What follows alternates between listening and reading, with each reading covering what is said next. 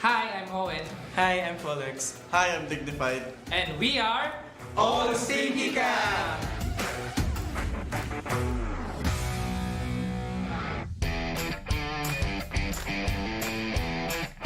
So, ang nangyari po kasi sa All Stinky Cat is binuo po kami ng isang foreigner na lalaki. And yung dati niya po kasing IGN is OSC. Ngayon, parang sinubukan niya pong like gawing pangalan yung OSC. So, ginawa niya pong All Stinky Cat. About naman po sa new additions namin, which is si DC, FPS, and also Digni. So, unfortunately, the former Game Lab disbanded, right? And then, two of our main players there got an opportunity to grow in their own, so that we just let it be, and just go with the flow. And then, after naghanap kami ng two players, nag-post ako sa Twitter, and then ang nag-try out nun is si DC tsaka si Digni, and then sila rin yung napili namin sa roster.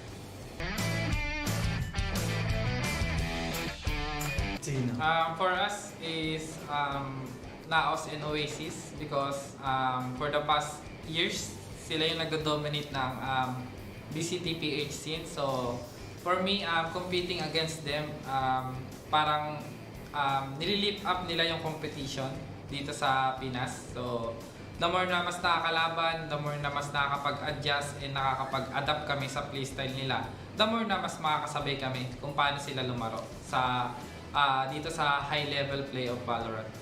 Kumbaga, the more challenging it is, the more exciting it is. Yes.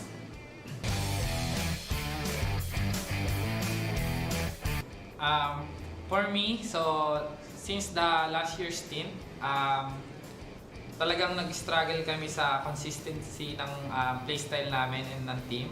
And then, we almost won against Oasis Gaming on the lower bracket finals. Pero, nag-choke lang talaga kami. And then, main thing na nagpatalo sa amin din is yung inconsistency namin.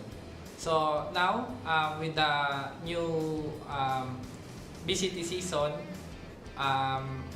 for me, it's time for Paul X to take over and then be consistent and destroy all of the teams that we're going to fight with.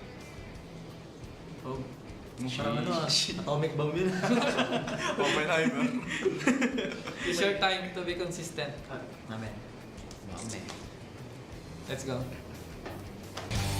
OSCB! Meow meow!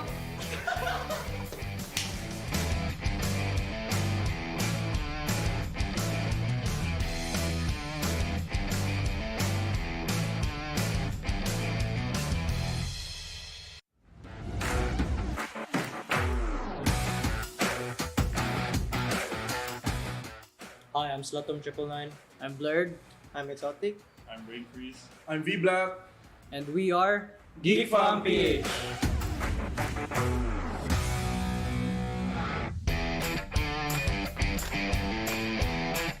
We are the core members of MVP Esports. With the addition of Blurred, Hydrakid, and Brainfreeze, we were acquired by Geek Fam PH.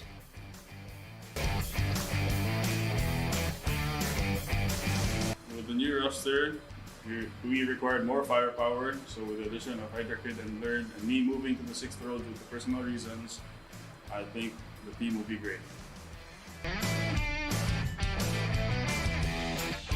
It feels great to compete again because I stopped like 1 year and I got the opportunity to find a new team.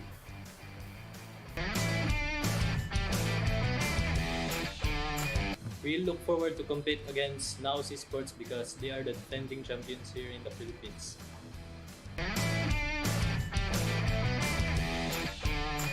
Chaotic.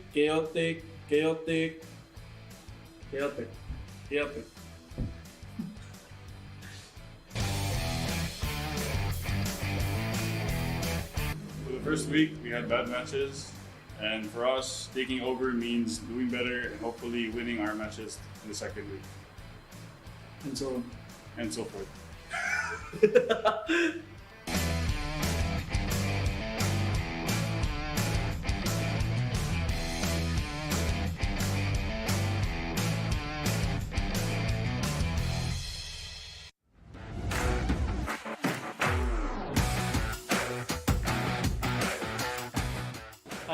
Pichulo. I'm Mojer. I'm Ja. I'm Eman. I'm Nexi. And we are NAOS Esports!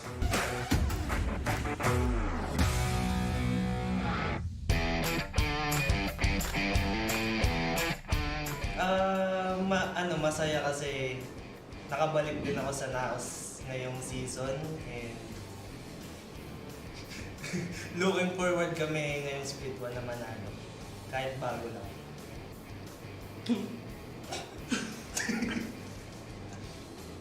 unang-una syempre masaya tapos excited sa mga bagong kasama ko lalo na sa NAOS, mga magiging teammates ko ngayon and sobrang excited nga tsaka ano yung word?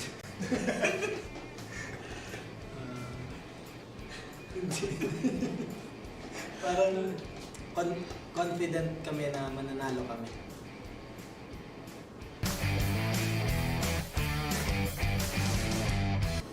Para sa amin, yung big adjustment namin ngayong season is nung short time na bago mag-VCT is nagpalit kami ng roster. Nawalan kami ng dalawa, so medyo kailangan namin magbatak. So, ano masabi mo? Yun, kailangan namin maghabol sa kung ano yung mga kailangan namin ayusin sa team, like yung team chemistry namin, kung paano kami mag-communicate sa bago. Yung mga roles namin na iba-iba dahil sa adjustment.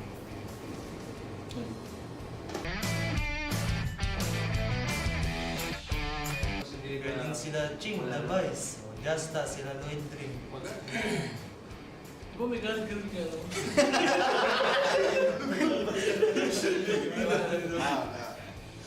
Basta, wala. Para sa akin, wala eh. Kasi alam kong kaya-kaya namin lahat. Kumbaga, hindi kami natatakot kung sino yung iharap sa amin.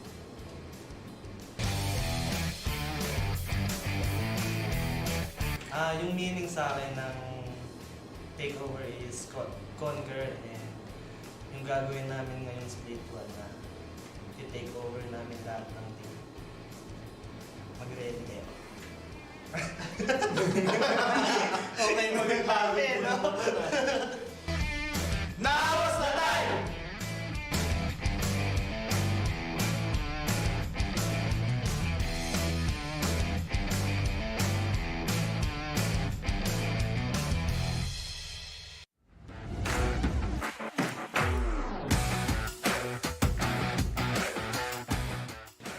Hi, I'm Zin. Hi, I'm Micro. Hi, I'm Kakaron. Hi, I'm Kevzi. And I'm Batman. And we are ZOL Esports!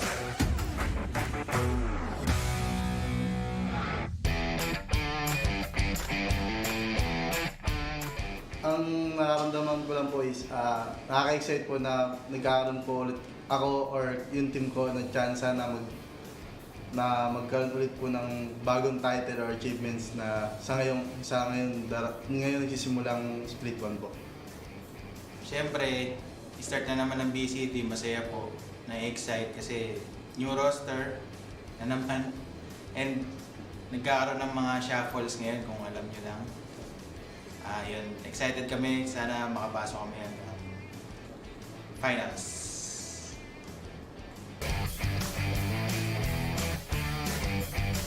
Yung naging adjustment namin for this split 1 is yung role namin na kung sino yung nag-flex, madubilis, gano'n. Since no off-season, doon namin nakita yung mga strength and weakness ng team. So, for this split 1 siguro ay yung pinakaling adjustment namin sa mga role namin. Gusto kong makatapat yung NAOS tsaka Oasis. Kasi talakas nila. Same rin po, Oasis. Kasi since last year, hindi pa kami nanalo sa kanila. And then, sana magkaroon ng, this BCT may chance ulit makaharap sila. So, ayun. Sana makabawi.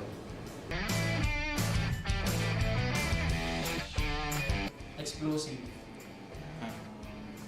Tactical. Solid.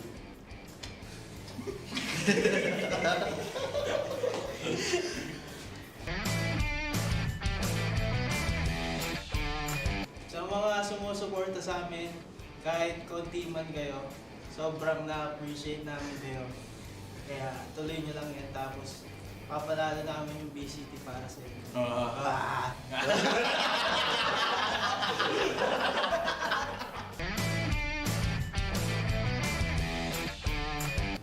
Para sa akin, ang naisip kong word is pagiging number one.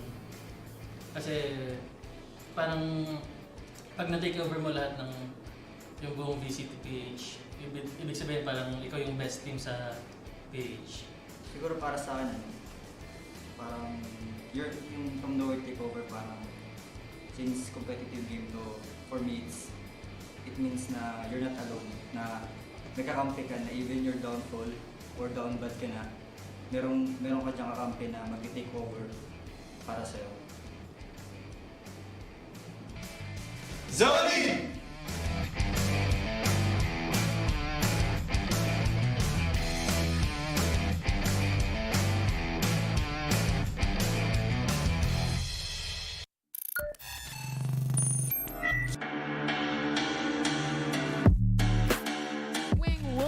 Gain his death instead. Toy Dream, alam niya na may manggagaling towards tunnels, pero alam niya rin na meron pang galing sa kanan. Masyadong maraming kalaban, pero buti na lang, trip war yan, and that's gonna be it. Napipitas, pero the hop out is definitely there towards the smoke. Shock dart, hindi nag-connect. That's gonna be a 2v1 scenario. Winnable pa. Sobrang low nila parehas. Ito na yung double swing, and it's... Do they have enough? Mojer, it's his time to turn up. Ooh, we have a showstopper on hand. Everyone who actually looks at him is gonna be taken down. Good gun, but Second Love is able to connect the double for him with the Bulldog. Gabok cleans up house 1v1. Gabok versus Second Love. Up to safe to make sure that this plant is safe. Both of them are incredibly low health, 1 HP for everybody, and just that spray down is going to be enough. Safe has to make sure he doesn't get one tapped, and that's a 1v2. Dubstep's the one watching out for this mark. It's a graveyard here already towards A main. And Second Love, it's his birthday today, I saw on Facebook. Right now, it will be a present of a bonus. The clutch comes for Second Love. Crosses through both players of Oasis to his left and right, and now Oasis, they control the site. Here comes the Dizzy, but Savvy AK is an absolute savage. And here he comes barreling down onto the side, catches out Hydra Kid, but Hydra Kid has already taken one down with him. It's 2v1, and they're playing by the spike. Senor Carl moving forward, beautiful isolation made, and Senor Carl, hats off to you. Have the cam though. Try and gather that up close, but the spray down is just way too much of a problem. The ace for Second Love against the Eco. Picture. That's gonna be bad for the squad here. Look at the push coming in, and this is gonna be a Chad's already inside, and he gets the kill on Dubstep. Here we go. Ja, again, many times has this man made his mark.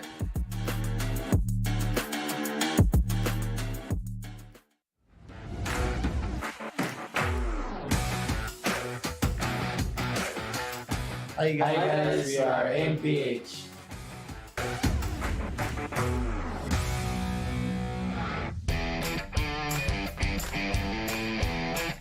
Brief history sa team na mo is MPH means all in Mindanao.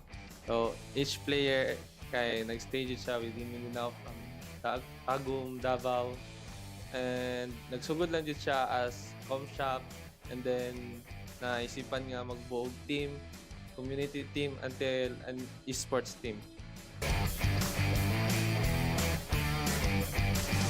So honestly, first time din naman naka-experience aning VCT na qualify. So at first, dagan pa yung mga struggles sa mga comps, especially sa mga agent composition. So naga-try make trial and errors until naabot mi sa point na na-find na mga comfort na mga agents and dito na mag-ipa-strengthen through practices. Nalipay o nakalban gamay kay first time na mo makasulod sa BCT. NAOS kay sila top 1 ron sa PH. Then player is I think si nahuman naman duwa pero si Slatom unta. Pero pilde may sa babay. Number 1 is Solid. Number 2 is Pahong. Number 3 is Washo. Kaingon kog Solid kay pag makuha na namang momentum, muna solid kay mo ang dula gyud. Gyud na siya makuba once nga makuha na mo na. Mapahong, number 2 is Pahong kay overheating, mo na siya overheating. Washo wala sa dula gyud, wala sa presence of mind.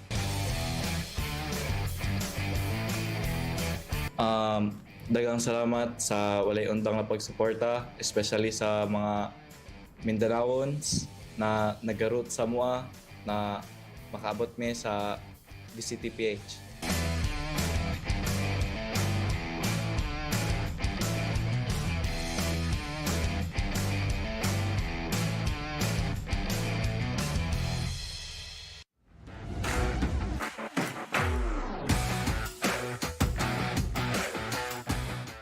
Hi, I'm Artie.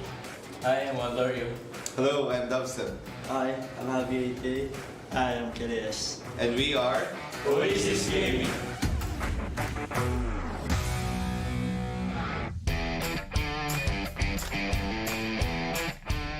It feels great to be back kasi wala namang franchise before, so dito din naman ako nagsimula ever since.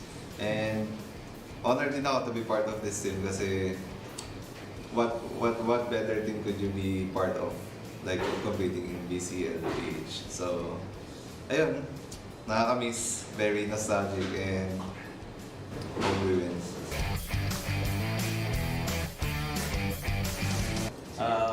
First, syempre, naging 6 months si Draxi, tapos ginawa namin si Dubstep.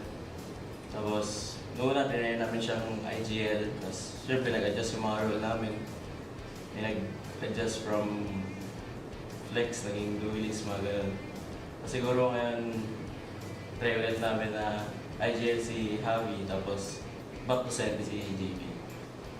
Since we're a fairly new team, I guess we have to try a lot of things, experiment, and we didn't have much time to fully practice and try everything. So for us, split 1 really is like a learning experience. We're gonna try everything here, see what works out, because we really don't know what will work out. It's a new team, new environment, so it's best to just see how things go.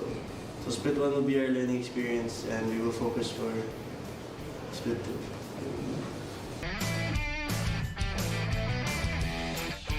For me, the definition of takeover is to become the best team in the Philippines. And then APAC. And the world.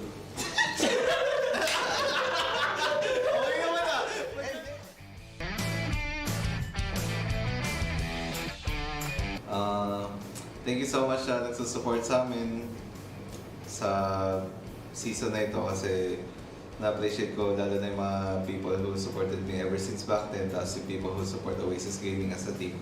Thank you so much kasi na dahil sa inyo, nabubuhay yung scene and we can see naman na everything is growing, the community is growing, the whole scene is growing. So, thank you so much, na-appreciate ko lahat ng support nyo ever since day 1. Oasis! Since day 1!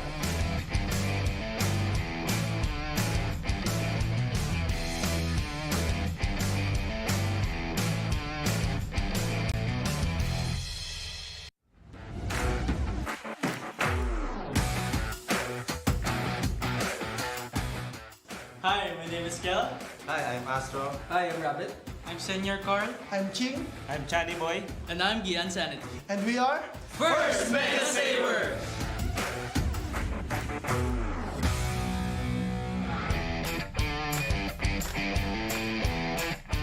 There's There's an off-season tournament called Super MJ Tournament. Then Astro and Gian told me, "Hey Ching, let's go."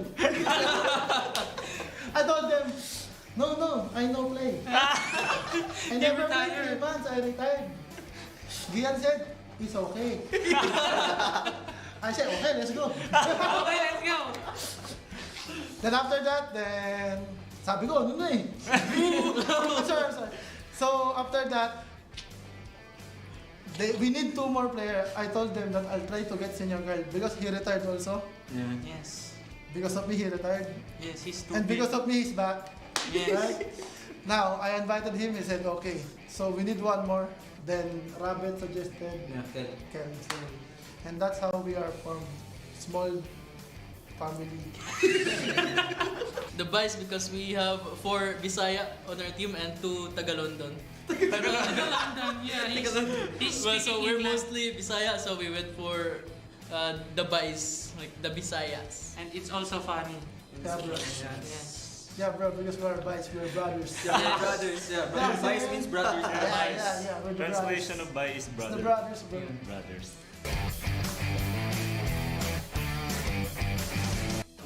The feeling is actually very happy, and and I'm also very excited because I'm gonna play with my kuyas, and they're my idols. Way back 2020, I always watched Ching stream when he was still playing on Brand, and now I'm gonna play against him. I mean with him. Coming into this tournament, I'm not really that much invested unlike before, right? Because when I was competing, I always give it 1000%. So when I win, I'm very happy. If I lose, I'm so Happy also. no, I'm so inspired to play again, like come back and to be better. But this time, I'm playing just to help my teammates win, and so my competitive spirit is still there, bro. You know what I'm saying?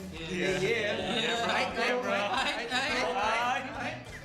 But I don't think about those things because I have a very happy, funny, lovable kids in my team. They're like my sons, you know. And it's so easy to play. There's no pressure. Libo-libo ang naghintay at libo-libo rin ang nangarap. Pero sa wakas, sa araw na ito ay malalaman natin kung sino nga ba ang magwawagi sa taas. Ladies and gentlemen, welcome to the 2024 VALORANT Challengers Philippines Split Number 1 Grand Finals.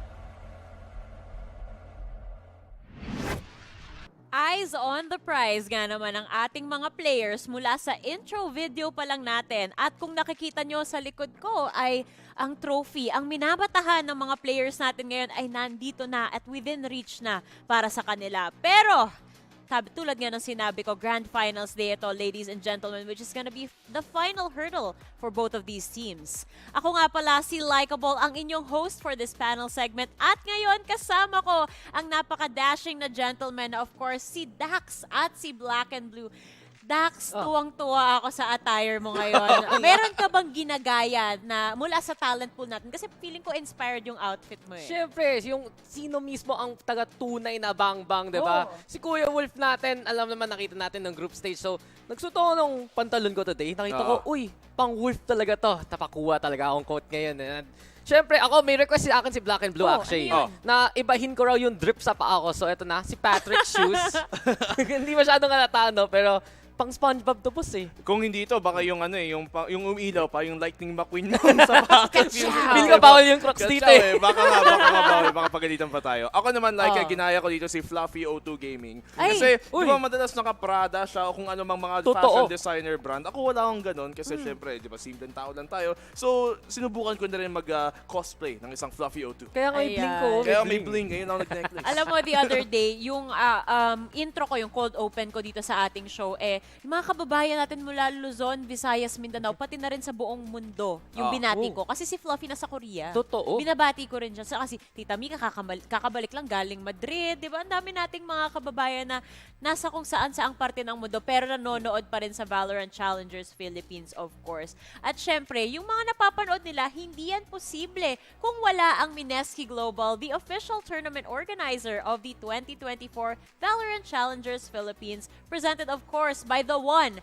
the only, PPGL, kung saan nyo to pinapanood, the biggest esports league in the country. And also thanks to our official super app, Grab. Score Grab's lowest prices ever with up to 15% cheaper fares on Grab Car Saver, delivery fees as low as 15 pesos with Grab Food Saver delivery, and thousands of budget-friendly meals as low as 99 pesos with Grab Food Saver meals. Medyo mahaba yung akin eh. Kaya ko siguraduhin. This tournament is officially sanctioned by the Games and Amusement Board. Maraming salamat po sa napakalupit naming mga sponsors. Siyempre, para patunayan, kailangan may proof of concept palagi yung mga ganyan. Cliname ko na napakalupit nila. Alam niyo kung bakit? Bakit? Makikita natin sa recap ng highlights kahapon kung bakit.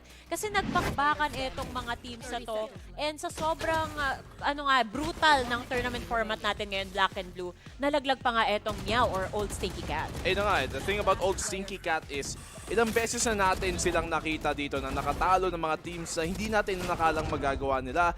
And so far, yesterday, muntikan pa nga magkaroon ng posibleng parte dito na magugulat ka na lang, how are they making this game close? You look at yung map number 1 doon, especially at doon pa talaga tayo parang nagulat na they're holding their own against the Titans, yung former champions dito ng NAOS. Pero nung napunta nga sa map number 2, dito pa sa Bayan, kung saan nakala nating mas didikit pa sila, doon pa nga nakalawak pa ang NAOS sa gap nila mismo. May adjustments kasi dito yung NAOS eh. Kita natin, Viper na nga linalaro ngayon ni Nexi. At kahit sa anong gulo pwede sana gawin ng Old Stinky Cat, NAOS, they kept it very simple. Ilagay niya sarili niya dun sa Reyna, and it was a very impressive effort galing sa NAOS. A reason why sila ang defending champions natin. Pero doon naman sa kabila, Laika rin eh. ZOL, Just Us, marami talaga nag-expect na kaya i-handle ng ZOL yung Just Us mismo, pero biglang andun pa rin yung firepower na pinadala ng Just Us sa atin. Ay, Diyos ko, ito talaga. Kahapon, hindi ko rin sure kung saan mapapadpad tong laban na to kasi dumikit yung mga scorelines nila. Lalong-lalo na nung napadpad pa nga tayo sa third map natin. Ayan, split na nga nakikita natin dito, Black and Blue. 13-9, nag-end tong mapang to. I mean, split. It was a very interesting map, I think, dito para na matapos yung series na to. Kasi yung before nun, yung Breeze mismo, parang na one-way show nakakita natin, diba? ZOL, sila talaga yung nahirapan doon. But we go on over to Split and we thought Breeze would be where they close it out kasi yung perfect map nila. Doon pa sila natalo. Same parang kay NAOS, doon sila natatalo usually throughout the season. Tapos nanalo sa Bayan. So, I think here for ZOL, medyo shaky yung map 2, but they were able to recover para sa map 3. They were able to recover indeed. At makikita natin yan as we take a look at our updated tournament bracket. Ayan na. Siyempre, dalawang teams na lang naman ang inaabangan natin for today. Pero magkakaalaman, Dax, ano bang pinagdaanan netong ZOL at NAOS to get to this point? Pinagdaanan nila isang bye, really quick. Semi-finals straight up. First and second seed natin, our top 2 teams galing sa group stage. Maglalaban na naman dito sa Grand Finals. And the interesting part nga, like ang pinag-usapan natin kanina, na yung ZOL pa ang nakatalo sa NAOS nung group stage. Mauulit ba yan ngayon? Ayun nga pwede pa nilang mabawian dito NAOS, but so far in the regular season, ZOL nga ang nakaisa sa kanila, the only team na nakatalo sa NAOS, the only team na masira yung record nila. And I do think here, NAOS, mayroon silang matututunan from that previous series. Also, there are may mga factor din dito tayong pwedeng pag-usapan na yung tipong NAOS, may mga kalaban sila dito sa ZOL, naka-team nila dati, and maybe it will give ZOL another edge dito para malaman lang ang gagawin. Isipin mo na lang sa NAOS, lahat ng series nila 2-0. Ang only team na nakatalo sa kanila, hindi lang sa series, kundi sa maps mismo, ang ZOL. And it's really just not just the history na sinasabi nga ni Black and Blue, yung the fact na sila pa ang pinaka may chance na mapatumba ang potential. Ilan na yun? 1, 2, 3 peat ang NAOS kung manalo sila dito ngayon ulit? Oo nga, no, gano'n na pala ka-intense talaga tong pinagdaanan ng NAOS. And this would be an amazing storyline on the side of ZOL talaga kung sila pa ngayon magwagi. Na-take off nyo na yung perfect run namin during the regular split. Kukunin nyo pa ba yung corona sa amin? Posible yan. Posible talaga. And just to avoid a bit of confusion para sa mga viewers natin dahil kakakita lang natin sa updated bracket, ito nga pala ang ating match schedule of the day. Isang series lang to for today. Best Talaga? of 5 Oh, maps. kala ko may show match ka pala, Ike. Ay, di, sila na bala, sila wingman na bahala. Maglaban-laban yung mga plushie natin dyan. Pero yun, 5 series today. Ibig sabihin, 2 mapa lang ang matatanggal at hindi natin makikita mamaya. And that also means na possible 5 maps yung mapanood natin mula sa 2 teams na to. Tama, andyan si Ray. Oo nga.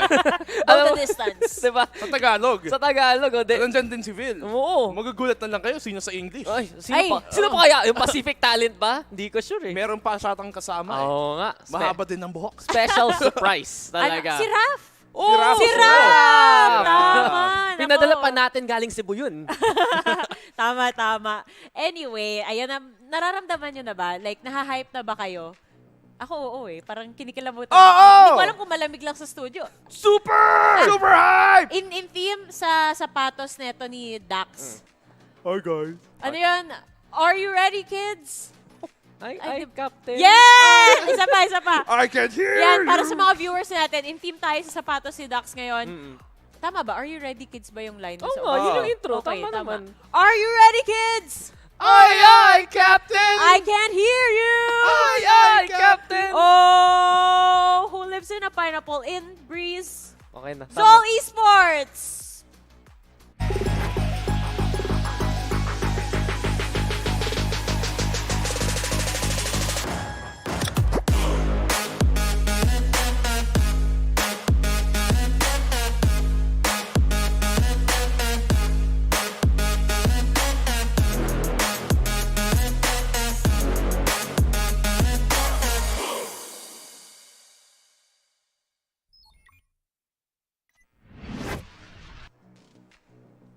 ZOL Esports. Baka naman, gusto mo intro sila. Kala ko naman, sasaluhin mo din eh. Pero ZOL Esports, kahit kung anong rason man meron sila para mag-imo-imo kahapon, ngayon kailangan nilang manigurado dito na they are in the capacity to play. Kasi yung nakita natin sa map number 2, hindi nila pwedeng maiulit yun sa NAOS kasi NAOS na yung momentum nila ay hindi yun patigil-tigil. What we did see from ZOL that's very impressive yesterday was si Zin dun sa unang mapa, masala sa Ascent, na lagi siya nakaka-double kill sa mga entry niya. At saka si Kakarot nung bandang huli dun sa split na ang dami niyang mga clutch, ang dami niyang mga clutch plays na nagagawa at saka malaking bagay yun. But we've always talked about yung pinagswapan ng roles dito ni Micro, ni Kebsy. Nung si Micro naging yung initiator, si Kebsy naging yung smoker, mas may veterancy dun sa backline nila na nakakatulong dun sa harap. Sasabihin ko lang sana yung hairstyle mismo ni Micro yung nag-change nung series. Map 1, Emo-over. Map 2, tanggal na konti. Map 3, full focus talaga. And yun na nakikita natin sa side ng ZOL Esports eh. Focus na focus sila to try and make the steep run. I really have to point out, ang ganda ng performance ni Patman throughout the playoffs so far. Yes. Highest ACS sa kanyang performance. Always na lang kung siya ay isang duelist, nakaka-entry. Kung siya ang taga-initiator, makakatulong ang kanyang utility. And that's been the case for ZOL Esports. Sila ang isa sa pinang mga structured na teams na nakikita natin na naka-playoff sa util Huwag nila. kalimutan din yung race niya. Yung nga, sabi ko, di ba? Napaka-init. Taga-entry. Oo, Init eh. e-entry. Saang mapa ba e-entry tong mga ZOL Esports? Tingnan natin yung map pool nila dito dahil may mga paborito silang mapa na pinili pa ulit-ulit, lalong-lalo na etong Icebox Dax, 60%. 3-2 pa nga daw yung kanilang scoreline, ay yung win rate nila dito sa mapa na to. Gusto ko sana sabihin, pass tayo dyan kasi Okay. sino kalaban ba Yun nila, nga diba? lang, yun Yung nga lang. Kings of Icebox. But then again, I wouldn't be surprised na isa sa mga mapa na usually tinatanggal dito ng ZOL, yung Lotus sa pinakadulo. We've really been impressed though by their bind performance, by their ascent performance. Yung mga maps na pwede nga sila mag-play yung util game. And that's been the strength really of ZOL Esports so far. feel ko naiisip ng mga tao na etong ZOL Esports hanggang contact lang. Pero the way that they play that contact is a little bit different, right? Black and Blue. Nung natin sila, nung nagkakas tayo kahapon, na sila yung nilang play of the utility, but the timing itself, the swing mismo, yung coordination nila para mapagana yun. Which is actually surprising kasi sila yung isang team na talagang utility-based, but Breeze has been one of their best maps except yung kahapon mismo. Di ata naka-update kasi 2-0 nakalagay doon, per score talaga na is 2-1. But yeah, they're a team na talagang they are based on utility the play, and aside from maybe NAOS, they're the second best team to do that here. We also can't forget about the fact na nung huling naglaban etong ZOL at NAOS, sa Bind at sa Breeze pa nga talaga lumamang etong ZOL Esports. 13-6, 13-9 pa nga yung naging scoreline dyan. So, nararamdaman mo rin yung struggle eh. So, kung makikita mo natin yung map sa yun today, alam mo na dun sila mag-thrive, kumbaga.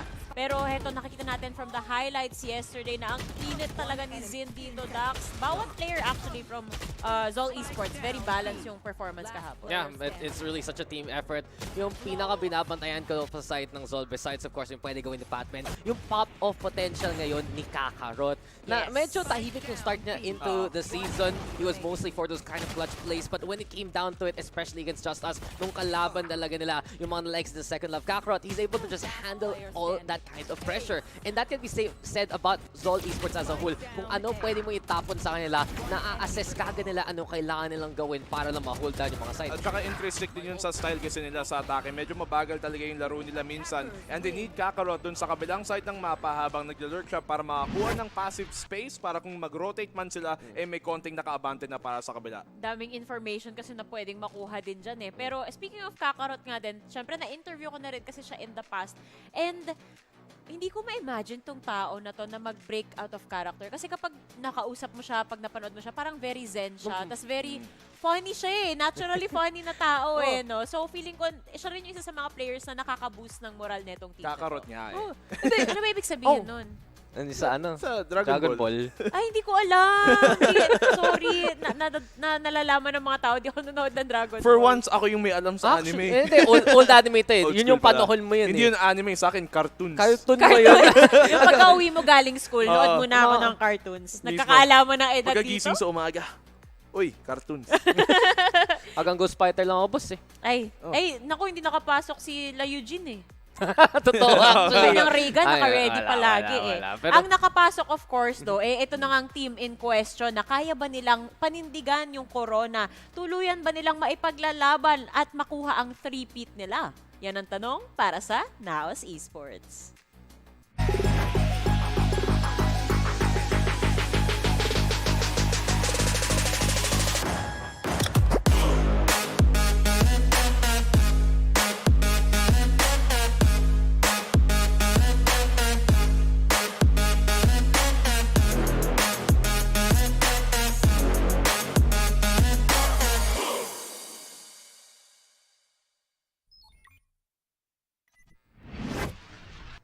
ano ba guys, alam nyo naman yung slogan natin dito, it's time to take over. Pero it's always been the time of NAOS Esports since, anong year na ngayon, Laika? All the time. 2024. Since 2023, diba? Oh. Past pa nga eh. This is their chance to get a third championship in a row. Hindi lang sila ang two-time champion natin from last year. Sila ang ating Ascension rep from last year. Umabot pa nung top 4, diba? Nung nakita natin sila sa Thailand. And this NAOS squad, I do feel like yung pagpasok nila into the season, kala ng lahat, okay, cool. Andyan yung si Wits and si Tesseract. Biglang nag-swap sila ng roster. So napatanong kaga ng lahat, okay pa ba tong NAOS team na to? Then they showed up against Oasis. They showed up against everyone. And right now, sila na naman ang standard ng Pinas. Are they gonna show up in their favorite maps though? Sabi nyo kanina, Icebox pa nga ang isa sa mga paborito nilang nilalaroan dito, which we'll be seeing in our map pools over here for the side of NAOS. Ayan ang black and blue split din. Isa sa mga paborito. Diyos ko, ang hirap naman kalabanin. Puro 100% yung nakikita ko. Lahat na lang panalo para sa kanila. And funnily enough, yung Bind, yung isang mapa na hindi nila may panapanalo ng tournament na to, kahapon lang sila nalo. The last time they won on Bind, nung Ascension pa. Last year pa yon. So, isa kayang mapa na iniwasan nila, but when they did pull it out, sino nag-step up para manalo sila dun sa series na yun? 2-0, si Mojer coming in big. And we see a lot of yung ginagawa ni Mojer dito, nakakatulong talaga para sa team na to. You're wondering nga, katulad ang sinabi ni Dax na last minute silang dinagdag dito bago magsimula yung season. Pero buti lang since si Mojer dinagdag, may experience na nga siya with his team before, nakalaro siya with his team, so alam nilang paano siya ipasok ulit. But the real big change dito na magandang dinagdag si Eman. He has been consistently one of the best players dito sa NAOS.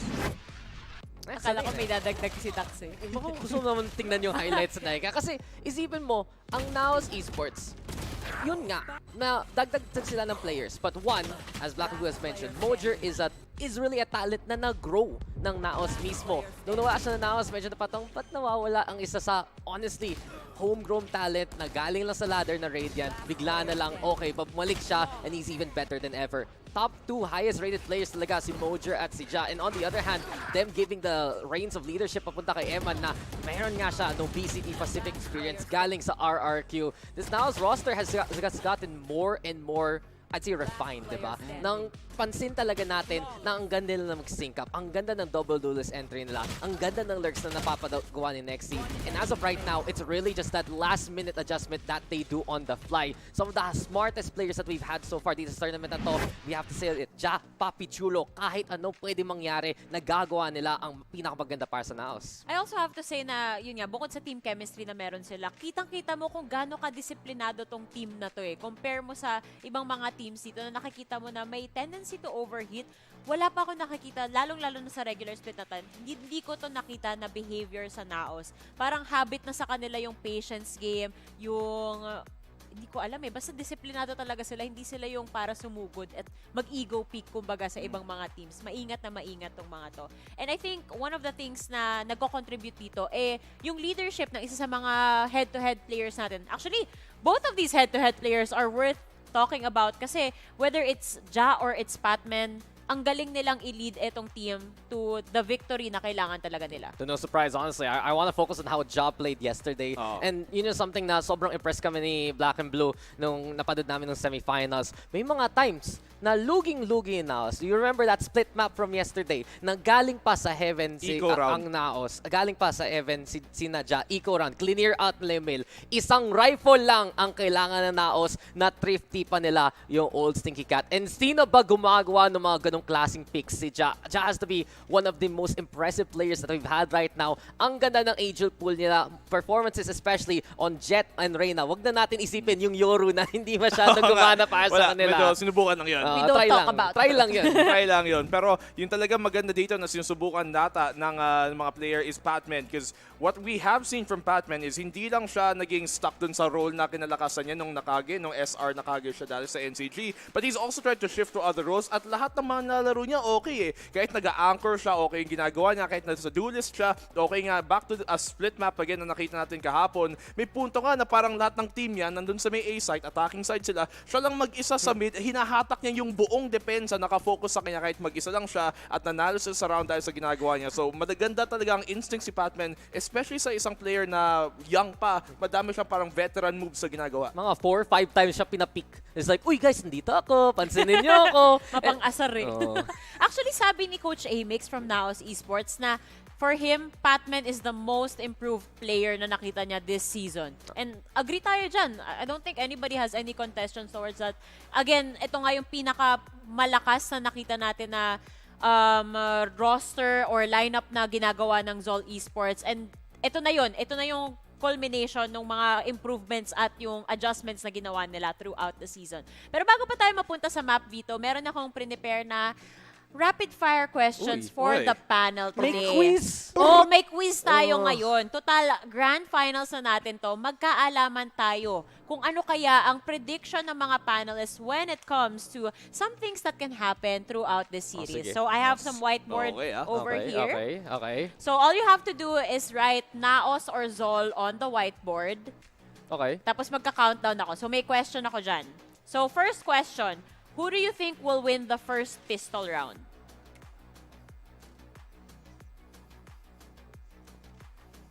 Okay, game. 3, 2, 1. Hindi mabasa, maliwanag. Oh, maliwanag. Ayan. For me, it's ZOL. For Dax, it's NAOS. And for Black and Blue, it's also NAOS. So, why do you guys think it's gonna be NAOS? Sige, si Black and Blue na lang. Kasi you have a drawing of Gusto ko muna i-point out 02. na drawing ko muna si Fluffy02 dito. Ganda naman ang chin niya sa drawing mo. Sana makita nyo, pati yung buhok, all accurate. Pero NAOS, because one thing that has been a problem nakita natin nung last season, nung last year, is that yung pistol rounds nila, hindi na minsan mo-convert talaga ng consistent. But coming into this season dito sa VCTPH, it's been one of their best rounds. May mga series na halos 90% of the pistol rounds na papananan na, maybe 3 out of 4. And that's been a big step up para sa kanila. We've seen them play on the back foot a lot nung last season, pero so far, maganda yung mga simula na sa mga mapa. And it's always that synchronicity between Ja and Mojer. Umpisa pa lang, may mamamatay kung makapasok agad dun yung NAOS. And then, pagdating sa post plant, okay, sige, pumatay yung NAOS. May papichulo ka naman eh. Alam mo naman, good for it na. 1v2, 1v3, lahat kaya na NAOS. And just that's what it's all about. Strong beginning and a strong end para nga sa magandang umpisa. I feel like, para sa akin naman kasi, ZOL has the level of predictability pa din talaga. And I think pistol kasi, it can go either way talaga eh. Kung sino yung unang lumamang, kung sino yung mahako ng first blood, parang nagsiset agad siya na manpower advantage, may precedent na agad doon. I don't blame you actually. Kasi yung ZOL, isa sa ginagawa nila, kung pansin nyo sa mga games nila, pagdating sa pistol o pagdating sa Eco, nanggugulat sila eh. Pulaga, 5 palat sila. At ang May bilis plano rin sila eh, di ba? Oo, ang bilis ng pag-atake nila sa ganun eh. Okay, next question. Sino sa tingin nyo ang makakakuha ng ace? Aling team yung makakakuha ng ace? Lakihan nyo yung sulat para makita ng audience. Okay, game? 3, 2, 1, pass your paper. Hindi team, kundi player ang ilalagay ko dito. Actually, siya rin yung nasa isip ko. Ako rin eh, NAOS Si Ja talaga. Specific NAOS talaga siya. ilalagay ko. Okay, so wala na tayong explanation dyan kasi it's just Ja doing Ja things. Well, in fairness, baka naman si Mojer, di ba? Baka naman makita I still think it's Ja. Kahapon naka-ace siya, di ba? Naka-ace nga siya kahapon. Si Pero Mojer. the level of consistency kay Ja, no questions asked there. Okay. Sino sa tingin nyo ang team na may pinakamadaming timeout sa best of 5 series na to? Bibilangin, tatry ko best ko bilangin later.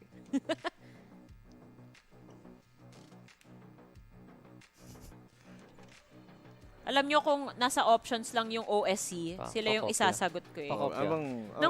Ikaw di ka ba? Hindi na nag-homework eh. Kasagot ba niya ni Fluffy? No cheating! Hindi naman to collaboration. Teamwork, teacher. Okay, game. 3, 2, 1, go. Ako na naman yung odd one out. So, bakit ZOL sa tingin nyo? Unang-una, si ZOL. Mas tama yung sagot ni Black. Unang-una, si ZOL kasi I feel like sila yung medyo mas talagang kailangan mag-adjust dito sa matchup na to. Although, they did win yung huling matchup, pero yung totoong sagot is yung sa ilalim na nakalagay. Si Ray Ray. Si Ray Ray. Kasi, iba po, time out naman yung usapan kasi ni Tech time out, Pause. Tech Pause, doon tayo mapapa-time Time out na rin yun. Sa bagay. Diba? Mga 1 oras na time out. Wag naman.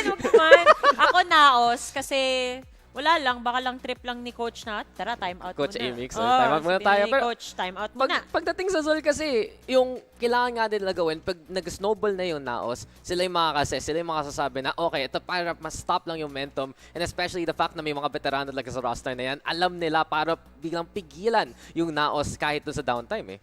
Totoo yan. Nai-imagine ko na rin. Saka, actually, napaka-advantageous din itong mga timeout natin for the side of NAOS. Kasi nga sila yung calm, cool, collected na team right now. So, reset points, kumbaga, kayang-kaya nilang mag-recalibrate kaagad in between the matches. Okay, second to the last question. Regardless kung saang mapa tayo mapupunta for map number 1, who do you think is gonna take map 1? Regardless kung saan pa yan. Ang klaseng tanong yun. Oo, kasi hindi pa tayo nagma-map Vito. So, coming in blind. Yung tipong nagbigay siya ng tanong. Hindi, sa utak mo, ipipredict mo, sa tingin mo, ano yung unang mapa. Tapos, sino kayo mananalo nun? Nagbigay siya ng tanong, tapos may multiple choice na answers, pero may blanco dun sa tanong, tapos hulaan mo na lang. Pero hindi yung sagot yung nandun sa multiple choice. Game. 1, 2, 3. Bang! Naos kaming tatlo ulit. Ano nakasulat sa ilalim? Black. Sokmed. Ang dami mo namang Naos Sokmed. Yung social media manager, kasi yung first blood. kahit matalo ang Naos sa map 1, may maghahanap sila ng paraan para baliktarin na panalo pa rin sila. Tapos nadamay pa nila yung Oasis. Nadamay pa nila yung Oasis doon. Huwag mo yung promo code, ha?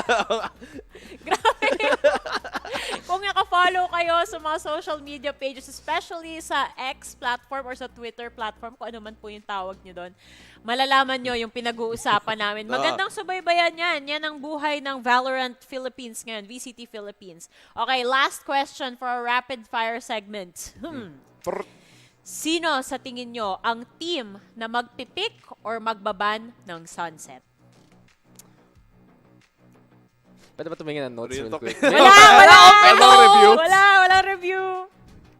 Pick o ban? Pick o ban? But parang magkabaliktad yung pick at ban, ha? Oo nga. Basta kasi sa mapa, 5 maps lang naman tayo. Sino So, magpipick for sure, meron dyang isa. Tapos naging decider pala yung Sunset, no? Game. Ako rin, napapaisip ako eh. Game. Ready na ako. 3, 2, 1, huh. Wow, ako na ako lagi na ibang day kasi sabi nyo nga, di ba, yung NAOS, iba yung synchronicity, yung ZOL, ganun din. Kayo din. Ako yung others. Kasi casting duo kayo. Kasi nangopi lang ako. Oo, nakikita ko lang sagot eh. Shared brain cells na kayo at this point. Sa tagal-tagal nyong mag-cast together. Yun ang meaning. Napaisip tuloy ako. Sige, check the facts. Kasi ang sa NAOS, ang permaban nila, Ascent. So, meaning nun, yung ZOL lang yung mag-ban ng Sunset. Kasi kung hindi, NAOS yung magpipick ng Sunset. Sa bagay, no, ang na-lose pa lang ng NAOS nga is Breeze and Bind. Mapagko-combine ko, Brind. Bago yun. Same answer. Ganun pala. Oo nga. I would like to change my answer. Tama. Nung nag-check ako ng notes, tama nga. I would like to change my answer. Ang ban nila, nung kalaban nila NAOS, Sunset. Yung ZOL. I would like to change my answer to Carti Esports. Uy, tama. Sila yung may paborito sa Sunset eh. Pero that ends our rapid fire segment. And speaking of Sunset, malalaman na natin ngayon sa ating map, Vito, kung saan nga ba tayo unang mapupunta. I believe it's ban, pick. Yep. Tama? Hindi. Ban, puro pick. Puro ban, tas wala na tayong map. Okay. Hindi, pick, ban. Pero what if, mapunta tayo sa Sunset as decider? Oy, may chance. Tama or mali, di ba? Ang bilis na naman natin. Racing, black and blue. Okay. Rapper. NAOS! I got it right! Sunset split.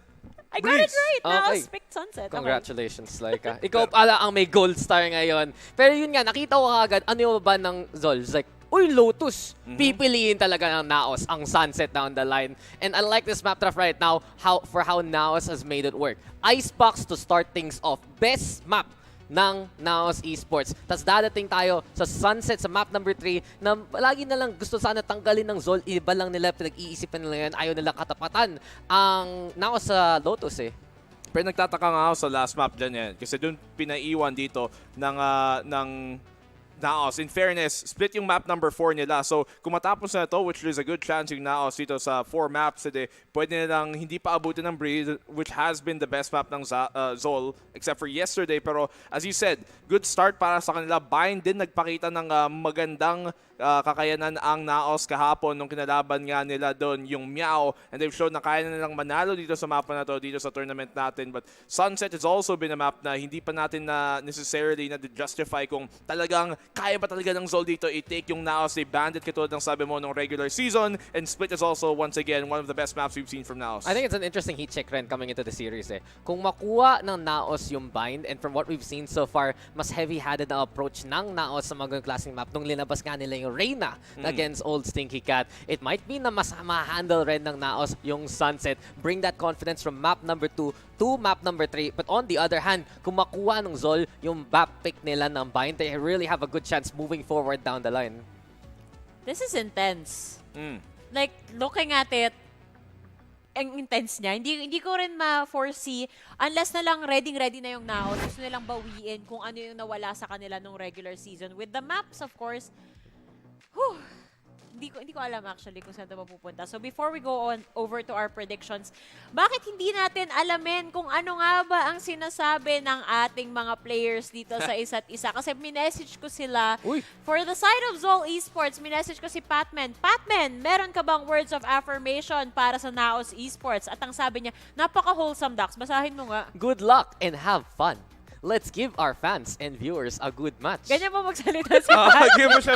Ganyan ba siya magsalita? Ganun ako magsalita.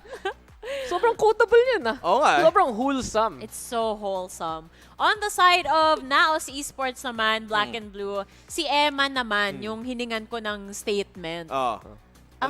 Simple lang din yung kanya. sabi niya? Ito. May the best team win. Ayan, ganyan din yung boses ni Emma. Ganon magsalita si Emma. Paano magsalita si Micro? Ganito ako magsalita guys kasi imo na ako. Because the night will be the night. Because tonight will be the night. I fall for you. Nagulat din ako dun sa buhok niya no, kulit. Lahat tayo napatingin Pinagdaanan namin yan. Huwag ka mag-alala, Micro. Shout out to the 2000s. Pero in fairness sa kanila, actually sa both teams, parang puno sila ng mga player na talagang sobrang masaya and sobrang wholesome lang lahat on both sides actually. Ang positive ng statements nila Yung tipong pang PR talaga Sa nga. kanila ang boto ko. Sakto yun May boto-boto na nangyayari. Boboto rin tayo sa predictions natin. It's time, ladies and gentlemen. Best of 5 maps for the day. It is the final series of this split. Sino kaya ang ipe-predict ng ating panel? I'm gonna go first because feeling ko magkokopyahan kayo ng sagot. I'm just gonna go ahead and say I think it's gonna be NAOS Esports. Ano score? I want it to be 3-2. Kasi just your Ray. And I feel like the map selection kanina, very intense. Could go either way for, parang feeling ko salitan na 1-1, 2-2, tapos decider map. Ganun. I'm inclined to agree with Laika na pwede maging really tight, especially dun sa mga dulong part ng mga mapa. Pero ako, NAOS, 3-1. Feel ko... Aling map yung hindi nila makukuha? Bind. Fair. Diba? Fair. Kasi ZOL, they're looking still very confident coming into this one. Ba't mo ginagaya yung sagot ko? Ganun talaga! Nagbulungan sila. Yung sagot na binigay ni Black and Blue, si Dax yung nagsabi. Ako mag-receive muna. Ako mauuna para wala na siyang points. Lahat ng punto ko yung 3-1 kung anong mapa. Alam mo, total naka-fluffy cosplay ka ngayon. Kung ano mang sabihin ni Dax, sabihin mo, real. Facts. Prefer. Guys, it's people talking. Hi guys. Yapin. Huh? Paano yun? Ano yun yung asa sa Twitch chat? Pop Nemo. Pop. Gusto mo pa ng points o si Black and Blue na? May sasabihin ka pa ba? You know, you sound like Patrick Star. Uy! You Wombo! Wombology! Continue. Baka wala ka pang prediction. I think ZOL will Really? impress us the most here today, but it's really going to be NAOS on my end. And same point to Dax. They go 3-1. Oy! Sorry, pati sila na-debate. Si Direk! Inibig mo si Direk! Direk po, NAOS yan. Sorry, NAOS po yung prediction ko. Isipin mo, at least kung manalo yung ZOL, masasabi mo, I was right all along. Oo nga. Pwede ko kayong panindigan mo na. Si Asuray ganyan na ganyan Nung naglaban yung Just Us at saka Oasis, I was right. Siya lang kasi yung Tapos tinuloy naman niya. Pagdating sa semifinals, ano score niya sa prediction semifinals? 0-2. E di magdo-double down na lang talaga ako. ZOL kasi, ZOL yung nakatalo nga ng NAOS nung huli. And I think pwede nilang gawin ulit dito kasi, ayun nga, alam nila yung mga pwedeng gawin ng NAOS and they've seen kahapon kung ano kakayanan nila sa bind. No worry.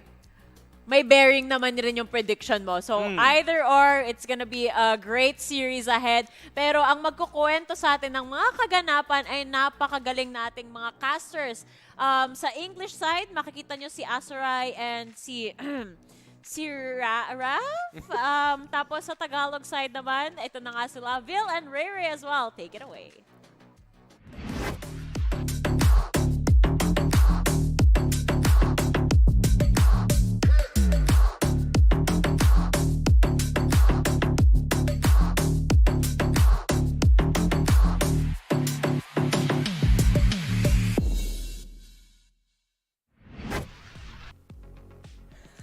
Ladies and gentlemen, welcome to VCTPH Grand Finals. It is going to be NAOS Esports versus ZOL, and did not expect that I have... Yeah, I'm Raf. Hello. Hi Hello, guys, Raf. ladies and gents. It is me, not Raf, for today's video. But definitely here in English this time around, and I think it's just a preparation for Game Changers anytime soon. Yeah, fair, Anyway, fair. but this is the Grand Finals. It's the last series for this entire week, and we are finally about to see who's gonna win it all. 600K on the line. Wow, I actually did not know. I thought it was only going to be the direct slot into Split Aside 2. from that, aside from of that, course. you Okay. win 600K. Who wouldn't want that? Yeah, of course.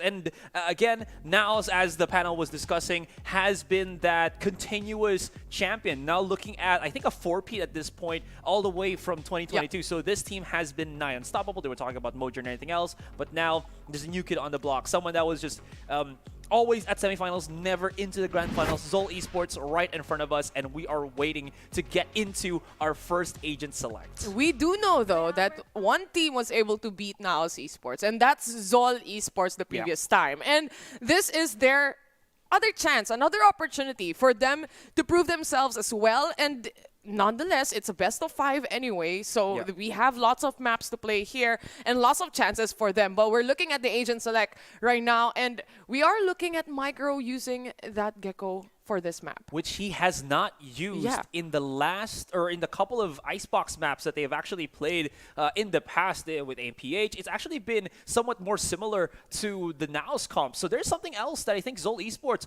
are planning here. Gonna maybe, you know, make use of the Gecko util, very strong with the Dizzy. I think we've seen that before in international scene as well, and it's been pretty effective. So I think ZOL is also banking on that fact. They do have that double innie anyway, and you have that kind of scenario where if you try to plant, especially here in this map, you know it's going to be that first fake tap because there's going to be a lot of utilities being thrown at you. Not other than that, I guess like the wingman allows to fake that and be able to really push out and really bait the utils. Not only that, but maybe even a swing from the players itself. So it's a lot to see right now, especially for ZOL Esports. And you could definitely see they've been trying to adjust a lot of stuff or a lot of plays coming in, especially here in the Grand Finals. Yeah, 100%. ZOL really want their first Grand Finals trophy here and now for 2024. And we begin as the pistol round ensues. It's going to be... Yes. No movements at all. Zero. I love it. Zero. But if we talk about NAOS Esports, welcome to the stream, Ray Ray. Wow. Welcome back to Valorant PH. But we talk about NAOS Esports, and from the previous times or even the previous year that we've seen them, there's a lot of changes also with this team. They play a lot more slower this time in this season. And honestly, it goes well with the team itself. They are able to clear out every corner that they want to clear out. Not only that, but really to be able to just hold back themselves and internalize what is going to be the next step or what's going to be the next plan going and moving forward compared to other teams who really just go for rushes. But without further ado, this is going to be the pistol round, and Nexi shutting down Zind immediately as well. And that was Zind actually pushing up onto Raptors very quickly with the off trap, I believe, as they do want to get a catch off. That was multiple players of ZOL playing very active, but just gets shut down by the one. So this gives a lot of options right now for now, since they're kind of nicely spread around the map. But you can see here, Taylor, they're starting to move their way back onto A. They've already shut down Zin, one of the heavy hitters of ZOL Esports here, so A side might be a little bit more freed up than B. Nonetheless, they still have that space controlled by Ja towards B if they must rotate. But on the other hand, as I was saying, Ja already going for a double. No, not gonna happen. A little bit of a whiff there. But a 4v2 scenario is 1-by-1 players from ZOL trying to understand what the play would be. Oh, he's just stuck into the corner here. They don't know. He's trying to wrap around, but Nexi is very much aware of that positioning. There you go. That's going to be the third kill, and Kakarot is going to be the one to remain. He did shut down Ja's Lurk all the way through B main, but he's already down to half HP. There's not really much that he can really try to do in this situation, and now's put a point on the board. It's like every death we saw was in slow-mo. All slow contact. First round it is, Yeah. and there's actually lots of whip shots for that round itself. But nonetheless, NAOS, as we were saying, is just about clearing those angles. As soon as they get one kill here, they don't really go for that immediate push towards the side. It's really more of trying to pinpoint more enemies and making it to their advantage that it's going to be that 4v2 scenario that we just saw. Yeah, again, it just goes back to the point where NAOS has turned into a multi-layer team. They just have so many angles of approach, and it really just showcases here. Now we see Mojer trying to handle like 3 players of ZOL directly looking into his face right now. With the help of Nexi, that's going to be the first pick, and it seems like NAOS want to overtake this A site once again. Ja also has the Vandal here already. Shakhtar not connecting to anyone. They do have, or Ja has one smoke still, but there's going to be that flank, the pressure coming in from ZOL, but Kakarot to fall down. Yeah, pressure not really done too much. That's going to be a quick cleanup right now as Micro's the only one left. I mean, he's just been smeared across the A side as Patman's the only player standing. Classic in hand, might try to pick up a weapon here or something and maybe even win the long-range battle against Nexi, but that's not going to work out for Patman right now. He's just hoping that maybe with 5 bullets he can get an expensive round against NAOS. Not going to happen, and NAOS pretty clean from the get-go. Killed by a ghost coming in from MN here. 2-0 and very clean, like you said, Asarai, when it comes to these rounds that we're looking at. But nonetheless, this is just an eco round for ZOL for the meantime as well. They tried to pressure the flank from the side of NAOS, but it just doesn't work, especially if you miss your shots. Yeah, and again, weaker purchase right now for ZOL. This is going to be their gun round. What is kind of interesting right now is Mojer is bringing out that Outlaw. 3 players of ZOL have shields. NAOS figuring this out. They want to get that quick contact. They want to just get that minus 140 damage onto you on half shields and just have a cleaner round if they can. It's a bonus round anyway, right? Yep. Patman, the only player actually towards B side. Lots of traps towards mid. It's going to be 2 players from ZOL holding off mid here. But Ja and Mojer, they're making and paving the way for NAOS to really make the play happen here and make a side take. Yeah, so far it's the same thing that we were talking about, that again, NAOS just wants to really maximize his outline. Now that they've figured out that Kakarot, maybe some of the players of Zoli here are still on that half shield, Zol's got to play on a much passive position, as you can see with the remaining players. They're just waiting for that push from NAOS first and very tucked in into specific angles on this, well, B side specifically. I mean, they lose the traps here, they lose some of the alarm bot and obviously the turret as well. But it seems like it's going to be that beat take with this Sova Recon coming in. Ja pushes in as well.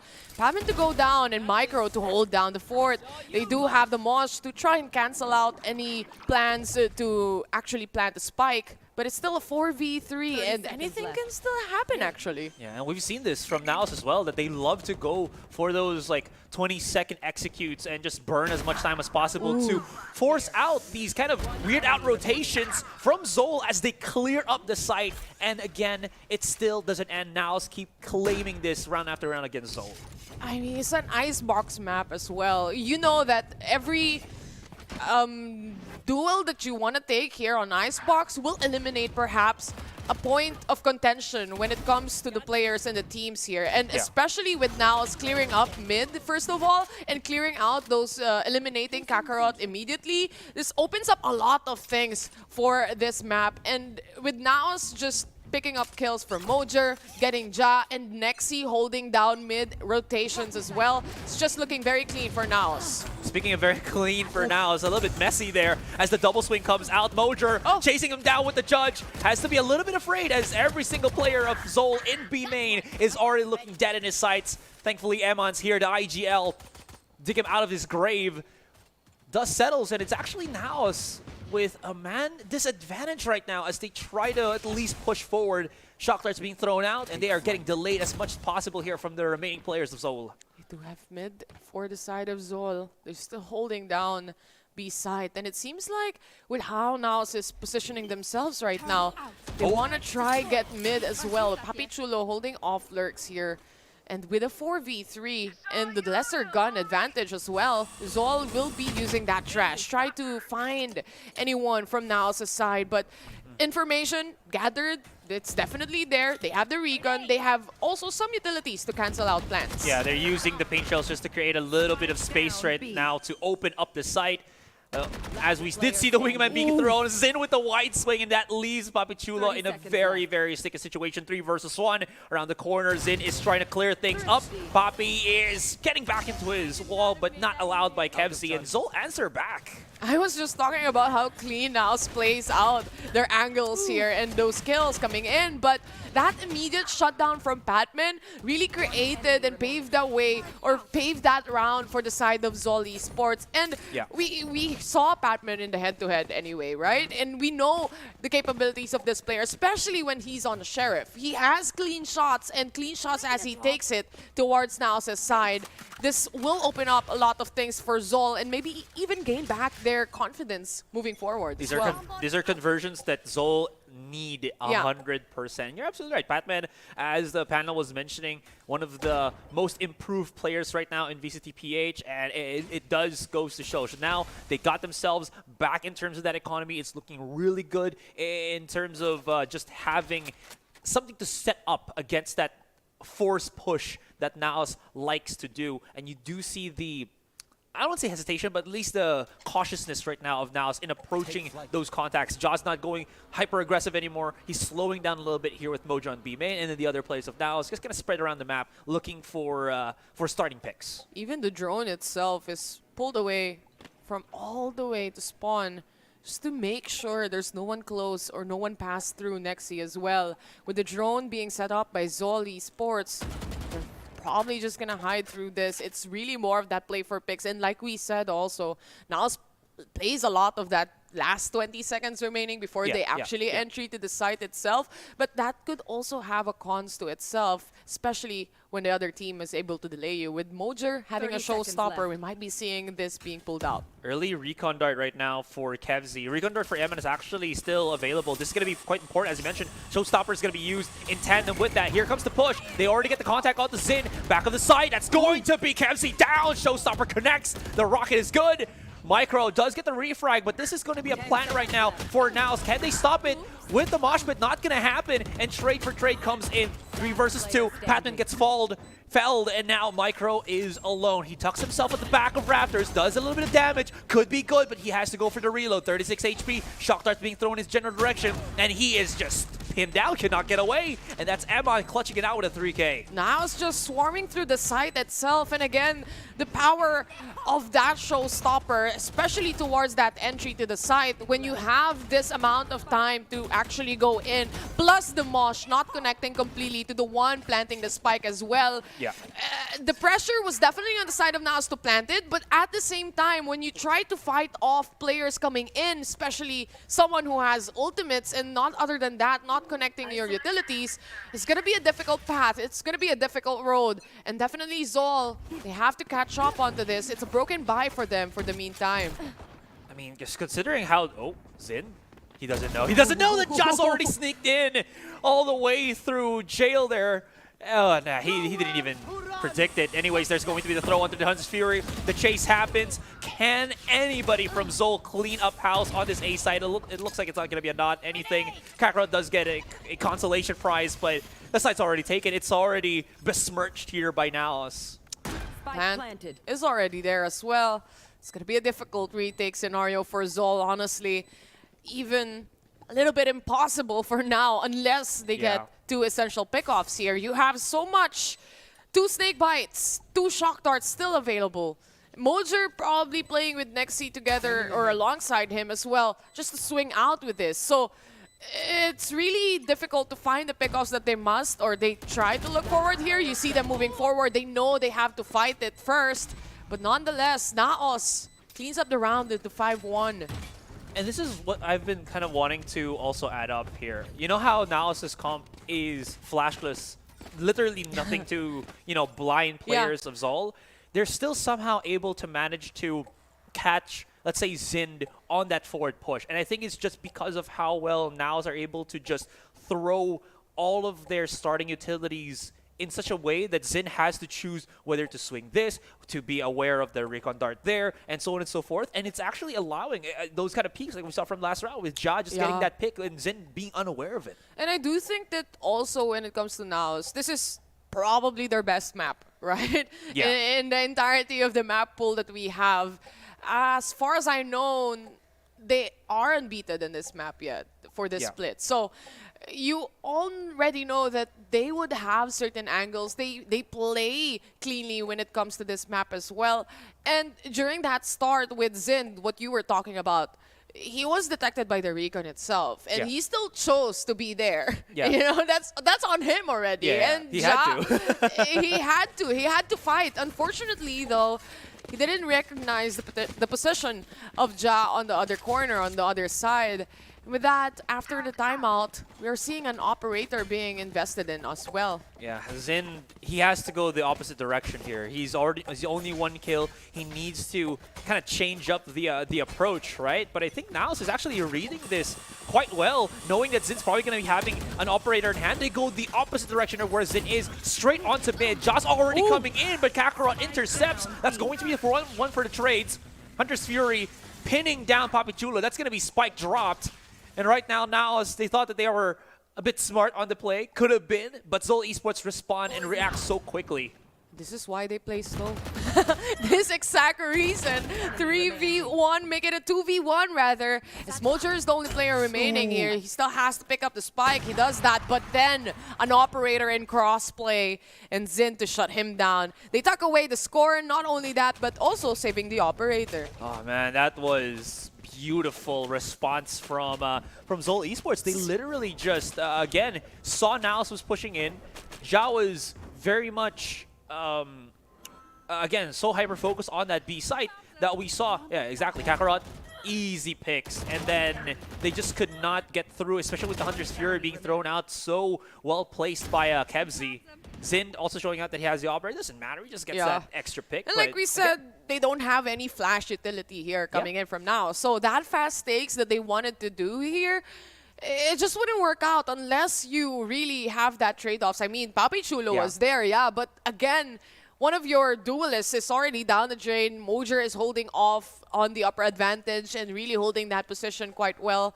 Unfortunately, he has to move further away and pick up the spike because he was the only man remaining there.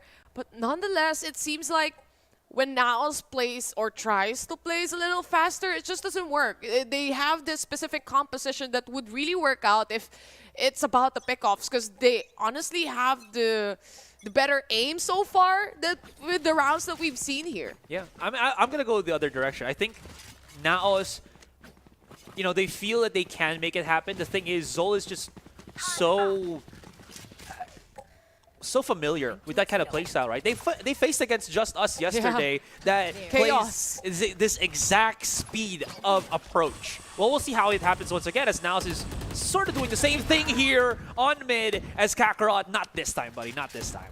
The more rounds we see, the faster it gets as well. The more they understand what NAOS is trying to do here. But unfortunately, Mojer, he's not quite aware. There's going to be someone close. There's going to be Kebzi waiting for him as well. Such an open position. And Kebzi to shut down one. Can he do another? Yes. Ja to go down. And Nexi for one. But again, it's a 3v3. Yeah. Numbers have dwindled down actually here. Equalizing, thankfully enough, to the heroics there of Kebzi. Big flanks coming in from Patman. There is a mid lurk from Papichulo here. Is he aware of Micro? Nope. Kind of was, but Micro did it first a little bit faster. Nexi's hand, as well as Emon gets forcefully pushed. And that Thrash is going to delay things a whole of a lot. It does secure that they are already onto the site. Lockdown is available, will be used immediately, and maybe a plant soon right after. They do want to create that space, but Zind is still holding down a little bit of an angle here on the side itself. Oh, big flanks. Padman from behind. He misses a little bit of the shots, but still managed to pull it off. Almost, Azurai.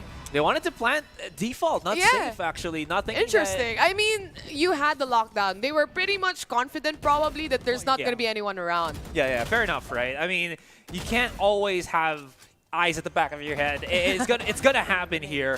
Thankfully enough that, at least for Patman, Nexi wasn't able to respond quickly enough since there was pressure from the 2 players of ZOL already on the side itself. So again, you know what? ZOL, they're squeezing out these rounds and they're slowly draining away the bank right now of NAOS, which is actually pretty close to, well, 0. And last time I think they've met in this map, it was also a close fight, if I'm not mistaken, if I can remember it correctly. Let's see. I can't remember. I have to double check myself. Ja to fall down. The Blade Storm away. They do set up the lockdown from the side of ZOL Esports here. And at least that would alleviate a little bit of a pressure, but I find it very early as well. True. I mean, at least they do, deal with Push Ja. away, Yeah. I mean, if you're up against Ja and Blades and just using a lockdown to counter it, I think you just use a lockdown, right? Ja's pretty damn good on his Blade Storm. And that's still a 4 versus 5 as the round continues, so I think that's still a win for ZOL here at the start of the round. They do have a Viper's Pit as well to play around with, but I'm not quite sure if we're going to see that. For the meantime, it's going to be Mojer going down as he shuts off Batman. This is going to be Nexi as well. A 4v3 scenario. Micro! Don't worry, what a swing. What a spray transfer. Yeah, as the wall falls down, all hell breaks loose already. The contact just sublime here from ZOL Esports. Patman just pocketing himself in positions where NAOS are having such difficulties here. And you're absolutely right. Last time these 2 teams faced each other, it was incredibly close. And I thought right now it was going to be a slight difference, but ZOL, they're starting to get their groove back, and it is looking a lot better right now as, of course, we're looking at this 4-5. I'm quite surprised that Mojer didn't pull out the showstopper for the entry that he wanted to make, and probably it's more of they want to spread out those ultimates on the coming rounds since the Blade Storm was out in a way already, and they want to explode onto sites here using those utilities. But we are seeing a broken buy, an operator play from Zind, holding off an angle. Might be 2 players. Is it going to be a dry peek? He gets the kill. Of course it's going to be a dry peek. There's no flashes. Yeah, absolutely. They just had to go for the 50-50 there. Can they even beat out Zind on this operator? Man is wanting to redeem himself for those first couple of rounds, and it works out. Mojo's already down. NAOS right now stuck rock in a hard place. Can't really push forward as they still are. I think they're just banking on the fact that maybe Zind rotates all the way through A, and this kind of noise just allows them to push into this B side with less defense from ZOL. But ZOL, they're just 2-1-2ing, and it's looking really good as the formation around the icebox. Yeah. Dizzy coming out. They know exactly that there's going to be players coming in. An immediate shutdown towards Ja as well. Really huge coming in from ZOL Esports here. They still have 3 players to eliminate. Eman from up above, and Micro secures the kill instead. A 4v2 scenario. 1 with the Sheriff, 1 with the Bulldog. Yeah, this is just quite difficult because Nexi hasn't really pushed up into the site enough. I think that they're comfortable pushing in haphazardly. 40 seconds, though, they might have to start running into things as Papi Chula gets caught out by Kemsi. Kakarot as well finds the lurking Nexi, and that's going to be the equalizer. ZOL Esports, what is that, like 4 rounds in a row? And you do see and know the certain changes that ZOL Esports is trying to make here, especially having an operator. You can definitely punish players or teams that doesn't have flashes here, and they haven't used the drone as well. Other than that, you see Kakarot not dying immediately, and this gives them that certain safety towards the rounds where they don't have to worry much, especially about mid control, because they do have that traps. Oh, they're gonna do it again. They just have, I mean, they try can't and really... try and try. Yeah.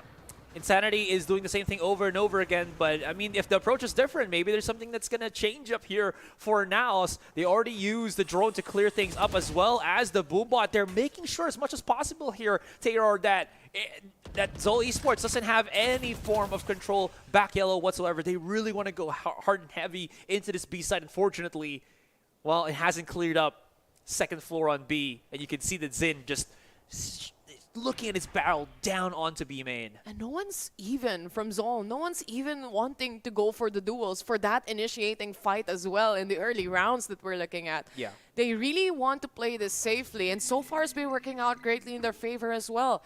It's so far 5-5. We still have Zin on the operator. On the other hand, NAOS has a showstopper. If they really want to push in on a site here, this might be a great idea. Not other than that, secure the site itself and use a Viper Spit. And if they can, that would be glorious right now for Papi Chulo. But, of course, this is the tactic of NAOS Esports. Always show presence. We're asking about the showstopper. When Mojo's going to rip it out, it's now, and it actually hits Patman at the back. That's a huge one.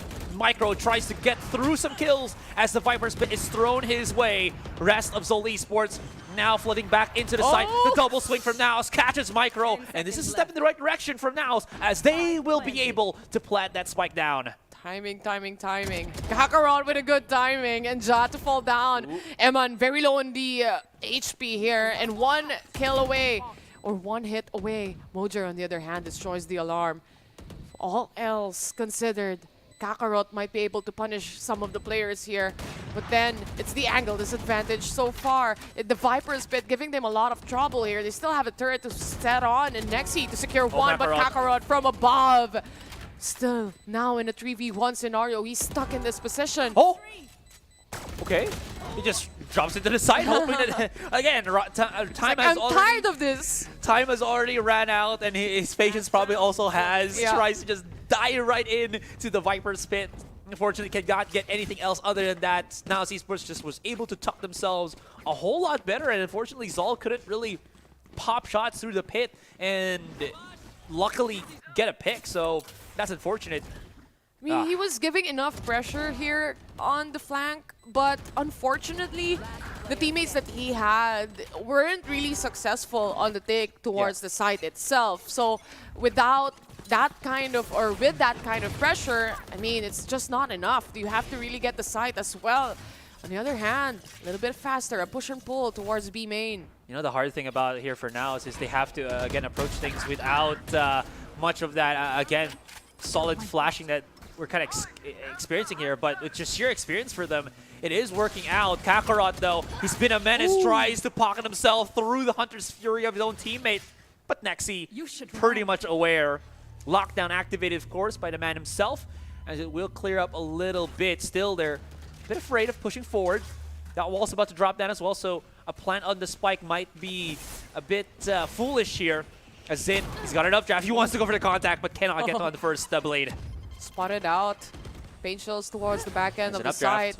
The spike not yet planted here. Still has an opportunity to cancel it, but not enough time anymore. Timing though. Micro to secure one, and Zin for another. Oof, almost dead there, but in a 3v2 scenario, Nexi and Papi Chulo has to make this post plant happen. They cancel out at least the recon. They get 1 kill in a lineup towards that spike. Still defusing. Oh no. It's still defusing. It actually gets canceled 1 versus 1. Kevzi now has to go big. Oh, Papi knows it's already had. The timing is going to be crucial, and it actually hits up Papi Chulo. What a masterclass. I think with the wingman, the amount of damage that a snakebite gives off to a wingman is lesser than a human or like a player, an agent. Yeah, I think it's actually like a lesser. Like for non-agents or non-team players, it's a lesser damage as far as I know. I've read about it. So do you need like 2 snakebites or 1? You need 1, but it would take a lot of time before it actually kills off. Yeah, before it actually kills off. And that's probably why the wingman almost defused the spike already before it's actually done and over with. But correct me if I'm wrong, chat. I've read about this.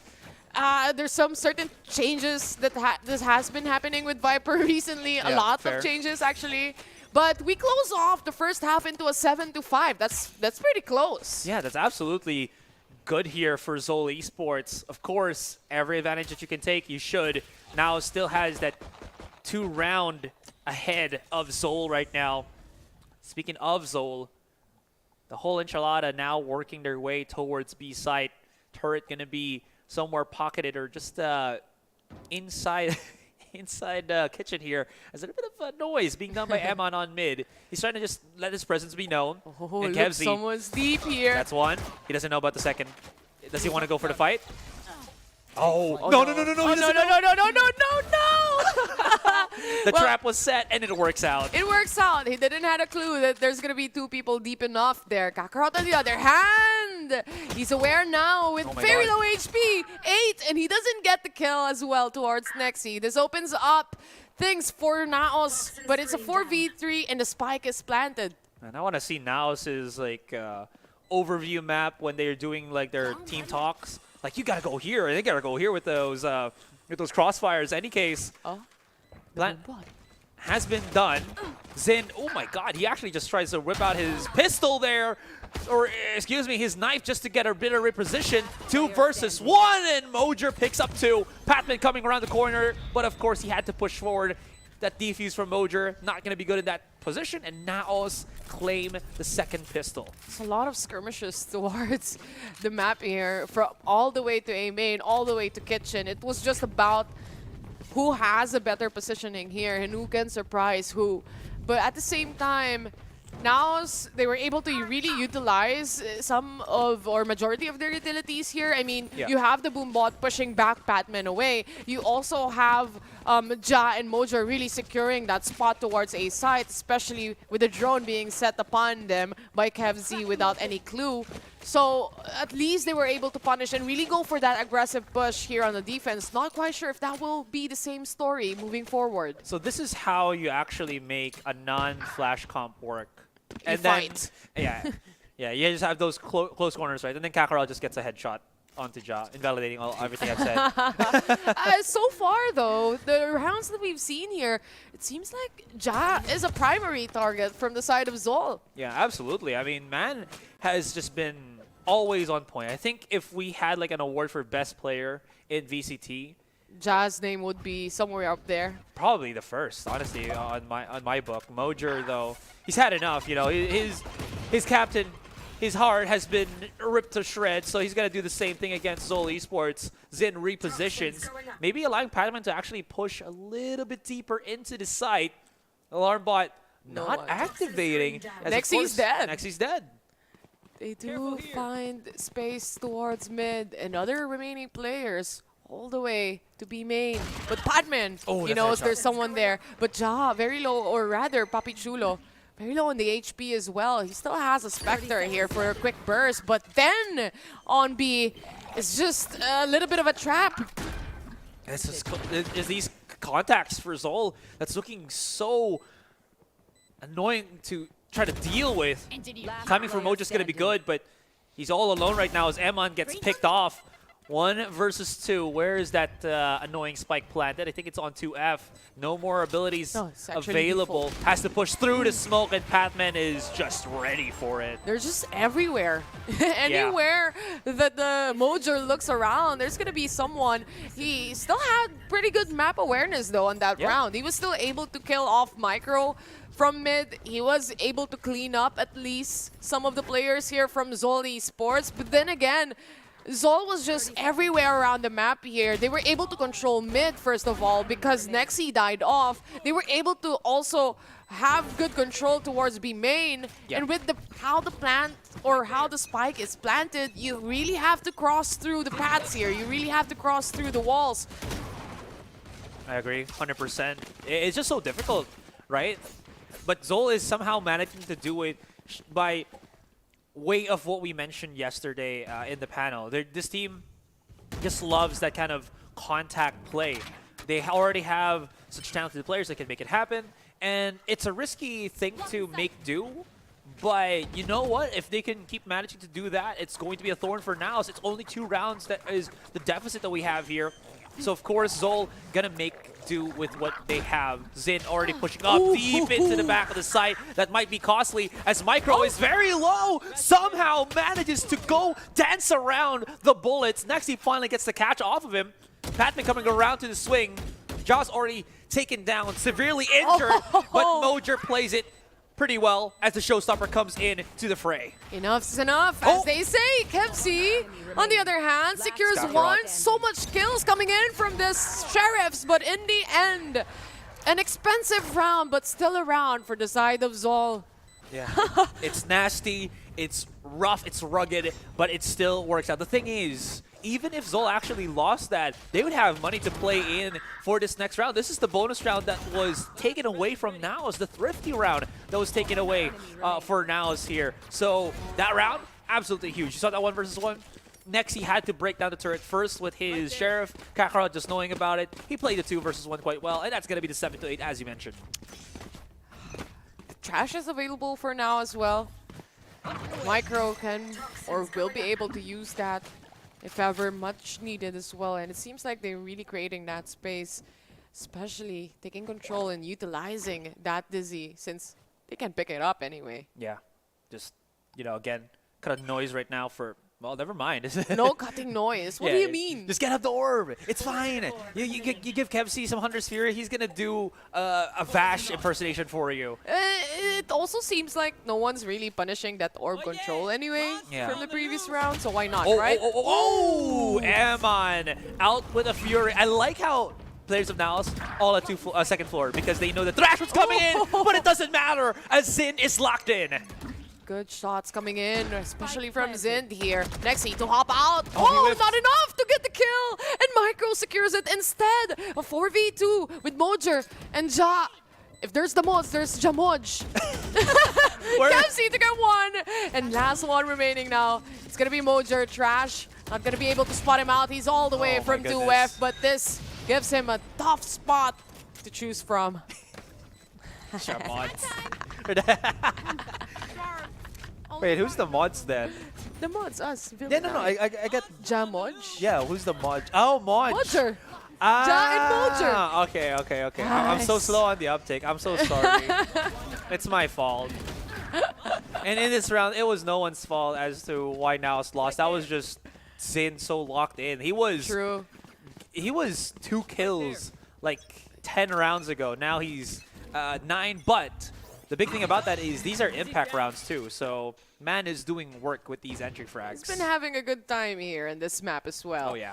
I mean, the Trash hasn't eliminated anyone, but it definitely gave them a lot of space to really push out. But look at this, Patman, what a swing.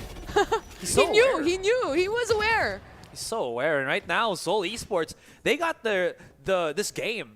This Icebox momentum in the palm of their hands. They are just pushing up right now. And I don't think Eman is even aware that Patman has pocketed himself so far into their own side of the spawn. That's going to be another pick.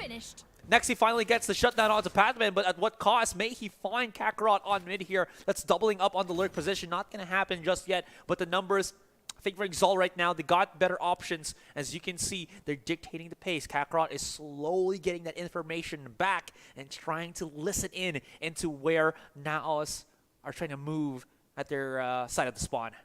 And NAOS is a little bit more spread out throughout the map here. Ja also finds a Guardian, to say the least. At least they have those Vandals and Guardians in their pockets right now. 30 seconds left. Nonetheless, it's just 2 players on towards A main. Nexi already dead here. It's now up to Papi Chulo and Ja. Can they find any pick off here? Ja to secure 1. Wingman Little Bros planning the spike already. They haven't had the opportunity to cancel this out. And now left to Papi Chulo with the Sheriff. Oh, he spots out Kakarot, but unfortunately whiffs the first shot. That's the one that he needed to maybe at least shut down the boiler control right then and there. But ZOL, they've been slowly crawling back. This is, look at this, Patman's just so aware, the positioning, the lurks, and they're bypassing NAOS's defense slowly but surely, and it is again giving them this round advantage. And if they allow this to continue to happen, it's going to be a huge problem for the side of NAOS. They go for a timeout right now to really internalize what's been happening here throughout the rounds. And so far, from the first initial half that we've seen where Kakarot always dies off quickly, this time on the attack though, he's really able to catch up on how NAOS is playing here. Not only that, like you said, Patman is heavily aware of some of the rotations that NAOS, or the positions that they're taking here so far. This lurks can actually be a pillar of what is going to be the play coming in from ZOL for the next following rounds here.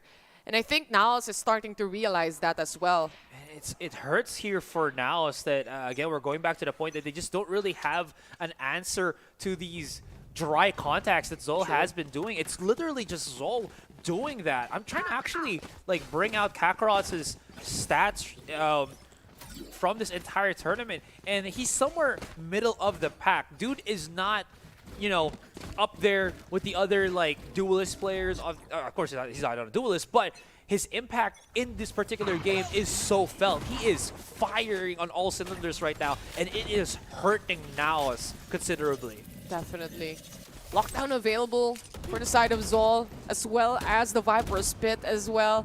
So we might be seeing that anytime soon. As they set upon on the lockdown, will NAOS counter this? No, they give space. They just allow this to happen. They're playing for that retake. Yeah. Big flag still coming in for Mojer and Papi Chulo, but they're so far from the case that it's going to be, what, a 3 versus 5 for the next couple of seconds. Lockdown used by Nexi himself, but that's not really gonna push out everybody, is it? Especially with the position right now, Patman, he can get detained, it's fine, but he's gonna keep his Viper's pit up and running.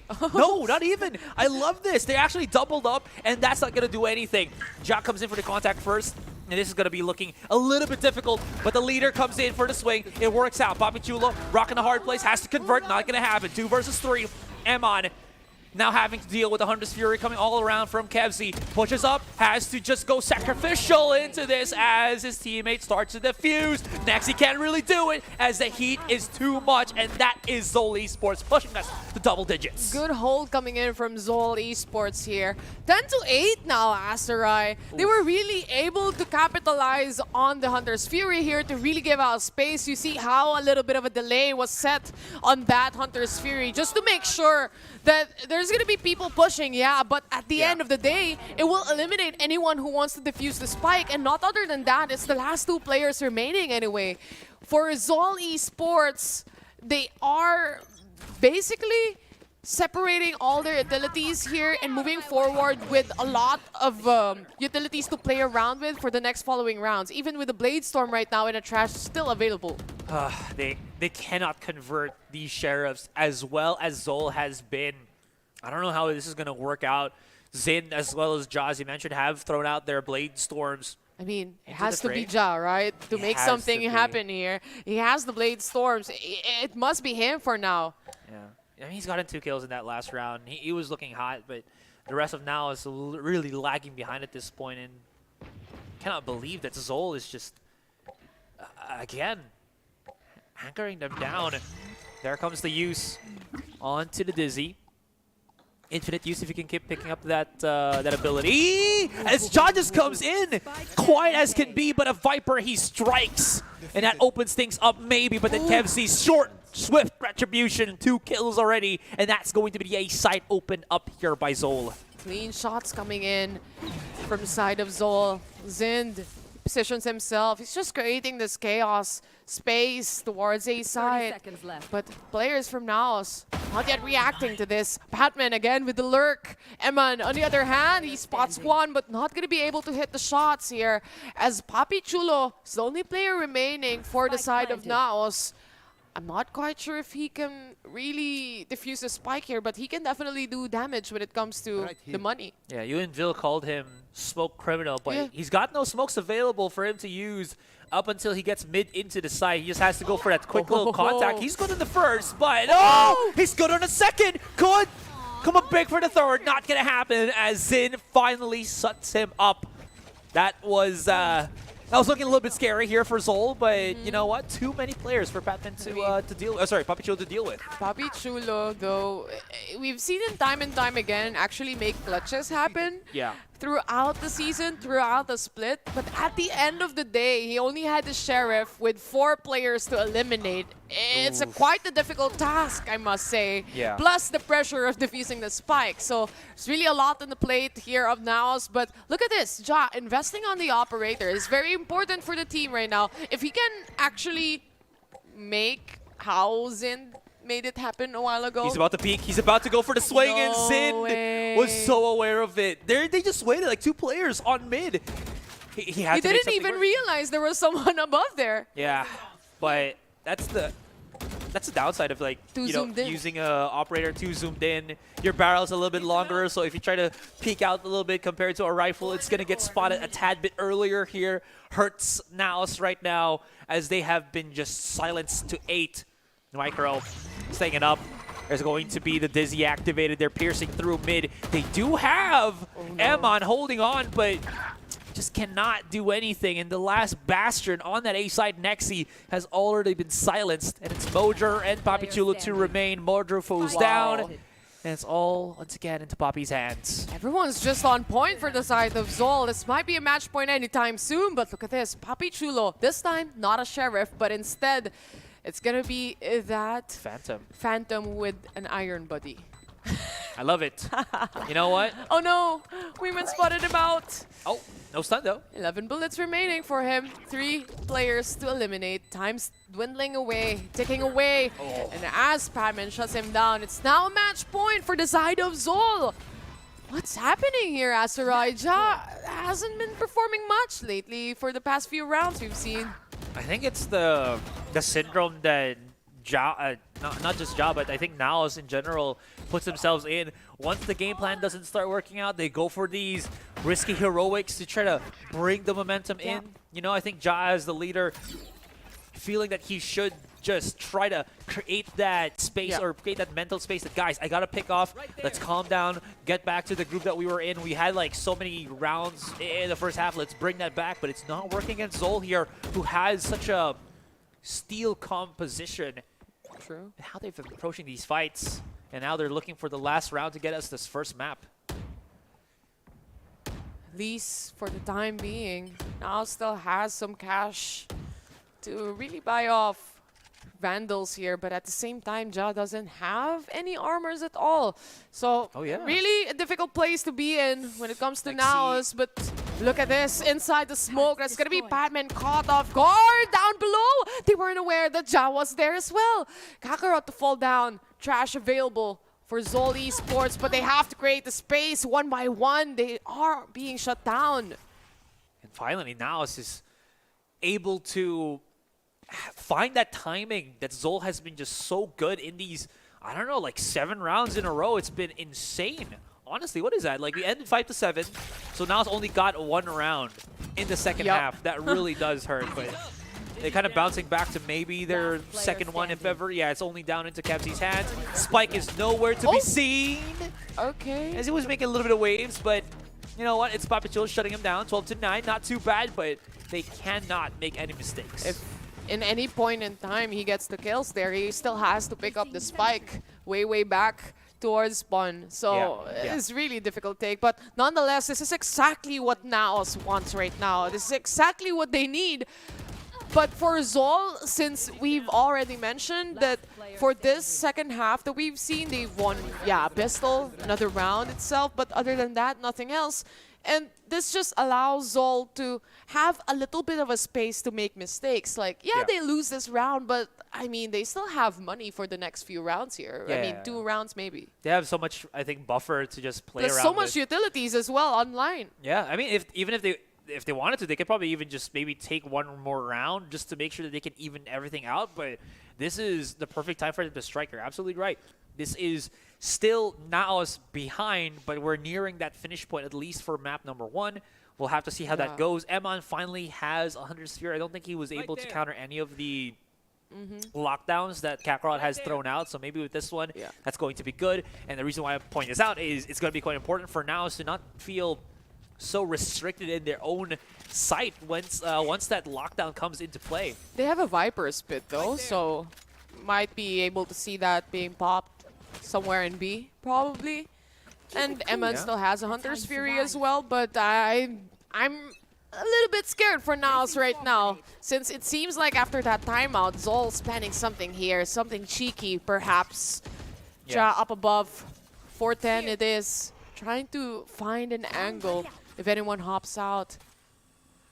Drone not yet used. You saw Kakarot actually throw out a nanoswarm that clears up pipes there. So Ja was just playing on top of 2F here. 401, I think, is the name of that position. Now there's the little bit of a swing pixel angle, but 3 players was looking dead into Zind. Thankfully enough, he did have his tailwind to get away out of dodge. They force out at least the drone here from Eman. They have been spotted as well. Will they rotate? That's the question, because they don't really have any other opportunity here as Ja secures 1, even 2 towards Micro. Rosa ult Not enough to get the kill, but again, he still has anyway a gun to try and make something happen here. 8 HP or 8 bullets remaining. Not enough. 2v4. Kakarot still has a lockdown right in front of him. It's going to be players from NAOS' side, and Joss swings out, and this is going to be Patman going down as well. At least they weren't able to really put in a lot of ultimates in that round, I would say. Yeah, nothing actually at all. It was just Mojer using his own showstopper there. But you know what? This is what NAOS are looking for. Ja's capability to shut things down. Zin has been picked off twice. Not by Ja, but Ja and Papichulo with those slow peaks that he has been doing. And I think NAOS are starting to realize that ZOL has been doing this a lot more. So they're trying to figure out which conversion point is that good point where they can punish ZOL before ZOL can punish them, and it is at least, or has been working in these past 2 rounds. It's a little bit of a rally when it comes to utilities, but a Hunter's Fury from the side of ZOL being pulled out. Will it catch anyone? Actually catches Eman, eliminating that Hunter's Fury from him. Ja, on the other hand, will get a trade-off here as the lockdown has been placed. It's going to be chaotic towards the side. They will be willing to give out the space though, but Mojer fights for his life. He dies off, and now this opens up the plan for ZOL Esports. Oh man, so just rough, just absolutely chaotic push there from ZOL. NAOS unfortunately could not deal. Nexi underneath him is a lurking Patman, but Papichulo and teammate are making some waves happen, but Patman, Mr. Consistency himself, comes out from the floor and just paves way for the first round. That was not us. That was our co-casters on the other side. By the way, shout out to Zekin for rating. Being in chat? Yeah, for rating. Yeah, the PH broadcast. So thank you so much for that. That's my Filipino right there. But anyway, first map going towards the side of ZOL Esports, especially a map picked by NAOS as well. Undefeated, not anymore. Yeah, again, this was a map that everybody bans away from NAOS in those best of 3s, but now that it's been brought out, you know, it can only ban that one map. They banned Ascent. ZOL Esports, they had a plan in mind, and it seems like it worked out in the second half of that Icebox map. It looked clean from the get-go for the side of NAOS, but then again, ZOL, they've played this map against them already. They were in a close match and a close fight. And securing this map away from NAOS, especially here in the best of 5 series, it's a must. It's a need for them to really push forward, especially their next game is going to be the map pick that they have. Absolutely. But as we look into the stats and see for the side of ZOL, Kakarot really had that momentum, especially on the second half. And, I mean, he was also making plays, not just, you know, when he was playing with ZOL Esports, he also was just creating some individual sheriff skills that created that good space, which is actually incredible.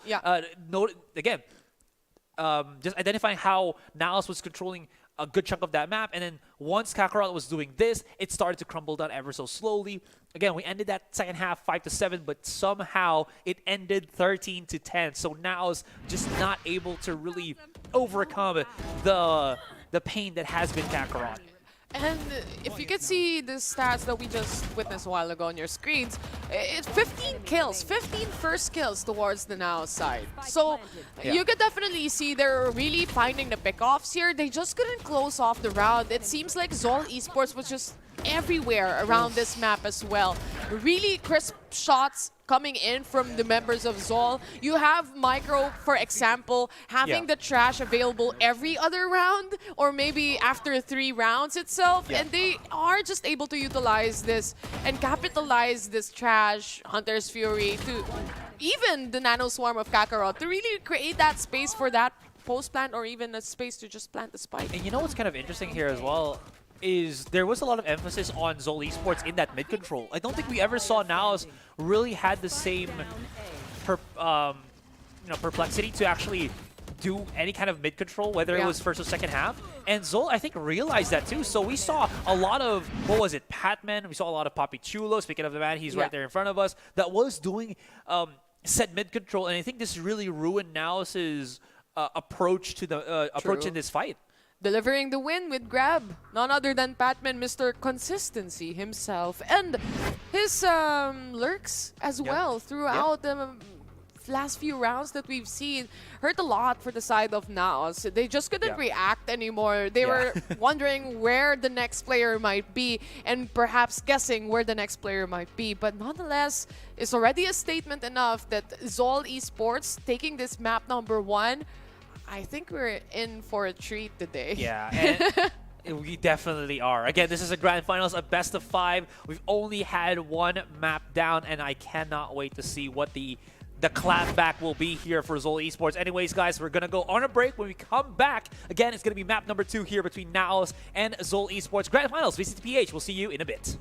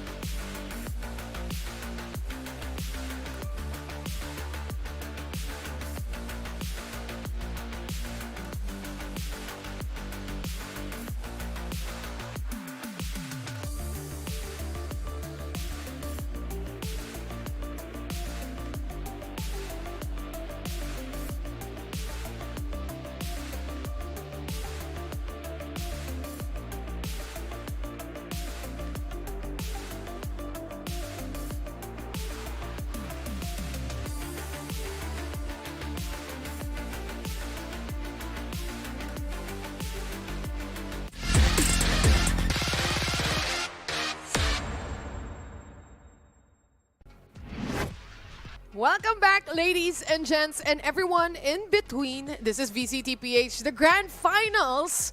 For today, it's NAOS versus ZOL. If you just tuned in, game number 1 went to ZOL, actually. Absolutely. I'm still out of breath from just casting an immense comeback game from ZOL here. We ended that first half 5-7.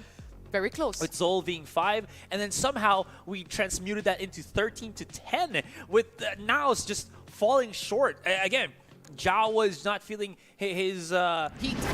Yeah, that heat, and then Patman as well as Zin was just popping on all cylinders. It was just difficult in NAOS' position to just overcome that. And now here on Bind, which arguably I'd say feels like a ZOL map, NAOS feels in trouble here. It is a ZOL map. They picked this map as well. So with regards to NAOS' stats when it comes to this map, they haven't played this as much as we've seen Icebox, for example, with them. And I'm excited to see the script isn't being followed today so far. As we look into the Agent Select, we're seeing a double duelist coming in from NAOS Esports, and Ja will be on that Reyna. Was that the same comp that they used when they faced against OSC? Yep, that is. So the thing is, I think this was the map where Ja also experimented with the Yoru, and that ended into a ZOL Esports 13-6 win in the last series. Yeah, you're seeing him on a Reyna instead. Yeah, which makes a lot of sense. I think just have him on a duelist that can just pop off consistently. Lots of corners for him to hide on. Lear is going to envelop most of the site if he throws it up into the air. So there's a lot of good spaces right now for Ja to utilize this agent of his. The big At least they also have that initiating flash as well coming in from them. Compared to what we've seen from Icebox a while ago, 0 flashes at all. But this time, they do have a Sky on Emin. They do have Ja to support that as well. But he has to hit the shots so he can actually really utilize all those dismiss and Empress. And speaking of, it's going to be that push coming in from NAOS and Ja to fall off as Kevsi shuts him away. That flash, or excuse me, that throw of the nade from Mojer. Thought it was going to be a bit bad as Zin was already chasing him down, but man is aware. 4 versus 4. Okay, that's why Kebsy couldn't really push through that. The smoke stops him dead in his tracks for the moment, but the 4 stack of ZOL coming in. Once this wall drops down, it could be difficult right now for ZOL as they're caught out into the open. Conversion is still even. Yeah, interestingly enough, they were able to pack themselves up there and really get those trade-offs that they pretty much needed. I'm not quite sure if they're still gonna re-hit A here. They still have 50 seconds remaining on the clock anyway. Starting off with the Trailblazer at least. Kevsi just waiting patiently for anyone to hop out. Eman quite aware it's gonna be that A take again. Might as well just get that information rolling. Guiding Light does give pause here for ZOL Esports as it does get a bit of information in. Spike is in the hands of Micro, so he's going to have to do things with that. Flying on the Spike. Now bring it to Kevsy. Cancelled plant. Oh, that's going to be hurtful as he's just out in the open. Shut down. Can't really do too much. Amon throws out his own Trailblazer. No stun into Micro. 15 seconds onto the clock. That's going to be the heal first. Smoke as well. He's going to have to push out. Tries to. Flash not connecting. And this is just horrible for Micro. There is no chance that he's going to be able to beat this out as he is full blinded into the wide swing.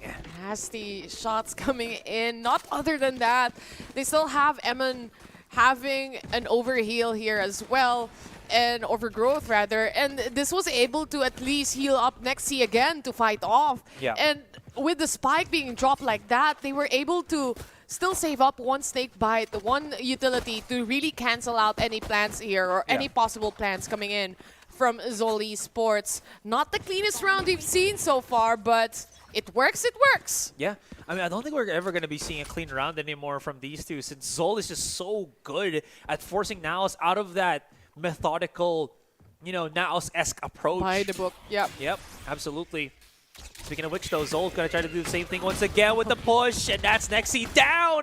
Emon, trap, rock in the hard place, but that Stinger doing some work, has to back away. Spike was spotted all the way onto Hookah. Ja?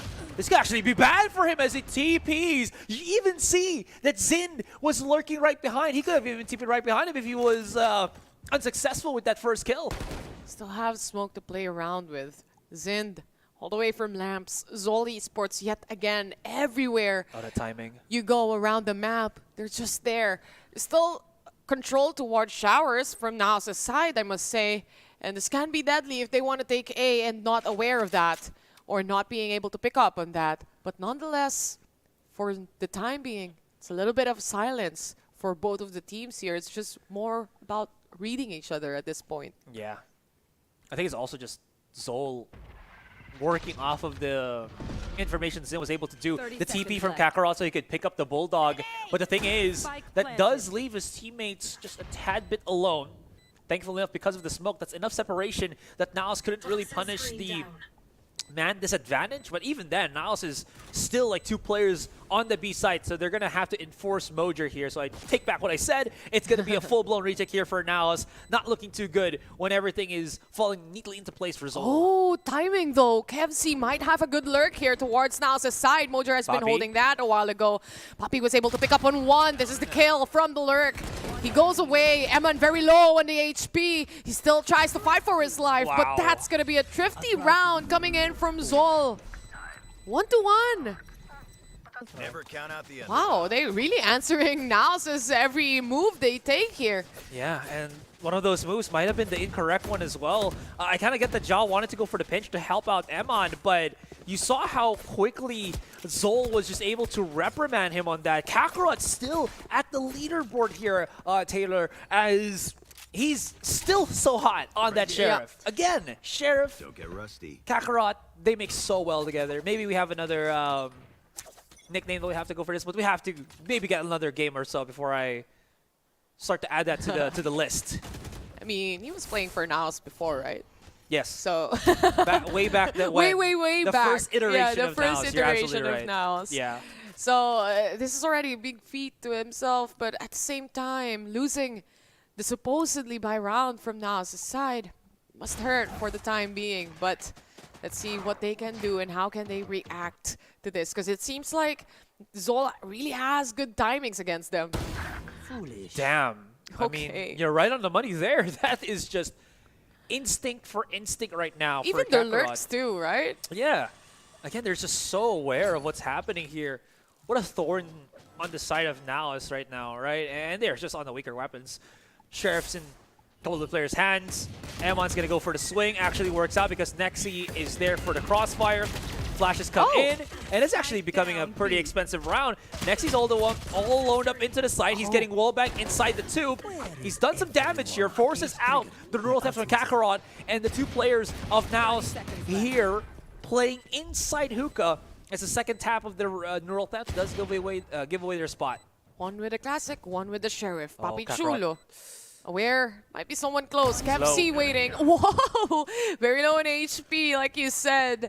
And he eliminates them quite fast. Oh, Kakarot good on the angle as well. Still has 1 smoke to play around with. He repositions himself. Not quite sure what the plan there is, but that's the round for NAOS. Interesting.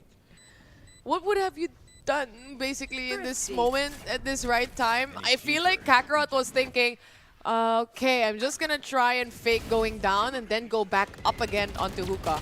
I'll go the other way. I think he didn't realize that his cyber cage had a gap on it. Had a gap. Yeah, so he's like, maybe. I might have made a mistake. Had to go back into hookah now. But then by then it was just too late. Wow, it's really a rally between these 2 teams that we're looking at here. And with that round happening as well, ZOL has to only have 2 Vandals here, 3 Sheriffs. And that's basically it. But not too bad for a broken buy, I would say. They still have that firepower. Just call it a weird bonus right now for ZOL Esports. Weird bonus. Yeah, Ja, all right. He's firing all cylinders here, but Zin does the same. Lear for a bit of safety. Defensive posture to push them back. Molly right in front of them. Potman could be hurt in this spot. Ja is kind of overcommitting to the fight, but you know what? It still works out. 79 HP. He does get the help of Papichulo. That clears up most of the players, if not all of them, on Showers. 2 more to remain. Micro as well as teammate, but they get silenced by Nexi as they push out through short. I mean, you have Arena here on the team anyway, right? Even if he overcommits, as long as he punishes 1, he can get away with it. cleanly as well with no other trade-offs. And good that he set up on that flash. At least the Brimstone wasn't able to really get a kill and get a hold of him before he actually shuts down one. And Papi Chulo is ready anyway to get the trade-offs or any possible left out coming in from Ja here. 3-1 now so far. They have a lot of ultimates to play around with, a showstopper and maybe even an orbital strike here. These are things that will definitely make it easier for them, but of course ZOL Esports has that in their own end. Flash is being thrown out. It went back? Did it? Did it 180? Was that? Yeah, it was their flash, right? Yeah, Emon did not throw out any of his. Anyways, Jaw's just been dealt with. This could actually be ZOL committing to this, but because everyone here on B-Long is at B-Long, I don't think they so. can TP to go A. Yeah, exactly. This is why, that's the beauty of Bind, right? You can be aggressive on B long, but at the same time, you still have that space to rotate all the way to A. But anyway, as Seekers goes out, goes away, they know there's going to be someone on hookah. They still haven't popped the showstopper here. Brave of Batman to pull his knife out, but Mojer, they already know Zen is trying to follow up on this as well. It's going to be that sandwich play, but in the end, Mojer reacts quite fast. Kakarot as well. Mojer's still alone. Kakarot's dealing so much damage. His positioning, his placement, he's gravitating all the players of NAOS to himself, and this opened things up. Patman very close. Emon unaware.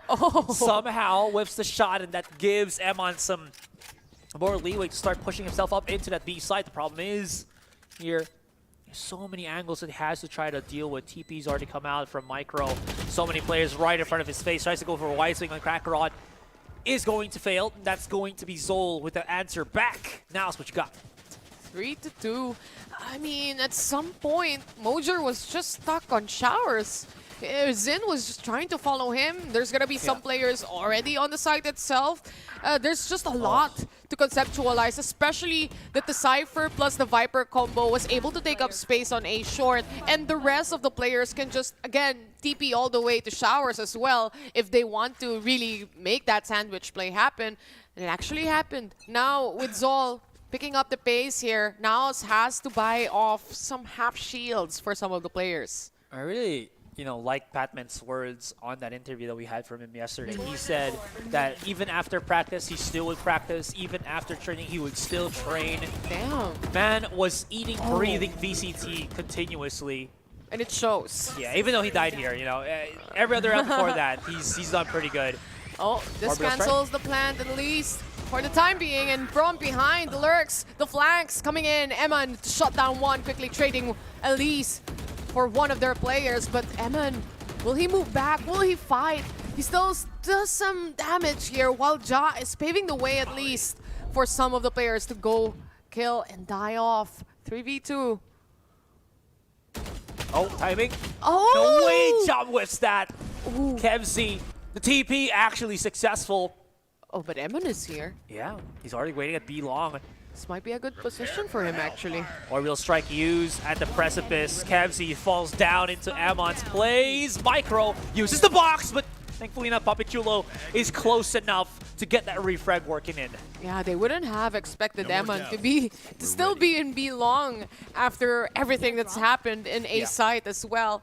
They're really capitalizing on, hey, there's TPs on this maps, and I feel like with how chaotic ZOL is playing, or how chaotic so far the rounds have been, we can still go back and really wrap around, especially after his skirmish towards A short. They were flanking at that point, and up until the very end, it was Eman's position that really got this round for NAOS. Yeah, again, it's NAOS, trying to go for those different approaches just to see how it would work out against ZOL, because ZOL's been pretty comfortable at pushing into the site. It's been quite a thorn for NAOS to try to deal with. So now what they have to do is try to go that extra step, extra mile. Push up a little bit forward. You got those double duelists, and you're absolutely right. They did not expect this. Contact next C with the judge. Bye, I'm out. Yeah. No, would rather not. They still pick up the Guardian, at least for Kakarot. But it's a 5v3 scenario. It's going to be a difficult take. A lot of unexpected tendencies coming in from NAOS here. They know they have the advantage anyway when it comes to the guns. Absolutely. Still got to be careful. Kakarot's picked up that Guardian from, I believe that was Patman. Smoke's about to dissipate. They were counting it out. Here comes the push.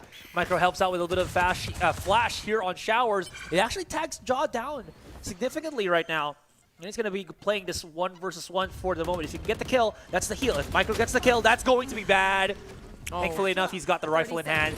Satchel, not dislodging the plan. No, it did. And Kevzy's alone. Wow, okay. Not too bad. A flawless round coming in from NAOS here.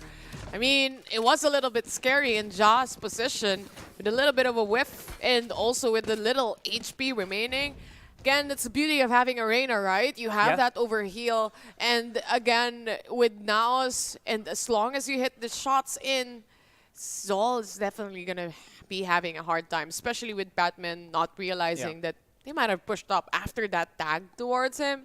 It has to hurt. With a timeout coming in from ZOL, they might be able to map things out on how they want to play the next rounds here. That's what I love about here for NAOS is they're not afraid as much anymore. I think, again, because of them just leveling out that playing field in terms of, if you start committing to us, we finally have utility that can actually punish you. We're not just static anymore. We don't have to respect your flashes because we have our own. And I know that sounds a little bit basic, but at the same time, they didn't have that on Icebox. So having it here right now on Bind, you saw how much more aggressive they have been, right? You call it already. M1's big with the flanks, and it has been working for NAOS these past 3 rounds, I think.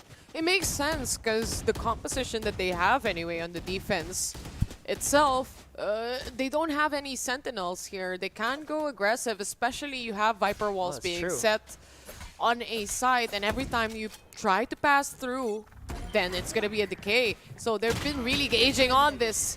But be long it is. There's going to be lots of players from ZOL waiting patiently as well for the push or any pushes at all. Are they going to fight this off? A flash, a leer being thrown out, but then a guiding light. They can still have an exit plan here, but a kill first, and that's going to be a double. And nice flash coming in from Emma and securing one more. Seekers being pulled out as well. A 4v2 after that skirmish. Man, they already felt the pressure coming in because of the Neural Theft activated with Kakarot. Emma's spot was already in a pinch, so he had to just run out right now and just hope that he could probably get a kill or two. He goes above and beyond. He assists Jaw, and they themselves rip out ZOL Esports, the plague on that B side that allows ZOL right now, or NAOS right now, to full control on B.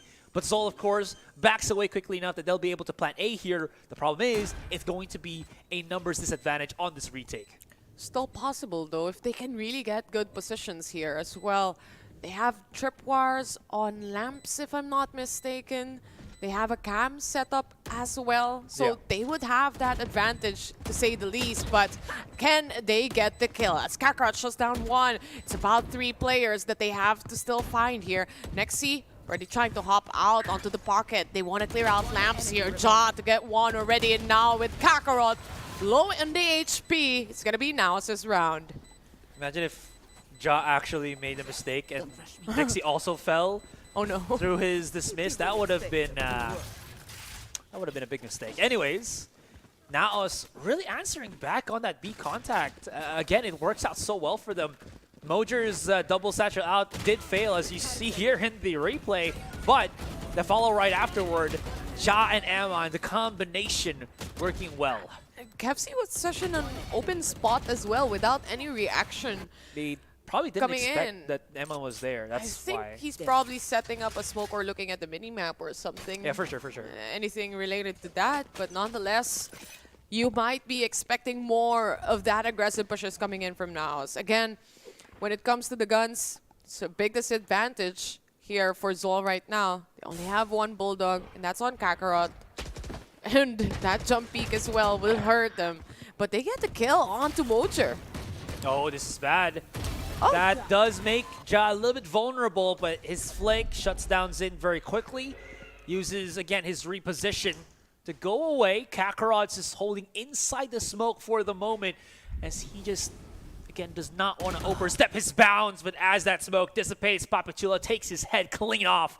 Micro, Kevzi, 2 players against the world, and ZOL trapped again in a loop where they can't really find that opening. Oh, he picks up a gun. 1v4 scenario. Ja dismisses away. No more other utilities actually to use aside from Alir, but Nexi finds the last target, closing things off to a 7-2. And so far, NAOS, they're doing great in this map. So they now have 7 rounds, which is exactly what we were in the first half, or in the first map. Yeah, especially on the defense. Yeah, are they gonna have a better time here? Because or are they gonna have a different outcome here? Because if that is the case here, Taylor, that means that it's a reverse of maps. Yeah, it is a reverse of maps. It's gonna be a map pick curse, probably, for the rounds that we're seeing here. Fair. And you could definitely see how ZOL studied NAOS. They know how they try to fight and pick offs. They know their rotations, but nonetheless, NAOS doing the same thing too. You hit the shots, then it just hits, you know? You just have that advantage when it comes to actual people alive on the team. Yeah. But look at this, an operator. No more pushes for Mojer. Instead, might be able to spot one. A little bit of a swing. Flash settling in. Still holding down the position, and they eliminate Kevzi and Kakarot as well. With another kill, nope, not anymore as Patman shuts him away. Yeah, I mean, that nade's gonna deal some damage, but the pick as well as Ja still having the kill on mid, the only entryway for ZOL into this B side is through Long. So now there is no safe spot for him to plant that spike and to really to play through this. The Viper pit not actually concealing Micro as he does get picked off Zin. He just pushes through, he just walks in, okay, but Eman, oh no, that's gonna be Ja going away as well, and now it's all up to Eman. How are they dying off from this situation? Well, it's Zind, the mastermind, one of the oldest players from ZOL, but Micro hold up comes back. All right, he pinged it on the map, I'm assuming, and then just like, yeah, it's a guessing shot, and it actually worked out. And I think that's how some of the players, or majority of the players of NAOS died off too. Okay, Like, I want to see Zin's perspective. Zin wow. got the first 2 kills. Micro was outside the pit. And the last shot here was just, okay. You know what? I had my my thoughts about Zin and how I was about to say that he hasn't been looking as good as we saw for him. for ZOL, but man can still do some crazy stuff inside, you know, in his realm. And this is actually something I wanted to point out as well, that Zin was one of the players in ZOL Esports, the first iteration from last year, that started adjusting his agent selection just so that he can accommodate their duelist at the time. I forgot which duelist was this. Can't remember if it was Boogie or someone. Or it was a different player altogether. But he played a lot more Sentinel back then. I think he also started playing the Viper, right? So he has been that player for ZOL that tried to do everything and anything so that he can, you know, he can accommodate what they need from They him. still have a Trailblazer here. They might find Nexi at least for a little while. They also get the kill as well. Mojer to fall down. A 2-1 trade, and now in a 4v3. Ja all the way from Showers. His Empress gonna try to at least, you know, bring down the pain with the Royalty Ultimate. See how that kind of goes, as there is a smoke right in his face. 3 versus 4. Smokes are starting to dissipate. Oh, I like that smoke there. As we do have, of course, the Viper and the Brimstone working hand in hand. NAOS can't really haphazardly push into things. Ja activates the Empress. Here we go. Papachulo gets the first pick. This is a step in the right direction. Now they're slowly creeping up. Kevzi converts so easily. And Papachulo rocking a hard place. 11 HP. Time not really his own. And Micro makes this map this round here for ZOL. 7-4. And NAOS in trouble once again. I mean, we might be seeing a 7-5, an 8-4, but nonetheless, even if it's an 8-4, it's probably the best case scenario you can get, especially after losing a lot on the attacker side here for ZOL Esports. But Look at his reactions coming in from Zind. He was really able to clear out angles here, especially the up-top angle from Mojer as well. Yeah. And with the post plant being set like that, they really had an amazing crossfire to really eliminate anyone who has to go to default. But with now a brand new round, everyone has a buy. Yeah. A Guardian, a Bulldog. I was also surprised by Nexi whipping out the shorty. True. In that position. I get it. You have a Viper Spit. You're decaying their HP anyways. Oh. Hold on. Ja flies swatter onto Patman as the showstopper gets denied on B. They wait a little bit on this Viper wall for the time being. They try to utilize any possible positions here. Especially Zind being able to set up a little bit of a smoke. But set up, as we say it, Eman has been doing great, especially here in B long. But Nexi is going to be the next target. He's very low on the HP. The flash actually hitting. But at the same time, he has to map out, go away, and reposition himself. Zind pockets himself. Tries to push up against Ja, not gonna work out. Orbital Strike activated to at least give him a little bit of space, but he might have overdone it a bit here, Taylor, as Kakarot shuts him down once again. 3 versus 2, but Sight fully in control of ZOL. Showstopper from Hookah. Will it catch anyone? Oh, no, not gonna catch anyone, but instead it's gonna be the shots hitting. And we close things off to an 8-4. Not too bad for ZOL and good for NAOS as they want to really get those rounds in before they swap sides. Yeah, I love the control here for NAOS. Every single time ZOL has to push into the site, -1. And ZOL had to commit so many players just so that, right? They can even plant that spike in. NAOS here having a more difficult, or ZOL here having a more difficult time really helps out NAOS as we do have, as I mentioned, as we see the 8-4. And that's without a Sentinel, by the way. Speaking of which, Kakarot is the sole Sentinel here on this map, and ZOL's now into their defending side. Yeah. Is this going to be a big help? As speaking of which, Kakarot's also the only player here on ZOL that is on double digits in terms of the kills. True. 13 on the map. True. I guess, like, for Patman, especially on the other side a while ago, on the attacking, wasn't much. But can he make an impact on the second half? Oh. Ja is probably hearing this as well. Did he just get not spotted? They're okay. Yeah, That they might don't be a know free he's kill. here. Bye. Yeah, that Help! dismiss, so good. The Lear as well, out in the open. Patman, it is just, you know how you're fishing and you have that bait lure?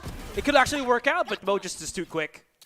They're trying to make something happen here, make the lurks happen, but Oh, yeah. it's really not just the timing. It's too early, I would say, especially with how NAOS plays. Man, what a clapback from NAOS as well. And that's the problem when you try to go for the Reyna, who just dismissed. It's going to be another player waiting for you. Yeah, and they probably didn't expect that Ja played in the spot where, you know how if you have a ghost, you usually go double devour / dismiss? Yeah. He had to Lear out, and I don't think ZOL was kind of anticipating that. In any case, Kevzy should fall down to Ja. That's a sweet little pickup for the leader himself. Now it's now 9, very different from what we saw here on from that Icebox map. And he has been heating up as well, you know, from the game that we saw a while ago from Icebox.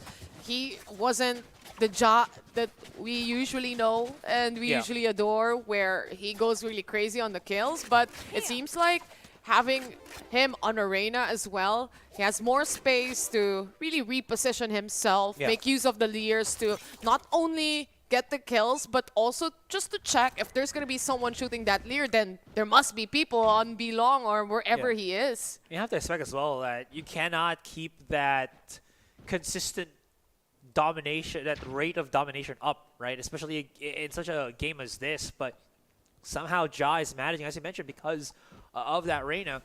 So now, with that in mind, what's going to be the adjustment right here for ZOL? They have been so good up until here at this point, and once they lose this round, I mean, unless they get a thrifty, it's going to be double digits for now. That's going to be such a difficult hill to climb back on. Well, cannot discount the thrifty rounds here. We've seen it happen, and it can happen again. But so far, obviously, with the gun advantage that NAOS has, this might be an easy take towards the side. They leave the spike all the way back, but Batman again, crisp on the Sheriff. It really hurts to just try to slow contact anyone from ZOL. You're just in a spot where, yeah, you're gonna get absolutely wrecked. Anyways, Ja 30 seconds left. trying to create some noise here on B, but the main plan is actually to hit that A side. This could actually be turned up to their heads, especially when Kakarot is here. If they push out the short, there's going to be a tripwire there, and Ja's the only one on the contact as the 3 players of NAOS looking to actually push through on Showers. It's a stack towards A, tripwire, Soja, and that's going to be it for him. 8 seconds to plant the spike. There's too much pressure here. He has to tap the spike right now or else they're going to lose. On the other hand, Mojer wins the duel on to Lambs. He still goes for those shots in, and a good cross from Papi Chulo saves the day for him as well. 2v1. Kakarot still has a chance. 4 bullets remaining on him. And he's just silently hoping that someone overpeaks him. And you're absolutely right. He's going to be playing this, that on this 4 bullets, he's going to have some insane accuracy. Coming into the site right now, slowly but surely, but Mojer brings it back. What a play from Mojer. Wow. Tagged by the Cypher Cam, and dude just shrugged it off. Yeah, and I think the more rounds that NAOS see it this way as well, that was a little bit of a hurry for their side. If you think about it, they really had that 6-second mark before they plant the spike. And imagine if there was any other utility play coming in from ZOL to cancel out the plant of this. Yeah. It's done deal. It's a done deal. But they made it happen. And aside from that, Mojer should have been dead at that point, but a good reaction coming in from the rest of the team, a good comms probably as well. They just find its way, and they save the day here, 10-4. Miracle, man. A miracle, indeed. Mojer was just firing on all cylinders. Sure, again, that was just a pistol for ZOL, but they were making a damn good case that, yes, we are pushing you back. We got ourselves some nice little traps. Ja's already down. No more control in A short. No two-pronged approach here for NAOS Esports. But somehow Mojer sticks him up. If it wasn't for him, that 6-second differential of him planting or his teammate planting the spike, that would have not happened. The focus was on him because of all the chaotic things that he has been doing on the side and all the kills that he just got. He was getting as well. So we do see a stinger, a Sheriff, a lot of broken buys. I mean, it's a bonus round for NAOS for now. See how this unravels ever so slowly. 1 orb away for a showstopper here on Mojer. I like that. That's probably going to be cause of concern right now as he's already slowly creeping up onto Hookah right here. Has the Boombot, activates, waits. The Molly actually shut dead in his face right there. Kevsey using that wall bang, keeping Mojer a little bit honest. Still deciding what to do. Throw the shells, save it. But it seems like he would rather save it and wait for the right moment. Ja hops out, a little bit of a damage, but Micro will be able to shut down one. Got by the Trailblazer, but still a stinger from afar. It's going to be harder to hit, and Nexi is going to be there to secure at least one. They have a healing, at least for now, but it's still a 4v3, and they have to entry. Eman, very low. Man, Patman's positioning at heaven there, or on top site there. So annoying to try to deal with. And they already stacked. They know they have traps on A anyway. 30 seconds left. The 3 versus 3 though, with Emon severely low. No flashes whatsoever. It's just a slow contact, and it is getting converted quite nicely by Papi Chulo in the end though. Zin answers back, and that's going to be ZOL. A point on the board finally. Still a heavy hit on their economy for ZOL Esports if you think about it. Yeah. It was supposed to be that bonus round for NAOS, and almost as if they got Zin, it would be an open site to plant the spike. Oh yeah. And Kakarot has to rotate all the way from A, but that's not the case. Instead, We are on a 10-5 scoreline. The showstopper we were talking about from Mojer is available now. We might be seeing that as well because he bought a judge.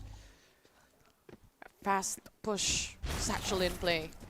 Yeah, I think you're absolutely right. They're probably going to be going for that aggressive play. Already see one at the back of the side. Jado gets swinged up a little bit too hot and heavy, but somehow manages to convert. That's 2 already down. Papichulo is out of the question right now as Mojer is waiting for that contact, but Micro silences him very quickly. It's up to Amon to start heating things up, and he's already good for 2. That leaves Nexi to respond. Spike dropped onto Hookah. Gets the first contact onto Batman, but traces him out in the open and through those through the metal of the tube. Yeah, and at the same time, like it's those kind of swing that you're not sure if you can answer back to. Yeah. They're already hidden. You're just gonna have to hope and pray that it would hit the shot, and it actually hit. Like exactly like this. As Batman shuts him away. We are now to a 10-6, not too far off. 4 more rounds to get, and we're going to be at 10-10 plus. NAOS right now, not really good on the money here. Only have a Marshal and Sheriffs. Yeah, this up's great here for ZOL. You're the broken buy onto NAOS. Maybe a force of mentality here for the defending champions, as it feels like they are making a lot of these big mistakes. I do like, though, that they take like a little bit of a push now to clear out those traps or the tripwires compared to what we've seen a while ago where they don't realize like, oh, we're going to go in late and there's going to be still traps there. But speaking of, it's going to be trapped. That's the question. A little bit of a damage towards Mojer here. Yeah, I can get healed up by Amon pretty quickly. But still the problem ensues. They haven't really found any meaningful entry into the site, and Kakarot's utility has been such a big thorn.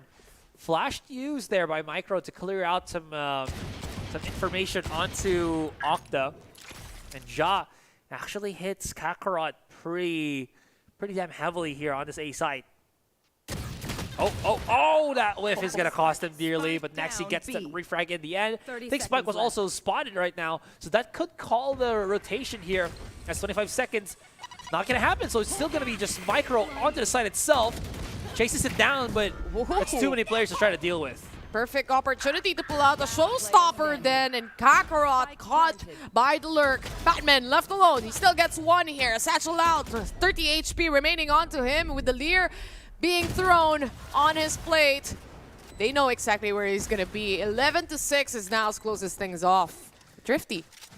Yeah, a slow approach as well that worked out in their favor. This was a round that happened to NAOS, but ZOL kind of followed in the footsteps and just got refragged to hell and back. Yeah, I mean, you have a gun advantage, but then again, if there's going to be 3 professional players picking you with the Sheriff, it's just not possible. I mean, Nexi was also very quick on the trade as well. A good reaction from NAOS.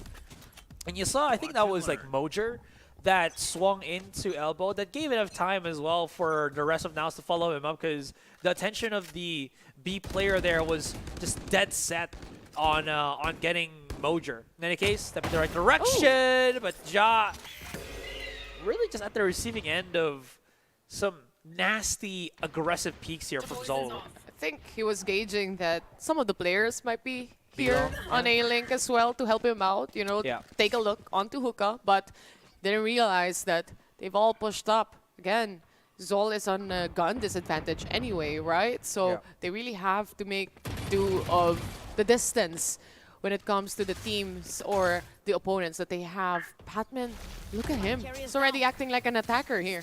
Just already at the bend, waiting for the opportune moment to strike. Mojer actually spots out Batman right behind him on the flank right there. Papichulo's not going to realize. But thankfully enough, there's still a tripwire though. Yeah. It's a hard place to go into. They're all sandwiched up, honestly.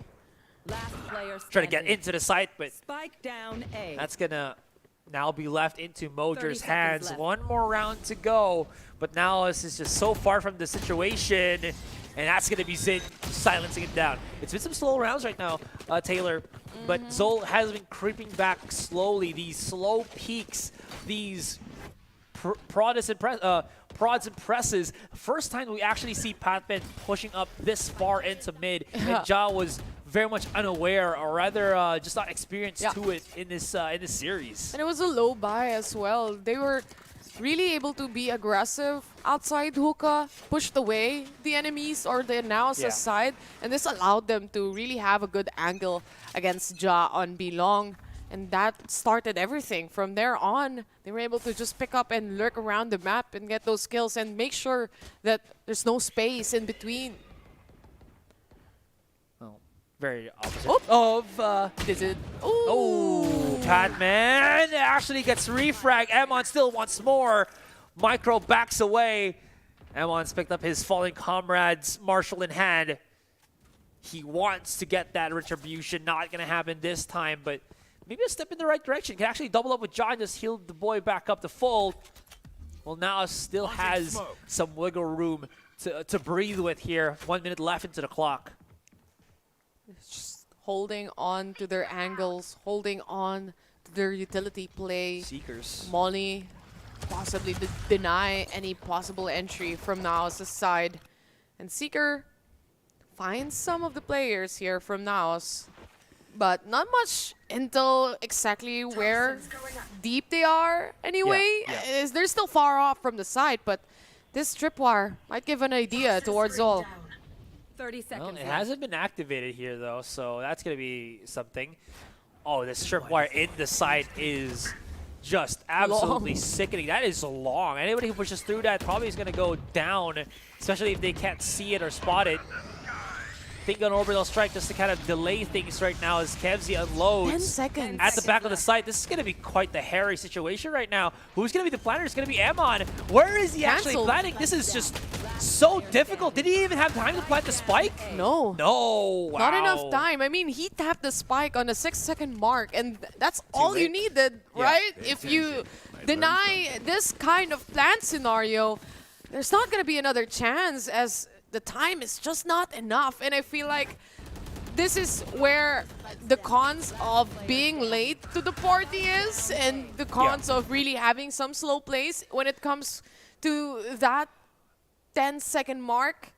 It's all or nothing. And then you just have to hope and pray that they're not stacking A. Yeah, or they don't have a means to stop you from planting that spike, right? Because you don't really have that much wiggle room anymore as NAOS in that position. I think right now, that's going to be the call of the timeout. The calls for NAOS here, not really questionable, but more, I think, just adjusting. Yeah, it just needs that fine-tuning, right? Because it looks like it should have been working out somewhat well, and then out of nowhere, ZOL just kind of, he just stops it. Yeah, and they're not giving any chance for NAOS to make an initial pickoff happen, right? Yeah, sometimes there's some skirmishes towards B long, yes, but they have quick trade-offs happening there and there. The time for ZOL to just not allow them to push up B long, because they know when they push up B long, they're going to have an opportunity to TP out and go to A side quite quickly. And they're not giving that space away. And for NAOS, look at this round. This is going to be a lot of utilities to play around with. Seekers, Orbital Strike, Viper Spit, they can just manipulate that around and even onto the next ones. Combine it for a whole heck of fun. So we'll see how that kind of transpires here as NAOS are now pushing up into long. Has to be aware that Micro could be that player to pop the shots onto the Trailblazer. Smoke right in front of their eyes.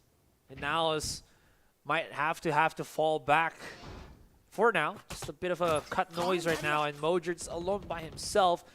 No Kevzi this time to dwindle his HP to single digits. Still fairly the same play coming in from NAOS here. Little bit of an aggression towards B, and they pull away. Just a push and pull for NAOS' side. 55 seconds remaining on the clock here. They have to move a little faster compared to a while ago, because Patman is going to be down here. They cleared up or opened up a little bit of a space towards Showers, but Zind, he's going to be able to go away safely as well. Yeah, those Seekers, if Zind doesn't destroy them, that should allow Showers to be opened up safely. Kakarot's spotted right now inside of lamps, and it still isn't the cleanest of rounds right now for NAOS. ZOL is really just pocket themselves at the back of the side. It's going to be the call onto the ultimate here from Nexi as Kakarot finds Emon. This is still not the best as the Neuro Theft comes out. That is exposing the positioning here for NAOS. And an orbital strike to kind of counter things out. Ja is on the mission. But will this mission be successful as his teammates need that pinch to come in from him all the way on Showers? It's a good positioning though. They cannot let go of Showers because Ja is actually getting those kills that they need.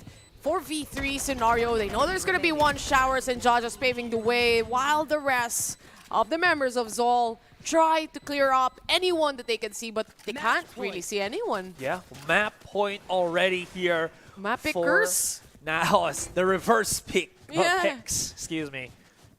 And I did not expect this to happen.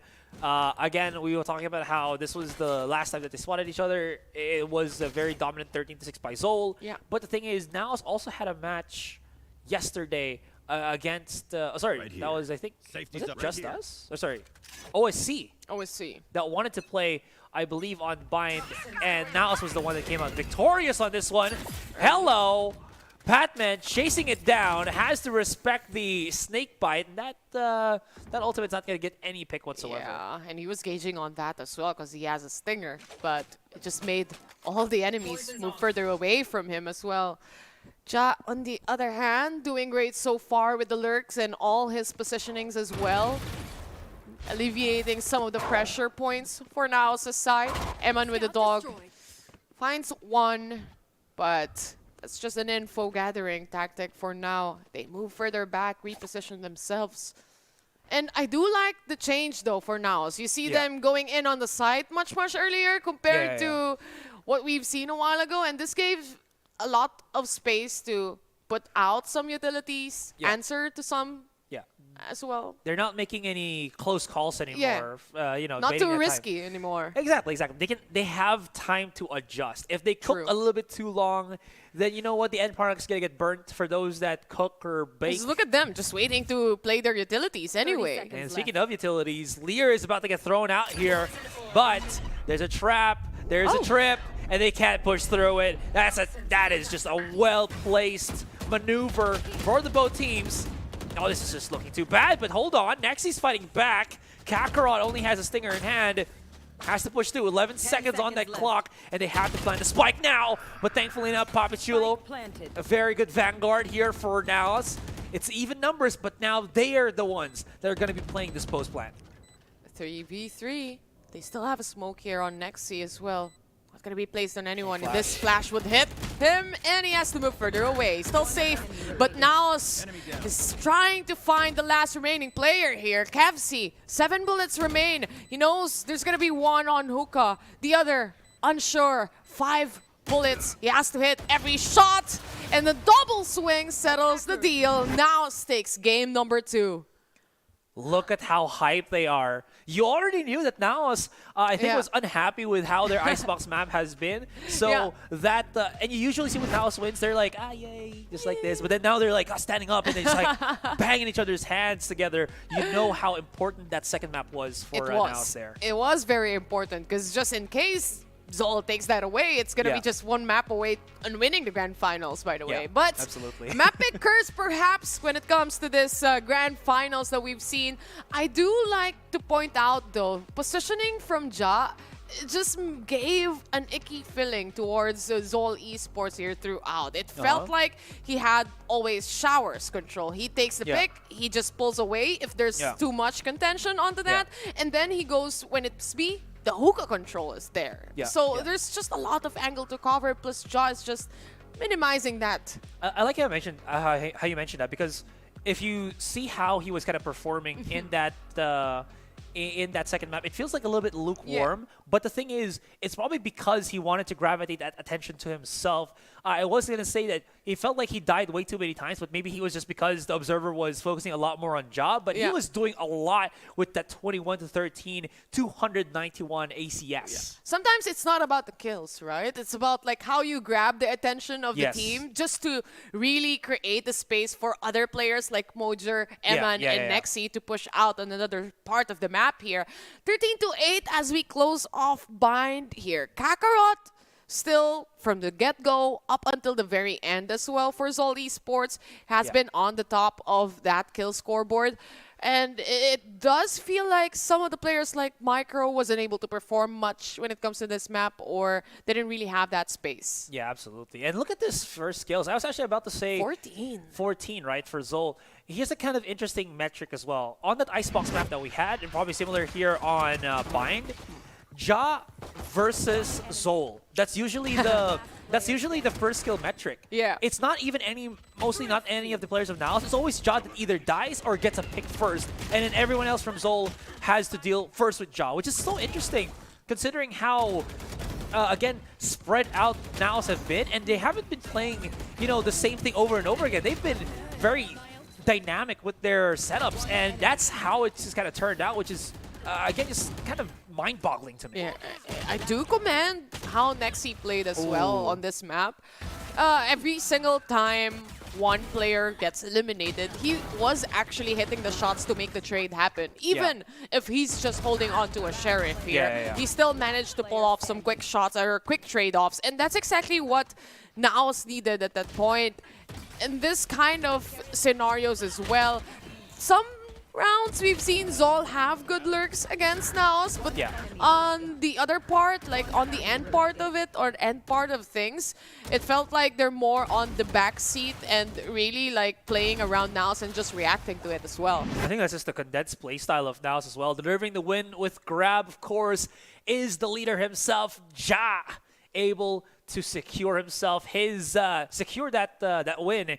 Again, his arena was undisputably strong in that Bind map. Not the craziest kills you would see, but again, it's about the mind games, right? It's about the mind games. And so far, there's two teams. They're tied up with the scoreline here. I really think that the script is actually true. It's going to be a 5-map kind of best of 5. All right, we'll see how that kind of plays out. It's going to be Sunset as map number 3 here. I actually am interested as to what the stats were for ZOL here. But of course, we're probably going to be talking about that later when we come back from that from a break. Anyways, when we do, it's going to be map number 3 as the grand finals continue. My name is Azra. With me now is Taylor. Guys, do not go anywhere. We'll be right back shortly after.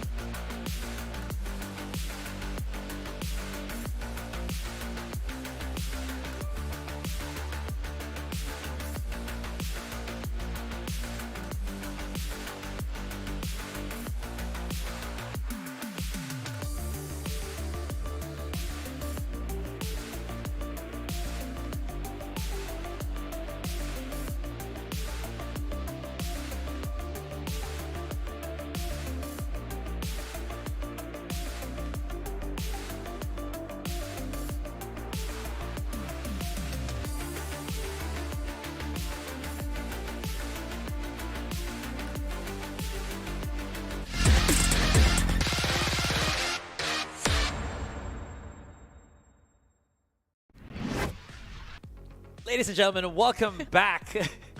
Was that too dainty? Sorry. It's like you opened the TV. Yeah, tuning in, back at it again. Yeah, of course, to map number, as we prepare ourselves for map number 3 here, between ZOL and NAOS Esports, the reverse of map. So Icebox was NAOS's pick, ZOL picked that up, and then ZOL picked up Bind, but NAOS took it away from them. Exactly. So it's going to be that map pick curse kind of thing happening right now here. But we do have Sunset coming up as our next map. Yes. And this is a map picked by NAOS this time, I suppose. So with that, I'm excited to see if there's going to be some kind of changes when it comes to the agent picks, but it seems like not much really. Zind on the Phoenix here for ZOL Esports. They're still going for that double duel. I'm actually double checking what the previous ones was here for ZOL on Sunset, and they actually have kind of transmuted the comp somewhat. So they've played at least before double smoke. They had a fade and double smoke, and then a different tournament before that there was actually a Phoenix. So they're hollering back to this because they want to go for that double duelist once more.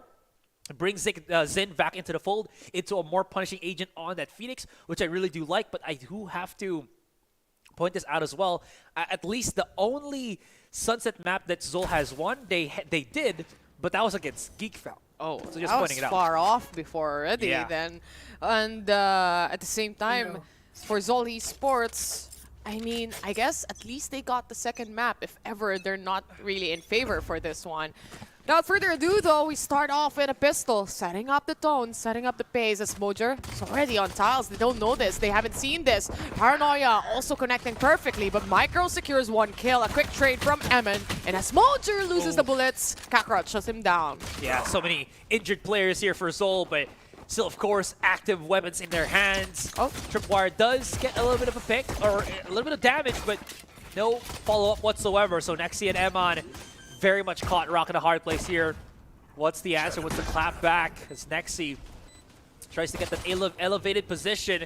Fatman run underneath him, waiting for maybe the second player, Emon, to come into the swing, but he's not there. He's already coming all the way from Market. Nexi gets the first pick, which is a good step in the right direction. But no, hold on. Nexi, huge flick. It's doable. It's so damn doable, but Emon falls.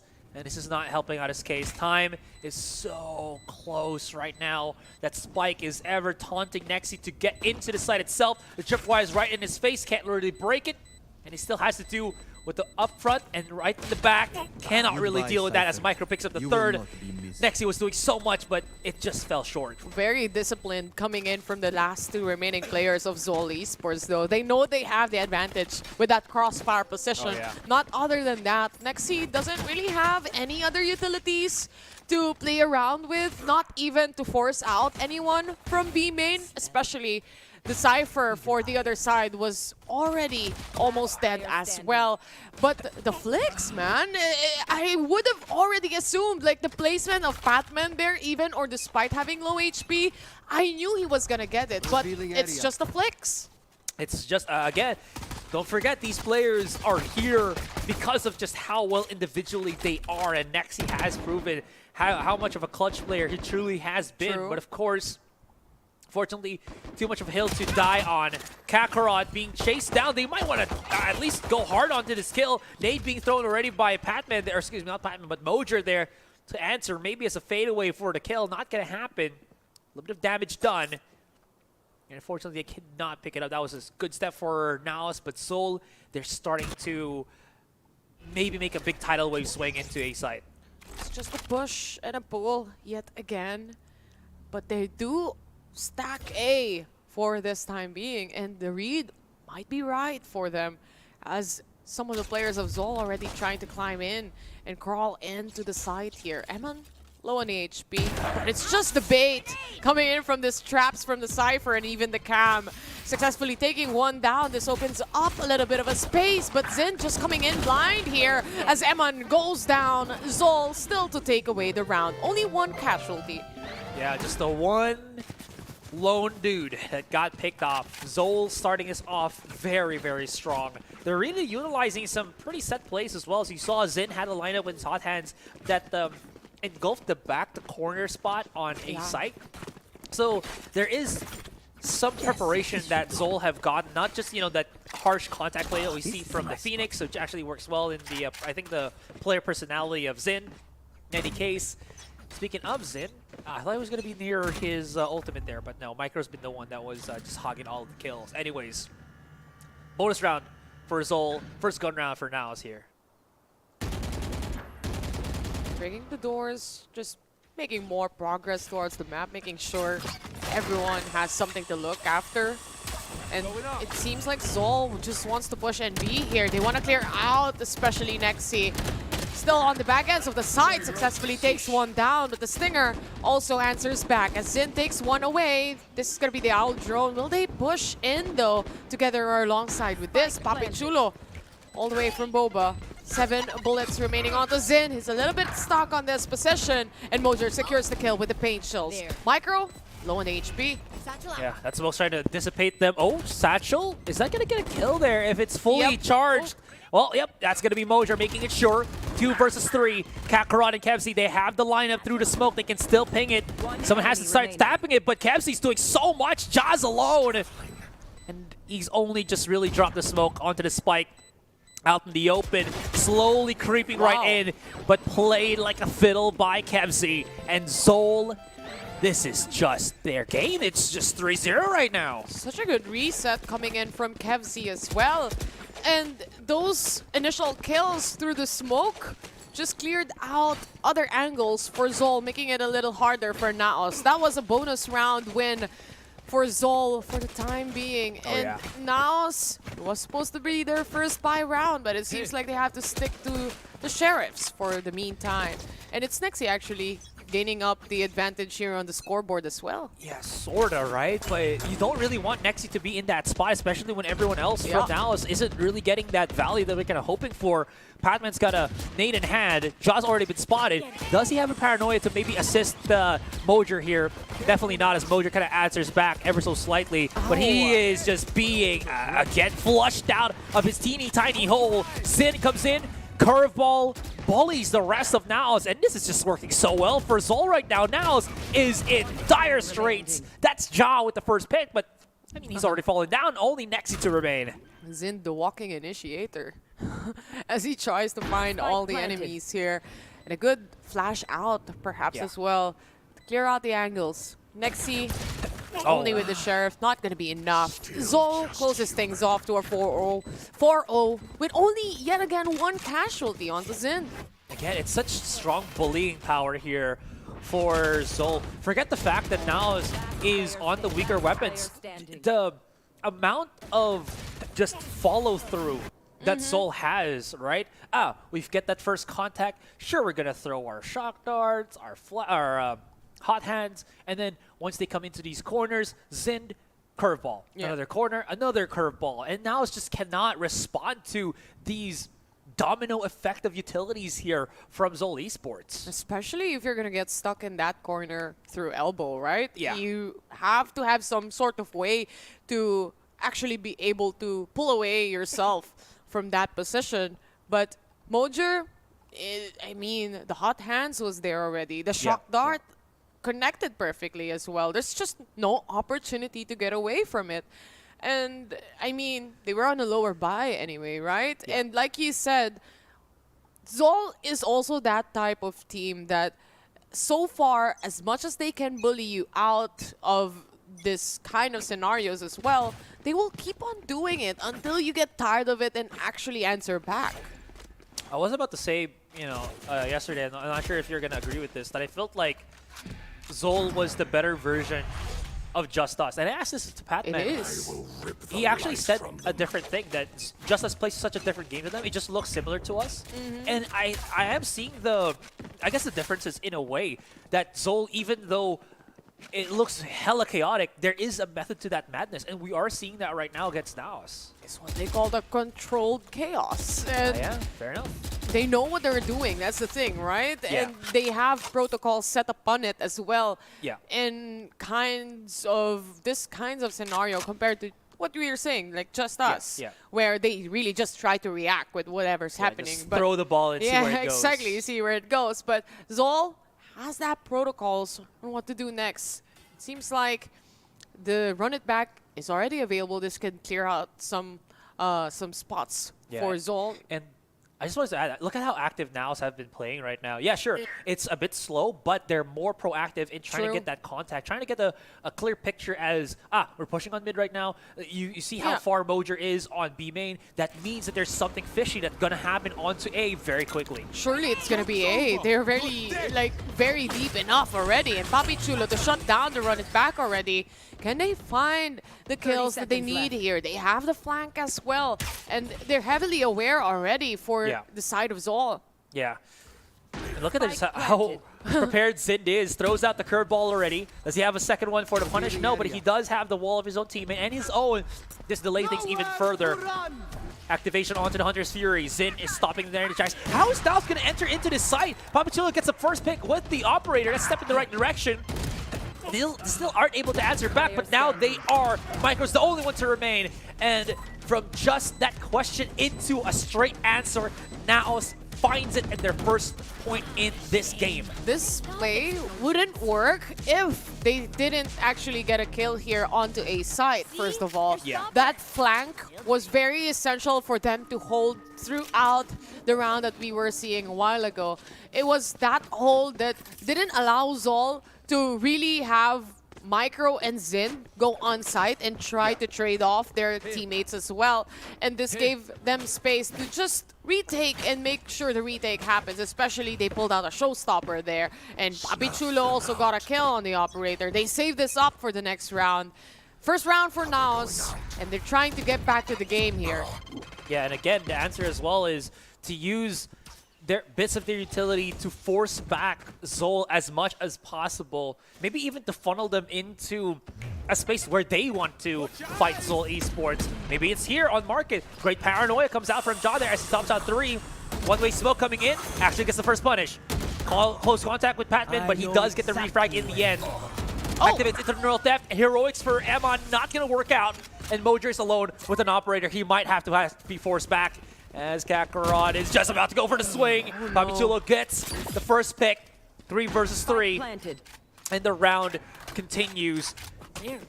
A lot of up-close and personal kills here coming in from both of the teams. But then Patman shuts down one. A quick trade after trade. And now down to Micro and Papi Chulo. They still have to defuse the spike. And Papi Chulo gets the swing out. And gets the defuse as well. Second round for NAOS. I love how NAOS plays. You see already what was in their minds. We don't want to fight them on B main. We commit everything, so we force them to go on market, and the mind games work. Sure, it was rough, but that's how it had to be. Thankfully enough, they had Papi Chulo, who was able to get that clutch.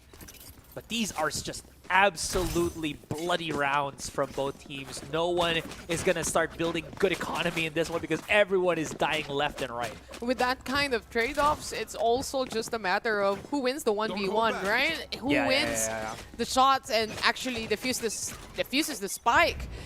But let's see, mid-control, very important I find when it comes to this map. Same thing right here. Early nade from Mojer on B main. You can't see Kevzi is now there on the position, but Ja is so close here. If he peeks this, he's about to go swing on everyone else. The nade throw for Patman's not going to work out, but Airmon converts for the 2K. It does equalize 3 versus 3. ZOL could not push up onto mid right now.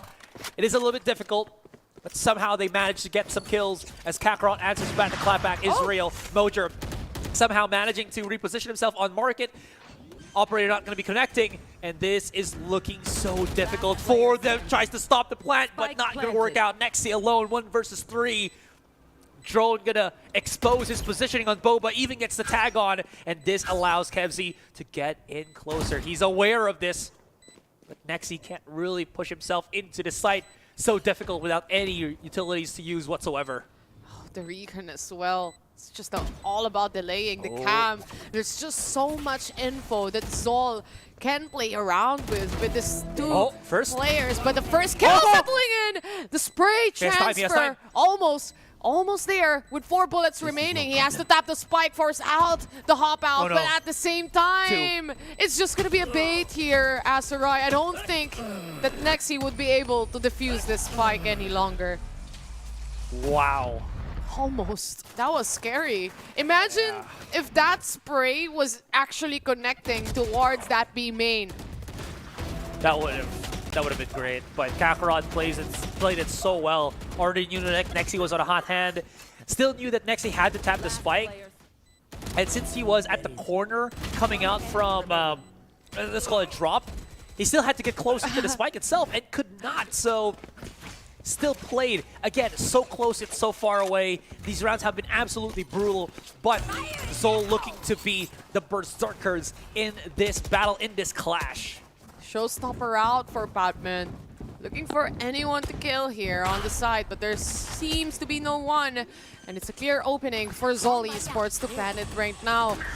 Eco for NAOS, it's going to be difficult. Plus, Jai is going to get caught off guard by Kakarot. Perfectly placed. I mean, NAOS are trying to do as much as they can in terms of just creating impact, but ZOL, their catch and swing has been absolutely pristine, precise, and just clinical. Every single time you see NAOS coming out, there's an answer. They know exactly the movements or what the movements will be. Even Kakarot playing all the way back as well. Yeah.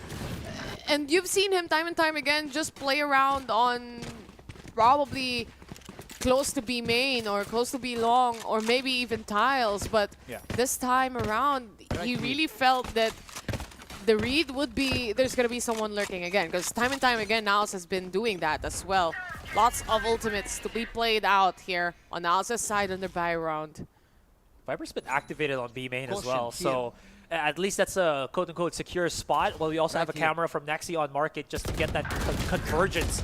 The answer back with the paranoia. He smokes. Oh, Zin activates it out the open. Amon still summon. No, the tag because of the Sova utility actually catches Amon off guard. Ja trying to at least create some tempo right back here, but misses the shots through the flash.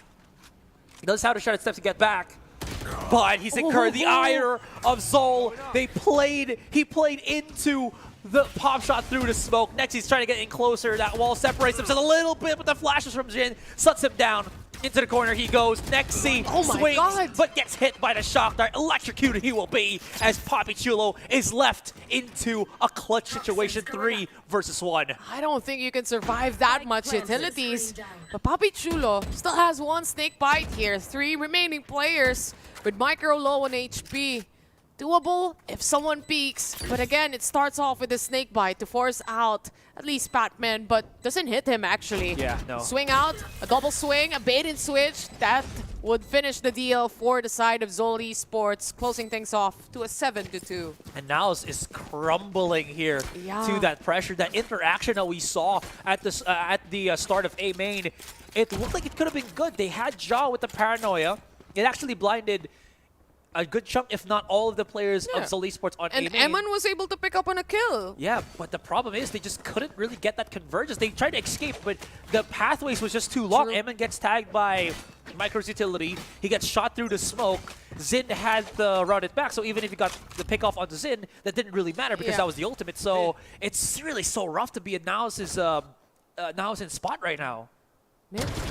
Oh, Mojer did a lot of damage, but again, these guys, they're just getting pinched left and right here coming in from ZOL, especially you don't have Dials control, not even a smoke, and Ja to fall down.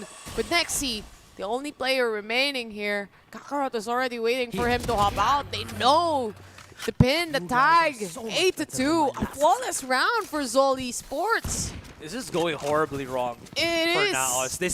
There is no sugarcoating it.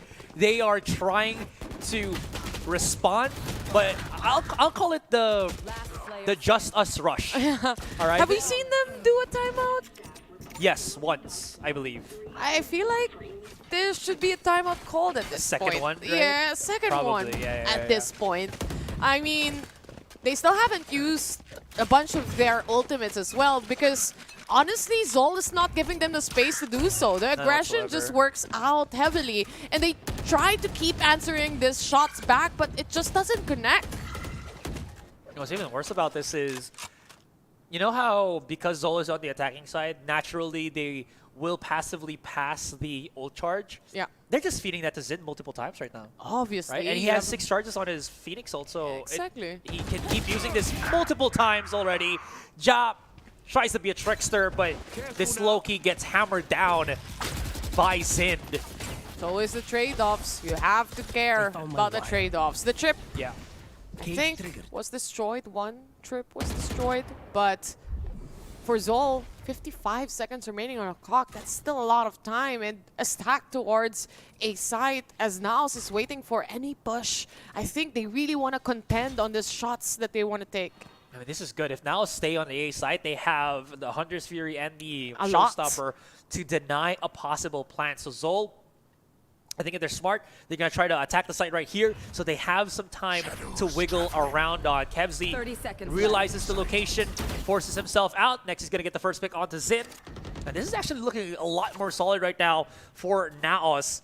If they try to maybe bring Kevzi on B side, you can already see that Papichulo is maybe waiting for it to happen just in case they have to start planting that spike in. Hunter's Fury, everything being thrown, but Micro still somehow manages to plant the spike and everything whiffs. No way. It didn't connect to anyone at all on... I think for ZOL, they're also heavily aware of all the utilities that can be played out here. Exactly, yeah, absolutely. The swing coming out. Kevzi secures one. And again, reposition himself. They do have also a Hunter's Fury to play with when it comes to this post-plant position. But NAOS, they're looking for enemies here. They're looking for blood. Double kill. No, not going to happen. Micro? Evan answers back. And Micro goes down. A successful take from NAOS, but a little too close. Yeah, for comfort, right? Yeah, for comfort. It really went down to them whiffing all of those. Yeah. They didn't have any conversion after that because that was 2 agents that was throwing utility into the site. So, you know, that one person from NAOS doesn't want to push to that without any backup. So I kind of get that, but This was almost a double kill, honestly. True. Good thing Emon is such a solid player as well. He has been solid throughout these rounds that we are seeing. I know NAOS is having a difficult time, but in Emon, you can trust he gets this 2 kills time and time again, right? And a good trades. Absolutely. Newest player right now showing what he's got. Look at Zin. You know, he's got a couple of kills already. He's 4 charges. He's just comfortable with this agent. 2 away from a run it back again. Just wanted to point it out. Go to B, then go to A, and then you got it. He has everything now. Yeah. Everything you need. No? Okay. Where is this coming out of? Oh, into the side itself. All right. ZOL pulled the trigger. No need to push in just yet. They go in for the second dip. That's going to be the first pick. Papichulo might have to push through this, but Patman is aware. Mr. Consistency himself with the 3K. Good pops. Shots. Oh, the flash. Oh, the flash. Nexi, on the other hand. Oh! The shot still connects, but in the end, it's still going to be ZOL's round. Too much chaos brought to the table of NAOS, and they're just done with it. They had everything from appetizer up until the dessert. Yeah. Wow, the full course. A full course meal brought to you by ZOL. Wow. The shot from Nexi. He was blinded, right? Yeah, he was. He had and he one-tapped him too. Yeah, he one-tapped it too. The amount of just I don't know what to call it, disrespect or just outrageousness that Zin would feel if he watched this as a replay on that and sees that actually what happened. Why? How? Yeah, I mean they still won the round in the end, sure, right? It's like the 3. But I mean, you can anticipate what's next after a flash, right? It's a swing. I mean, you could still YOLO with some shots. And then, if you're skilled enough, if you have a good percentage chance. I don't like to call it luck. It's percentage chance, probabilities, and all that good stuff. It could happen. I mean, Zin, they're barely playing close here. Mojer. They go for a fight, and Zin goes down immediately, and Kakarot with a little bit of a damage as well. The 180 turnaround from Mojer here. Man still can perform, but of course, it's a long bridge to traverse in order to get those 6 rounds. But it isn't working too hot as the contact on mid actually falls apart here for now as what looked like to be the 4 versus 5 gets to the 3-2, and Ja just sometimes just has those games where he feels like he's lost. Oh, Papi Chulo though. Got a lot of damage out there. 22 HP remains. Kakarot just holding off a little bit of an angle. The last moves one. away. Whew. KFC coming out of A main as well. And the difficult part about this is that KFC is already wrapping around him as well from behind. And he has to move slow. He has to check corners here first for Papi Chulo. Tripwire is on B as well. It's going to be a difficult round with 30 seconds remaining. I mean, he does have one smoke still available, but the he has to pass through here first. Yeah, the camera, everything, just it's a horrible time, and he might actually get tagged first before he destroys it. They already know where he is. Gonna be a straight plant if he can. 10 seconds Kakarot's left. probably just gonna check his camera to see where Papi Chulo is planting that spike in. There is a chance where Papi Chulo could get Kakarot if he comes in for the swing, but you know what? He's got the high ground. He's done. Yeah, they really had the upper hand there, especially with Kakarot still alive. And all the tripwires and cams has been set towards B as well. Kakarot has been having a really, really great time here in this map. He is so far on the top frag, on attack, first of all. Now they're on the defense, and he's still not yet done. You know what? I haven't 19 kills, 3 deaths. I haven't seen Kakarot be this good in a very long time. Yeah. And to be fair, I haven't been here for the majority of Split 1, so that could be because, you know, I might have missed it. But it's true though, like it's usually Patman, Zin, even KFC sometimes popping off, and Kakarot is really there to support throughout, but this time he has been getting all the kills almost. It's the Grand Finals buff. There's just some players that, you know, when they come into that last He's in the stretch, zone. In the zone. I like that. That's absolutely what Kakarot is in right now, as he's just nigh unstoppable. What's going to be the answer back here from NAOS is they're trying to, again, compress themselves into a better position. Next, he can't really push through forward here. They're using the smoke to get a tad bit closer into the site itself. Micro has a bit of contact. It's 2 players here on Bend, and already 2 players of NAOS are down. The answer, Paranoia, no one can come in through Link. It's all about elbow. The Mojo's going to have to get a big shot in. That is Patman down. Shock darts to delay. 50 seconds, plenty of time here for actually NAOS to start coming into the site, but is that really the problem with Micro? Has the damage with this SMG as they all fall down. They clean up. ZOL 11-3. It seems like NAOS is really having a tough time when it comes to this map as well. I mean, those Spectre shots coming in, very clean, first of all. Yeah. Not only that, it just really seems like no matter what side they choose to go, if they go B, it's going to be Kakarot who's really hot on the hands. And then you go A side, it's going to be a triple stack, sometimes even 4 stack players.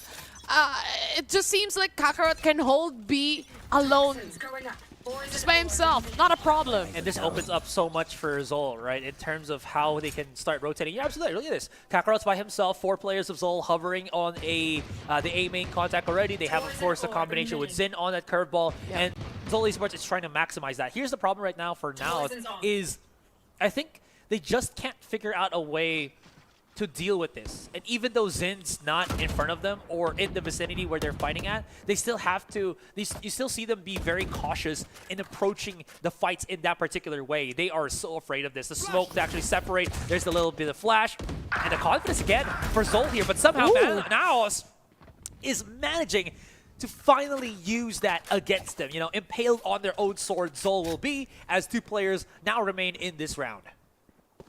It's 4v2.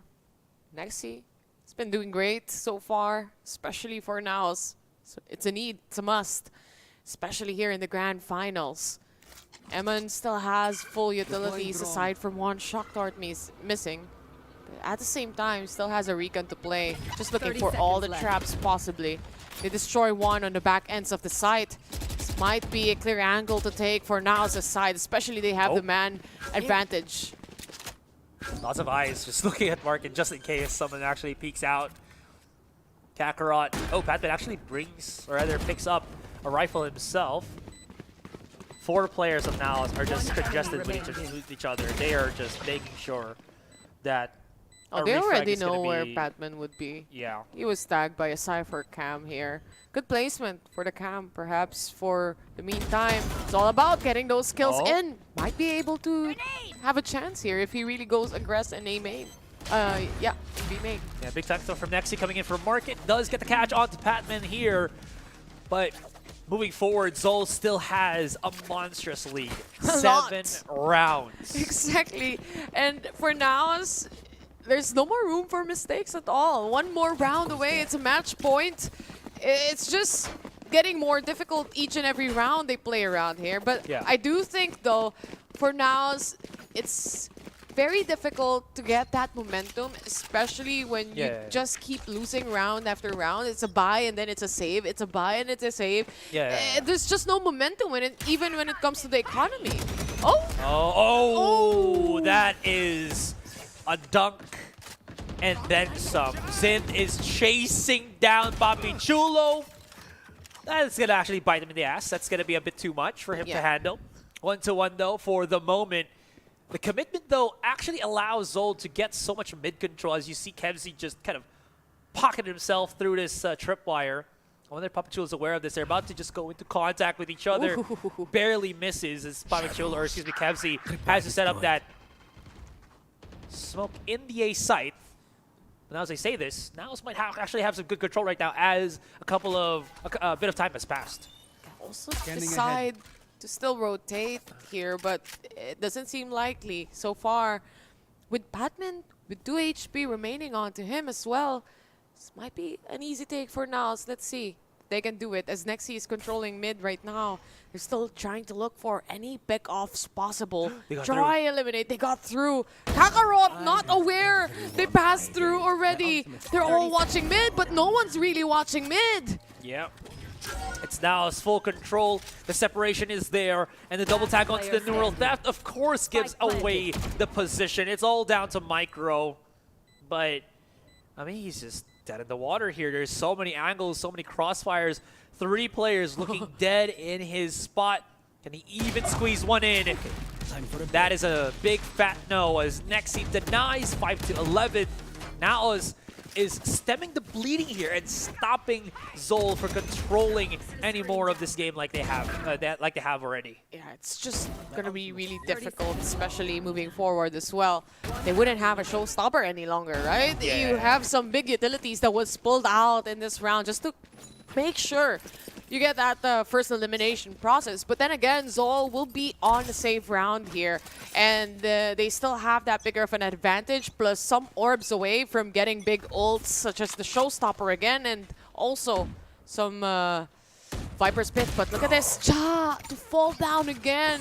They lose the controller here, the main controller. Jesus, Batman is just always in Ja's face. I actually want to see the stats once we finish this entire series. Batman? Yeah. Just the first kills on the Ja Patman front. What the hell is happening there? Because it just looks so messy. Anyways, Kakarot, not this time, buddy. Not this time. Zid goes in big with the Sheriff. The hand cannon turns into a hand bazooka in the hands of the Phoenix. 2-0. And somehow, this thrifty round for ZOL has actually been turned up in their heads. Now I'll have to pick up the spike here. It's out mid. Zid spotted it out already. 40 seconds. There is time to work their way back into the map, but so much has been lost in the process. For an eco round, too. Papi Chulo. 1 plant away to make Viper Spit, but they still have to pass through a lot of stuff here, a lot of things to consider. 30 seconds left. And Kevzi on the corner. They check, but then it's already a done deal as they take 1 away. Nexi. Wow. The timing for Zind. A thrifty round to close it to a match point for ZOL Esports. I am... crazy, right? I am in awe. I mean, are you expecting it to be this one-sided? No. No, right? No, I don't think anyone is expecting it to be this one-sided. The holler back for ZOL here. I think... especially with the Zin shots, that created at least that round for them. Plus... the 2 big picks, right? Yeah, the 2 big picks. He got the gun. He went back to B. the read was right. They were able to pick up the important, impactful kills as well. And NAOS will be forced to time out and plan and map ahead. No more. And this is insane, too, because the last time that we saw this was during the Predator League. Far off. I know, that was like... That was last year. That was last year, fourth quarter, where... Okay, have to add this. This didn't look too hot for them, this comp that they have, but this means that NAOS might not have scouted the sunset capabilities of ZOL, especially with Zin being on this Phoenix. Sure, he's 10 kills, but the thing for this man is it's not really in the numbers, it's in how he impacts with those curveballs, and it is looking damn good here right now for ZOL, because everyone is feeding off of the alley-oops of this Phoenix. And they always seem to find some kills, especially here on mid. It seems like even for NAOS, especially Ja and Mojer, isn't really having a good game right now. They just kept getting picked off. And look at this, Mojer not gonna hit anyone on the showstopper. They try to go for the aggressive play, but at least they pick up on Zind. No more run it back for the meantime. Yeah, the catch and swing actually not working in their favor as Micro actually gets stopped in his face because of the Cypher Cage. So now it's able to create this 1-2 punch play into that B site. Hold on, we're Hunter's Fury. A little bit too late here though. Micro might not be able to get a conversion onto this one, as every single shot has been just dodged. Two players of ZOL coming into the site itself. Papichulo is just a bit too quick, and ZOL's players falling down like flies ever so slightly. Emon has already gotten his own pick, and this might actually be a team ace if ever, but no, Papichulo gets the second one, only on down to Micro. Expensive round for NAOS, or excuse me, expensive round for ZOL, but this is a strong statement round for NAOS regardless. A flawless round we have right now on the screen as well. Lots of good shots coming in. They put out a showstopper. Yeah, it didn't connect, but again, it's just really there to create that space for the rest of the team to push forward, get those skills in, especially towards Zin. Was already huge enough. Couldn't react to it any longer. Couldn't fight for it as well because of the Cyber Cage that they set up on Micro. And they haven't used up the Viper's Pit yet. So they're really conserving a lot of utilities here. But I'm not quite sure when it comes to this round. The little whiffs matter. And Micro to pick up on that kill with the Sheriff as well. The little whiffs into the big mistakes. This is... Well, I mean, it is still ZOL that is just on the pistols, but I mean, at this point, I think this is still something to fear for now. As it stops them dead in their tracks. They're just down to... Okay, so that's going to be Papichulo, at least with the refrag, but I'm losing my words right now because ZOL are just super active into finding these crevices where NAOS are hiding themselves, trying to regain this map control, where they try to do that, and then you see Patman just swinging it out and getting the shutdown, the elimination on the Emon. And they have been doing this for quite a while already, taking up space or really going deep towards B main. Yeah. And again, with that kind of timing, when you hear a Silver Drone, you know that he's not going to move anytime soon. You have to push out instead of getting tagged. And exactly like that, they were able to punish Emon completely without a fight. Did Micro spot them? I think he just backs away. Maybe. He has a recon dart. He's playing for that swing around as well for Kevzi. Zin falls down. That's Nexi activating the Neural Theft, and this is a big one. That's going to expose the positioning of all the players of ZOL to NAOS. Paranoia is going to catch the catch onto Kevzi. It's going to be a big one here. If they can shut it down, Kevzi, one more bullet, does get the pick.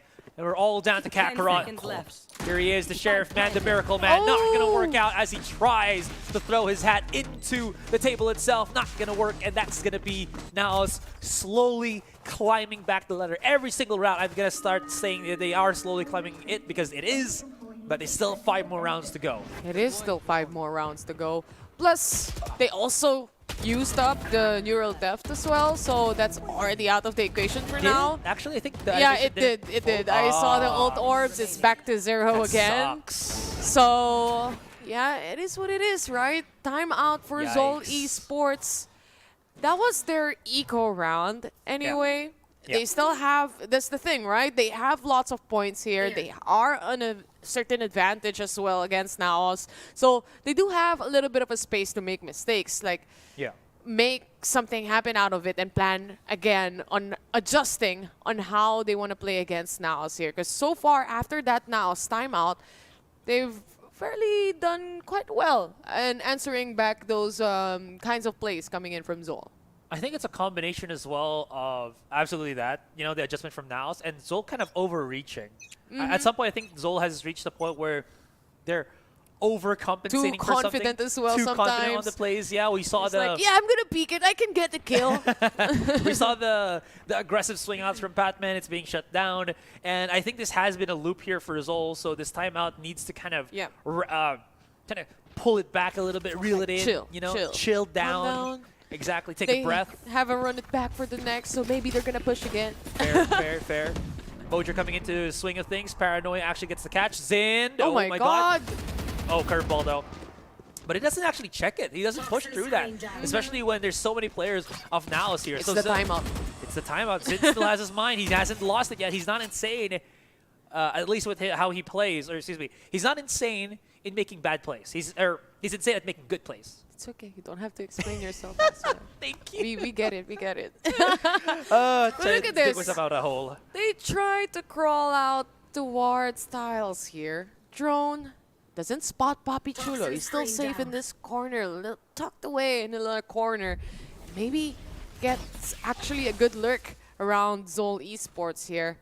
But for NAOS, it's more of trying to have a good read and trying to get a pick off. That tiny little corner right now for Patman. He still has a nade if he wants to throw it out, but just the boom bot for that little bit of information.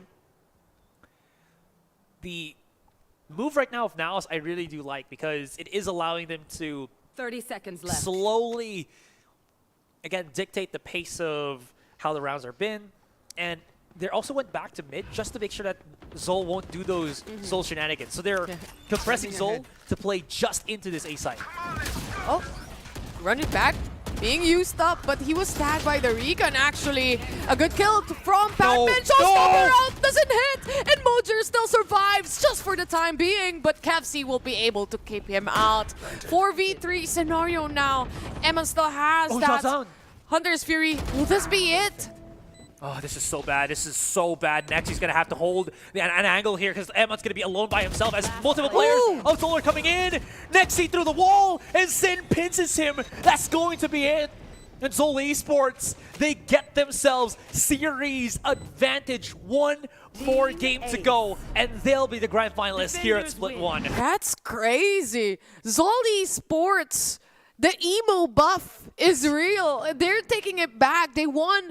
Again, it's the map pick curse here, Asarai. So far, all the maps that NAOS picked was won by ZOL Esports. Absolutely ridiculous, redonkulous here for ZOL. It started with, again, how strong the game plan is that they're just going to use Zin as a wrecking ball. It doesn't matter if Zin wins, if he dies, if he survives. As long as he can create that opening, they will force their way in. And it worked so well in that first half. We ended like, what, 8-4? And then it became like, it's such a 12-7, 12 to something like that. But pretty much one-sided at some point, at some degree here. ZOL Esports, I mean, ridiculous performance coming in from Kakarot, first of all. He was really able to get a lot of momentum on the attacking even. It's also because of how seems like NAOS is a little bit pushy when it comes to taking positions. You've seen them get aggressive on the defense and taking space in mid. And that was a lot of skirmish on mid as well a while ago. And I feel like Kakarot just rose through that. And it took NAOS a while to actually figure out a way to at least quell it. You know, not even extinguish it. Not even douse it. It's just a little bit of a simmer to the flames of ZOL in that mid control. And it really just goes to show, look at how many first kills ZOL was able to find in that one. It's similar to the first map as well, 14 I think, and then now 13. ZOL is just on first kill galore, and these highlights are just again showing how dominant they truly have been. Sure, there were some stellar rounds here for NAOS and some amazing almost clutches from players like Nexi, but it just fell short. I mean, you have that double duelist comp, right? You see Zend very much comfortable into pushing sites here, especially with how close your curveball can be and how it can eliminate that, you know, very close position proximity against your team or against your opponents. But at the same time, ZOL Esports was also able to pick up one thrifty round against NAOS. And I feel like that's very important for NAOS, especially for a team that's trying to climb and crawl their way back to their momentum. And losing that thrifty round already itself is a pivotal point. It's like ZOL realizes that NAOS play a whole different approach when they know that ZOL's just going to be on these upgraded pistols. And they're like, okay, sure, we're just going to keep doing our thing. You know, I like how it's very contrasted. We're like very light on our outfits, and on the other hand, they're all like dark shirts. But my God, NAOS, they have to climb back through this. They have to crawl back. They're the top team right now, and I think with the top teams that we have, it's also a blessing in disguise for some of the other teams. They get to be more of the underdogs here, but delivering us the win with Grab is none other than Zint. I mean, he's been delivering all throughout this matches so far. Absolutely.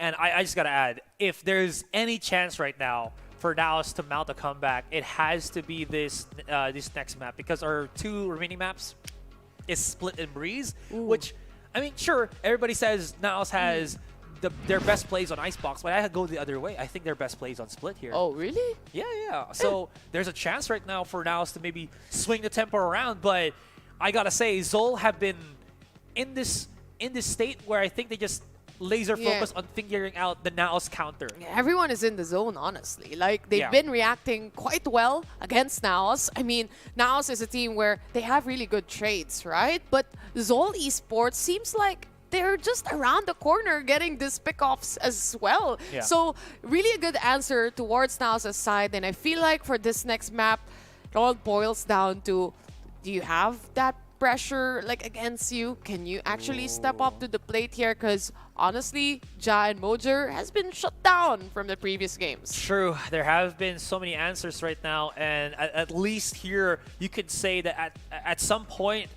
ZOL is turning into the kryptonite of, you know, the supposed best team in the Philippines. Are they going to get dethroned from such a state where they have been crowned multiple times the grand finalists in like 3-4 of the VCTPH? We'll have to figure out later on our map number 4. My name is Aster. With me now is Terror. We're going to be coming back after a short break, so stay tuned.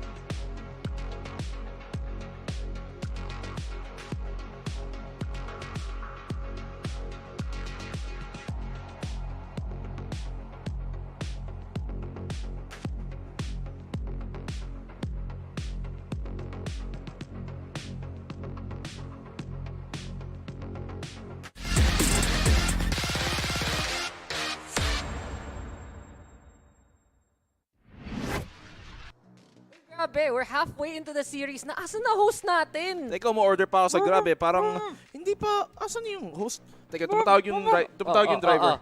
Sir, asan na? Nandito na daw? Ang bilis naman ng delivery. Asan ba? Asan yung VCT host namin? Parang gumagalaw yung grab box, oh. Ano naman yan? Try natin, buksan natin. Sige. Delivering your host with Grab Saver. Let's go. Tulog. Paano ko lalabas? Kevin. Yan. Grabe nga naman yung sponsors natin. All out para sa atin. Pati yung host, dinedeliver mismo dito sa show. Parang kanina lang si Zind, no? Delivering the win dun sa map 3 natin. Napakalupet. Ayan guys, welcome back to the panel. It's still your host, Likeable, and thank you so much to these two gentlemen sa pag-deliver sa akin dito. Kung hindi ako makakarating dito sa broadcast for the second panel. Impressed ako para may grab link tayo there real quick Priority delivery Mas ng impressed ating ako Laika na Ball. kumasya ka doon. Oo nga Guys, ito yung size nito. Kumasya si Laika dito. Paano nangyari yun? Kaya pala nag-yoga. Ay, grabe naman yung sa yoga. Workout lang tayo dyan, guys. Pero speaking of working out, things have been really working out for ZOL Esports dito. This is not, I don't think that this was the prediction for you guys. Was it? Sa akin, oo, kasi magaling ako Kaya, parang napilitan ka kaya. Hindi, siyempre, it's up to fate. Ito yung highlight, saktong-sakto.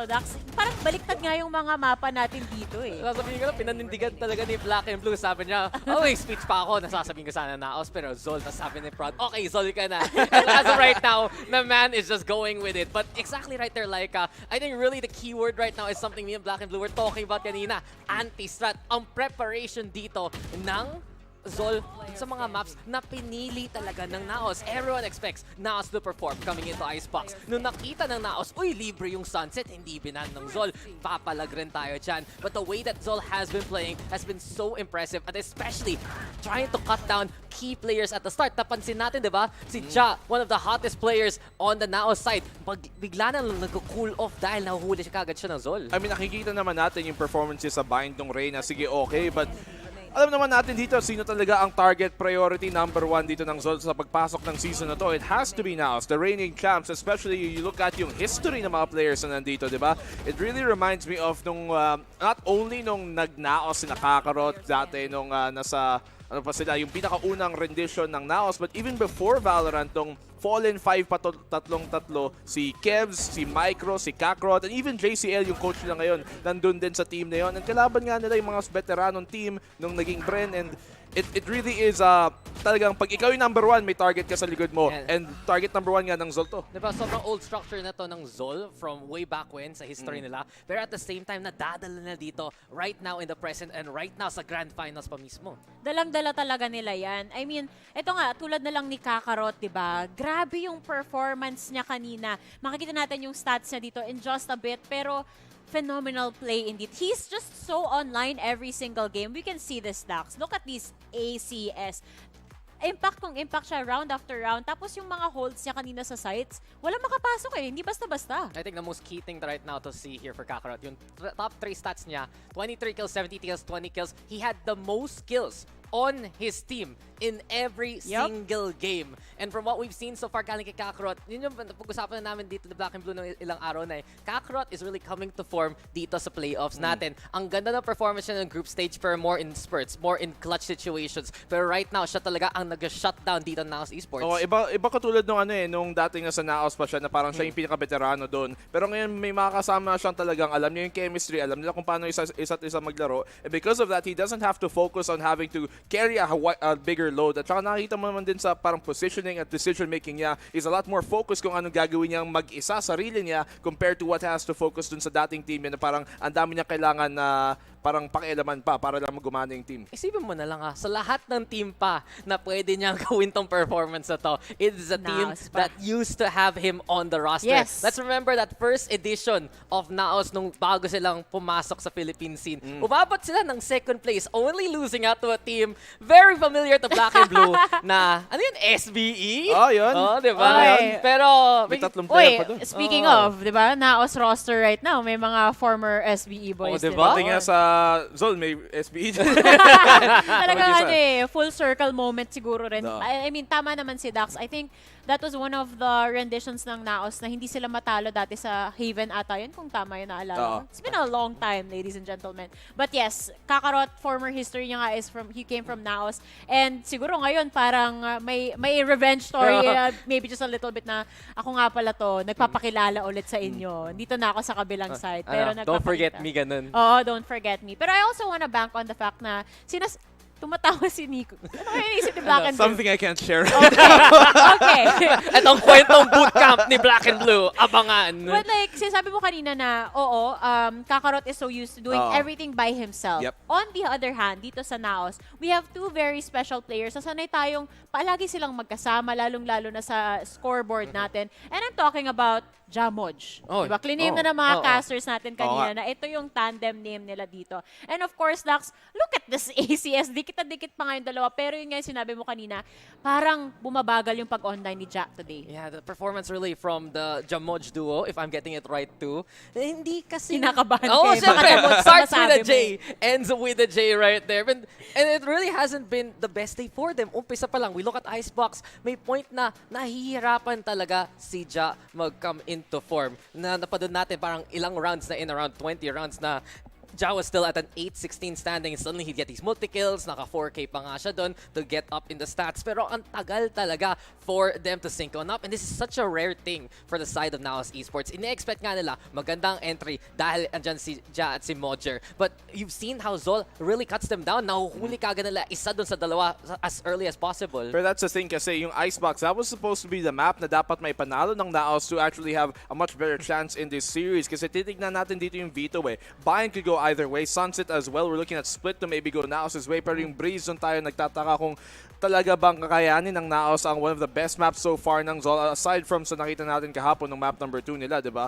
But I'm looking here to see if the rest of the team will really aid to that effort. We aren't really seeing the same type of Eman then that we've seen throughout the entire season. Talagang consistent siya nandun, always bringing them those multi-kills or at least getting a kill every round na to keep them stable. And from Nexi as well, we haven't really seen huge moments galing sa kanya. Si Papi Chulo, sige, he's been consistent. He's always been naman talaga pag sa mga clutch. Pero the rest of the team, I think as a whole, hindi lang din good yung mga reads nila. Yeah, to highlight real quick, parang 3 clutch rounds na 1vx si Papi Chulo na nagawa niya throughout the series. Every time nakikita natin 1v1 postman si Papi Chulo, sa kanya na nga yan. And yes, that has been something that NAOS can bank on, pero hindi dapat nila rely yun eh. It should never be that scenario. Parang mahirap mag-rely na kailangan sa clutch player ka nakakakuha ng mga points, diba? Always has to be the balance of things. And right now, it's very evident na yung ZOL, nasa kanila yung ballpark dito. Kontrolado nila yung nangyayari. Kaya nga nasa match point na rin sila. Prediction nyo kanina, I forgot kung sino sa inyo, 3-1 yung scoreline.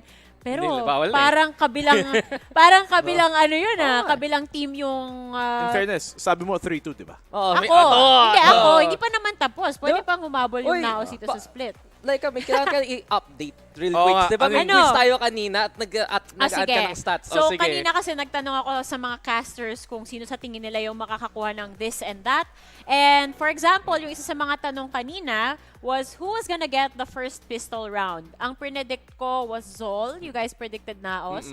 Tama sila. 1 point. NAOS got the first pistol round kanina sa Icebox. So far, sa timeout counter, I feel like I missed out potentially yung ibang timeouts. Nakafocus na masyado. Pero sa bilang ko, 4 pa lang yung timeout. Feeling ko talaga may na-miss out ako. And the first map win, ako naman yung tumama. Kasi ZOL... Ay, NAOS ba predict to?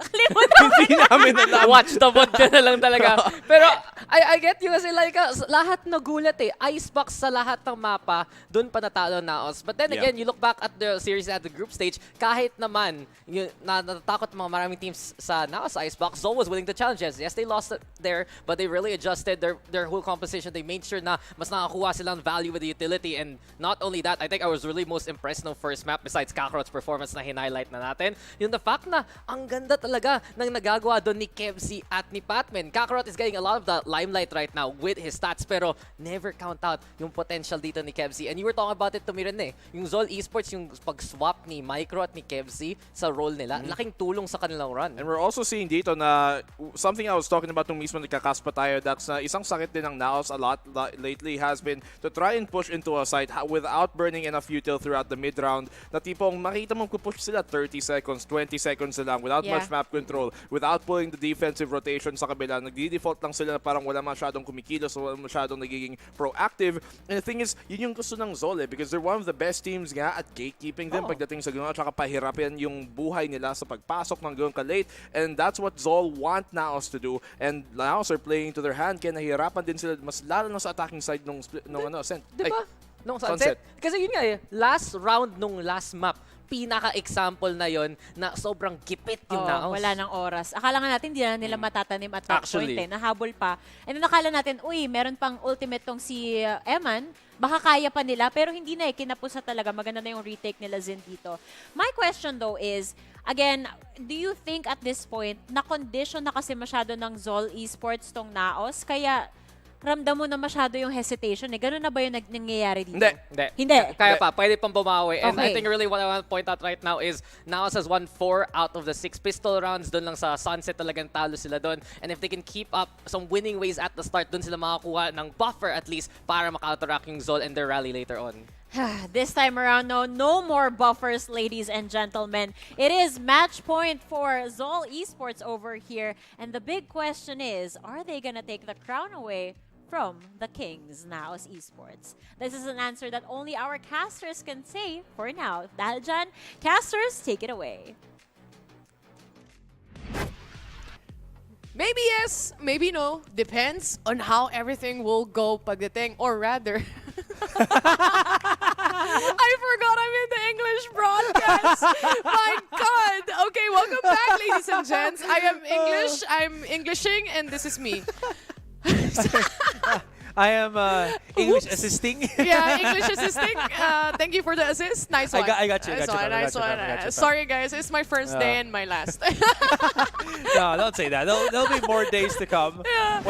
Oh my God. When it is needed. It has been 3 maps that we've seen here, Asarai. 2-1 in favor of ZOL. Yeah, absolutely. ZOL has really swiped the rug under the feet of NAOS here with how just effective that Sunset map has truly been. And there is some calls from the panel here that this isn't the end of NAOS. Even though we are on series point already, we are coming in to I think the 180, where I mentioned before when we went on the break that this is the maps where NAOS truly is king. That being said, though, of course, ZOL not far behind in terms of, I would say, performance on this split map. I mean, imagine having the momentum as well of winning against NAOS and having that upper hand as well. So this might be a lot of pressure for NAOS Esports, but being the kings of VALORANT PH for quite a while now, they are used to this kind of pressure. The question is, will, for example, Jack or Mojer really pop off? Because we've seen him deal some damage, get some kills here and there, make some little bit of a play, but it's not as explosive as we are used to. I think it's just the brandishing of a new team here, technically, for ZOL Esports. Because the thing with NAOS is, even though they are, the kings of PH, I gotta have to holler back in that performance that they had on Ascension last year as well, when they were in the International League, where it just felt like they couldn't find anything working for them. And I think that's where you see the weakness of NAOS, just have difficulty in trying to unearth themselves from a grave that has been dug by their opponents. And maybe we are seeing that come into local play because ZOL has just been so effective at the way that they have played in this entire series. But first, it starts with this pistol round, setting the tone for the entirety of the team. Papi Chulo, the delay is definitely there. The Trailblazer trying to catch and pincer down on enemies here towards mid. But Nexi quite low on the HP. Eman is on the other side. Yeah, not going to be able to get that heal for his teammate though, but slowly but surely NAOS is walking up their way here on Heaven. I do like that ZOL didn't overcommit to that though. Yeah, especially with the paranoia thrown out by Papachulo as well. Or sorry, not actually Papachulo, but Kevzi. Yeah, they just backed away. So I take my statement back. Very just controlled for ZOL here. Don't want to overextend, especially when they lost Zin in the process. they're on a double control anyway. So they still have that main smoker, to say the least. 30 seconds Trailblazer left. tried to punish with his paint shells as well. They tried to go in on the side. Ja flying up high. And Kakarot inside the smoke, trying to pincer down as well on whoever comes in. Micro, blind shots, but still connects. Yeah, Mojo also finds Patman all the way onto Heaven. That leaves 2 to remain, but Micro should know where he is. Throws out the flash. That's going to be the first indication that he is going to keep coming through screens if ever. But he's trying to reposition here. He's trying to look for a better weapon. Not going to work out. Mojo slowly and quietly just tries to, again, create some tempo. Around the corner they come, and Ja goes for the backstab. That's going to be NAOS with some pretty strong pistols to begin with. Yeah, strong start for the NAOS squad here. Much needed, I would say. Especially they're trying to crawl back their way to the top here in the grand final. Aside from that, again, that initial punch towards Zind being put away immediately in a 5v4 scenario. Just NAOS knows the timing. Whenever they are on the attacking, they're setting up the pace anyway. They have been, again, pretty good at creating that. And since we are on a different landscape where you can't really be as overly pushing onto a site, or over pushing onto an angle and keep the sites also defended as what we saw on Sunset, ZOL will really have to start picking their fights if they can. First contact, the white swing comes into play, and that's actually not too bad. 1 for 1 in terms of the trades here, though. And you see the discipline coming in from the players. They take 1, yeah, we're okay with that. No need to do more. We know we have the gun disadvantage here. And NAOS is really good on follow-up kills as well. Yeah. Kakarot, of course, brings out the Sheriff. NAOS has been pretty solid with it. But Ja, he's prepared. He's annoyed. Wants to get that punish rolling for them. That's going to be the open up onto the B site. Spike is being delivered as we speak. Oh, it's a big fight coming in from Patman here, though, and the rest of ZOL already onto the site itself. Mojo is about to get dropped on. But he reacts quickly enough, and that's going to be that. I wonder if Patman's going to be able to do anything other than just be a nuisance here outside Garage. Don't think so, as he's down to 23.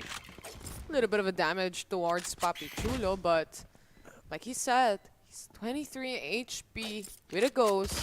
But that's going to be it towards mid. It's going to be Mojo picking him up as well. 2-0 for the side of NAOS here. So far, it has been clean. They get quick trade-offs, yes, but in the end, it feels like they react faster now compared to what we've seen a while ago. Yeah, that mid-series break has really given some thinking time for now, some reset time, some very good R&R, at least for the series, right? So I think that might be helping them out. Rest and relaxation. Oh, because when you say R&R fast, you sound Australian. R&R. R&R. Oh no. See? The H2R. Okay, KFC. All right, that's going to be the 1-for-1 trade. Not too bad. This is going to equalize some things, but now showing their presence here on that A site. Liking it. Loving it. And they do slow down ever so slightly here as Patman about to go for a bit of swing. Look at Kakarot just nonchalantly swing it out with the white peaks. I feel like they're both just teasing each other. Emma, just though. a little peek, just a little swing. But Emma quite deep onto A already. And they don't have a clue. They didn't see this. Flash from Micro, and that's going to be the kill from Eman. A good positioning from the rest of the NAOS squad. They tried to pincer onto Patman, successful as well. And this lurk, quite late. Yeah. Everyone's dead. They don't know the Zin's here. He could time to go for a quick little contact play. Converts for only the 1 here, though, as the paranoia delays him even further. Bit of damage onto Amon, but that's not going to be converted into the kill, so that's going to be 3 versus 1 as we continue. Zin now repositioning to go onto Heaven as he does get a bit pincered in onto A. Wants to free up some space. Does make some noise. That's going to alert Nexi, maybe even the rest of NAOS, to look at the other direction. Gets that contact already, gets tagged on the way out, and this is looking too bit heated here for Zin. Might be even forced to go for a save, mind you, as this was the gun round of ZOL, and next time it's going to just be a save for them. A good bonus. And I do feel like whenever we see this map specifically split, a lot of teams just crawl through the space of A main. Necessarily for the side of the defenders, they don't usually overpeak that angle, right? So Eman had the free space to really crawl up. Didn't take a shot on the first person he saw, which was Micro. And that gave him the opportunity to have a better clearer shot perhaps towards the kills here and gain that advantageous position where he could just push in as well towards Batman. Absolutely, and it was completely undetected by ZOL there. So now they're starting to poke and prod the way that ZOL does it on that previous map, and it is working extremely well for them here. Another reset in terms of economy here for ZOL, as it's only really Zin that was able to save a weapon. He even had to spend some money so that he can just get the half shield. As you can see here, he's down to like 600. So it is an expensive round for them. A quick little gander, and a look at the kill feed, and Patman's actually converted for 2 kills already. Man is striking hard. He might get punished here, but he's still alive? He Hello? is. And he's going to get out of that one scot-free.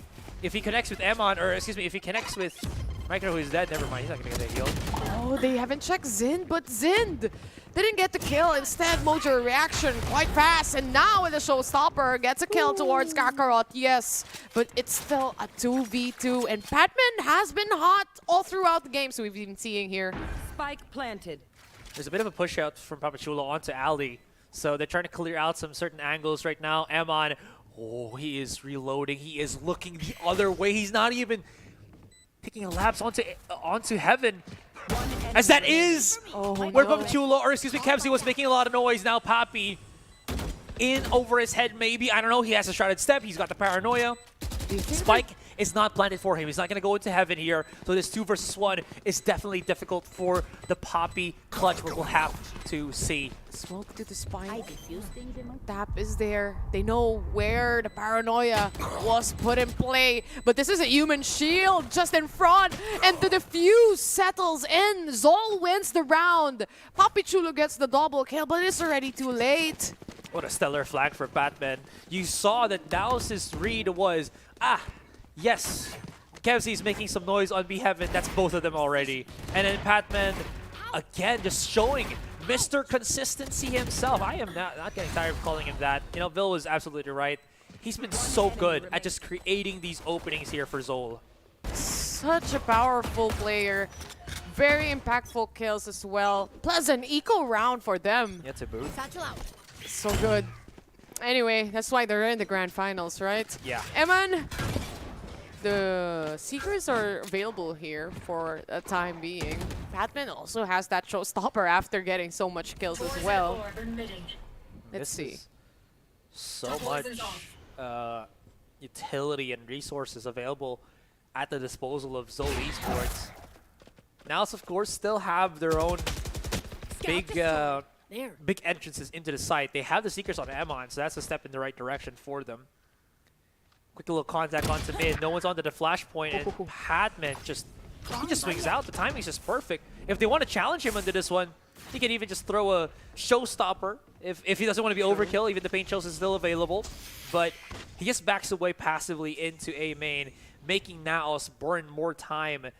Again, with like 40 seconds left into this clock. I do like this repositioning, though. They're making NAOS guess, where could Patman be? He went through vents, yes, but then I have to check every corner.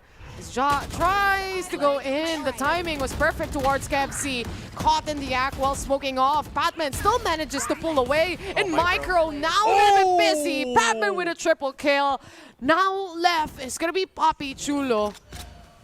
Not enough orbs for that ult to pick up the spike. It's going to be a save here, Asarai. 10 seconds left. Damn, Patman's going crazy. He is nuclear right now, as the other Taylor likes to mention. Other Taylor.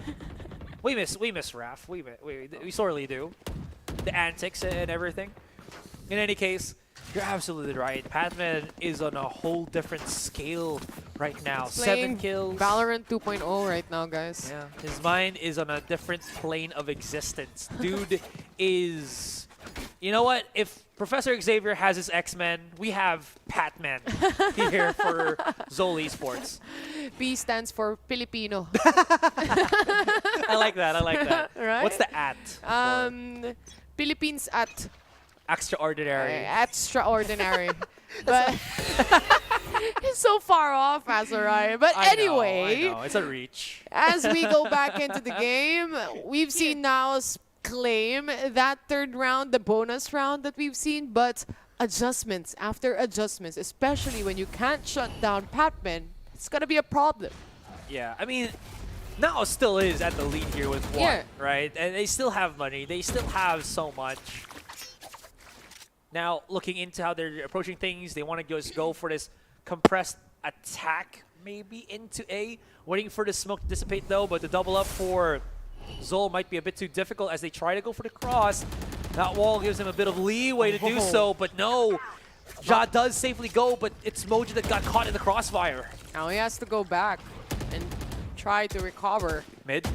Mid, on the other hand, Nexi fighting for his life here, creating a little bit of a chaos so they don't leave mid necessarily. But Ja, good on the first shot, and killing off Batman is already one step to the right direction. On the other hand, though, Kevzi and Micro actually have good positioning here on the corner. Is going to be Eman getting a kill on the Ja. He takes one down in the 3v2. It's all up to Zind and Kakarot. Yeah, they lost full control on this A side, but the swing out. They heard the TP, I think, from Papachulo, and Zin immediately goes for the punish. Nexi with the big flanks all together. Doesn't know where Kakarot's hiding at. As you see him checking mid for the moment. Goes in for the big drops. Now they know he's there. Big flanks could come in. Timing is going to be crucial here for Nexi as he's about to get the contact at 3, 2, 1. No! Kakarot gets into the corner.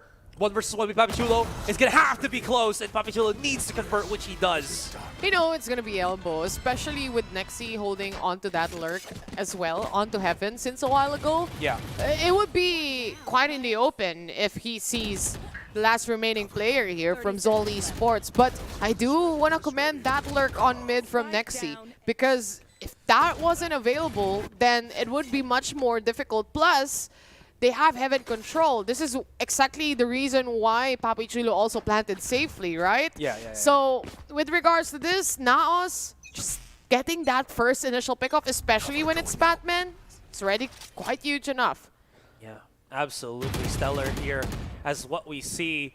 Zin inside the smoke. I don't think he's going to get spotted by... Oh, that is big. No eyes on NAOS on where Zin has pocketed himself on. Jado explodes with the first contact. Now spotted Zin through the smoke, trying to get back into cover, which he somehow managed to do so, even through the tag, and Micro assists. This is going the opposite direction for NAOS, but Nexi's coming up huge. It's trade for trade, and blood is just being spilled everywhere on Split. Neural Theft activated, 3 versus 2. And there is a breathing time here for ZOL as that exposes the positioning of the NAOS players. It's bloodshed, it's a massacre. But at the same time, NAOS crawling their way through the smoke. Good decision if they throw this paranoia out, but then as the smoke dissipates, they know it's going to be a trailblazer. There's going to be one stairs here, but they want to take and make sure sight is going to be clear. As Kevzi got shut off, this opens up B side for them. Yeah, Papachulo's going to have to start planting the spike. Unsafe, actually. 30 seconds left. You have the 2 versus 2. Papi has a reposition. Oh. Oh, he got swung on by Kakarot a bit too quick. You can see Mojer, he can't be in all places at once, and unfortunately it's B main once again that was the culprit of the lack of defense there from NAOS. They're everywhere. And this kill towards mid, like, so much people, so much players was able to get away from supposedly a push back, a kill probably. But then again, it just makes the entirety of ZOL Esports just scattered through the map that you just wouldn't be able to realize where they're really hiding at the moment. Plus, I mean, yeah, it's a safe plant. And even if it's not a safe plant, Papachulo would probably die off because the timing of the lurk is definitely on point as well. Moving forward, ZOL Esports, they're just 1 point away from making this a tie-up score. Oh, the lineups. Snakebite onto Heaven here. Ja wants to go for a pinch. He still has his dash activated. Tries to go through so many but they actually bypass the defender right now. That's actually Zin right behind him. Here comes the pitch coming in. Judge from Mojer gets a bit of damage, but not enough for the 2.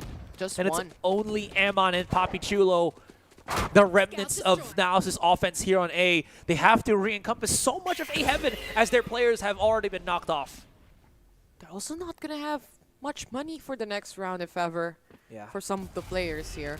Pichulo still has from the shadows as well, so they can still make B happen, but then Kakarot is already patiently waiting for this. They hop out, Eman gets the kill. Will they still hit A? Will he still hit A? He's the only person alive at this point. If he does, well... Interesting. We can already see how many he's going to have to try to deal with. He actually somehow manages to sneak by in. I don't know if they know that he's here already. It's good at the first one. Still has a guiding light to throw out, but no connection. So this might be some false sense of security, as that's the first blind that comes in to connect. 20 seconds onto the clock. Goes in for the fake plant first. Wants to find that contact first between Micro. If he does, that could be a start to something. But Micro ends it, and we equalize 4-4. Just couldn't find the positionings here of ZOL, especially if you want to take fast control of Heaven. The problem is there's always going to be Zin placing a trap, or not the trap, but a wall from a Viper. You pass through, you're decayed. Plus, at the same time, it's a little pocket for Zin to actually hide off from and catch the remaining players, or whoever wants to follow up on Ja and Mojer, since they dash in or satchel in on the play. They would really miss a spot here. And other than that, for NAOS, I mean, it's a better playstyle for Ja right now. It just doesn't click so far. I think it's because of the familiarity as well of ZOL, right? They're just aware of, when this plays happens, I know a spot that may allow me to survive. It's gonna get unscanned or undetected here by NAOS. He gets that first pick. You saw NAOS trying to go that next step to get into the site. Micro gets the pick, and then they start to dismantle that offense that NAOS had. So there is that set play, but unfortunately, ZOL here for NAOS is pretty much aware of the setups that they're trying to do. They are. Familiarity, like you said, right? And they've been playing this tournament for so long already as well. So with this, NAOS will be forced into a broken by, a stinger on their hands. Ja spotted by Zin here. They pop the smoke for the meantime to try and delay. But at the same time, they have a tripwire to go through here. Ooh, I think he broke the tripwire in time so that the boombots on the tripwire won't get broken. But that's a bit of a commitment, isn't it? Use the boombot, then the satchel as well. 2 utilities down the drain just to remove 1 trip. Yeah, but it also is gravitating a lot of the attention of ZOL on this mid side. Look at how 4 players of ZOL are stacked up already there. When now, if they strike on B right now, might actually be good, since only Kevzy really defending that that specific position. Let's see though. They still have Heaven control if you think about it, so still a big feat to go through.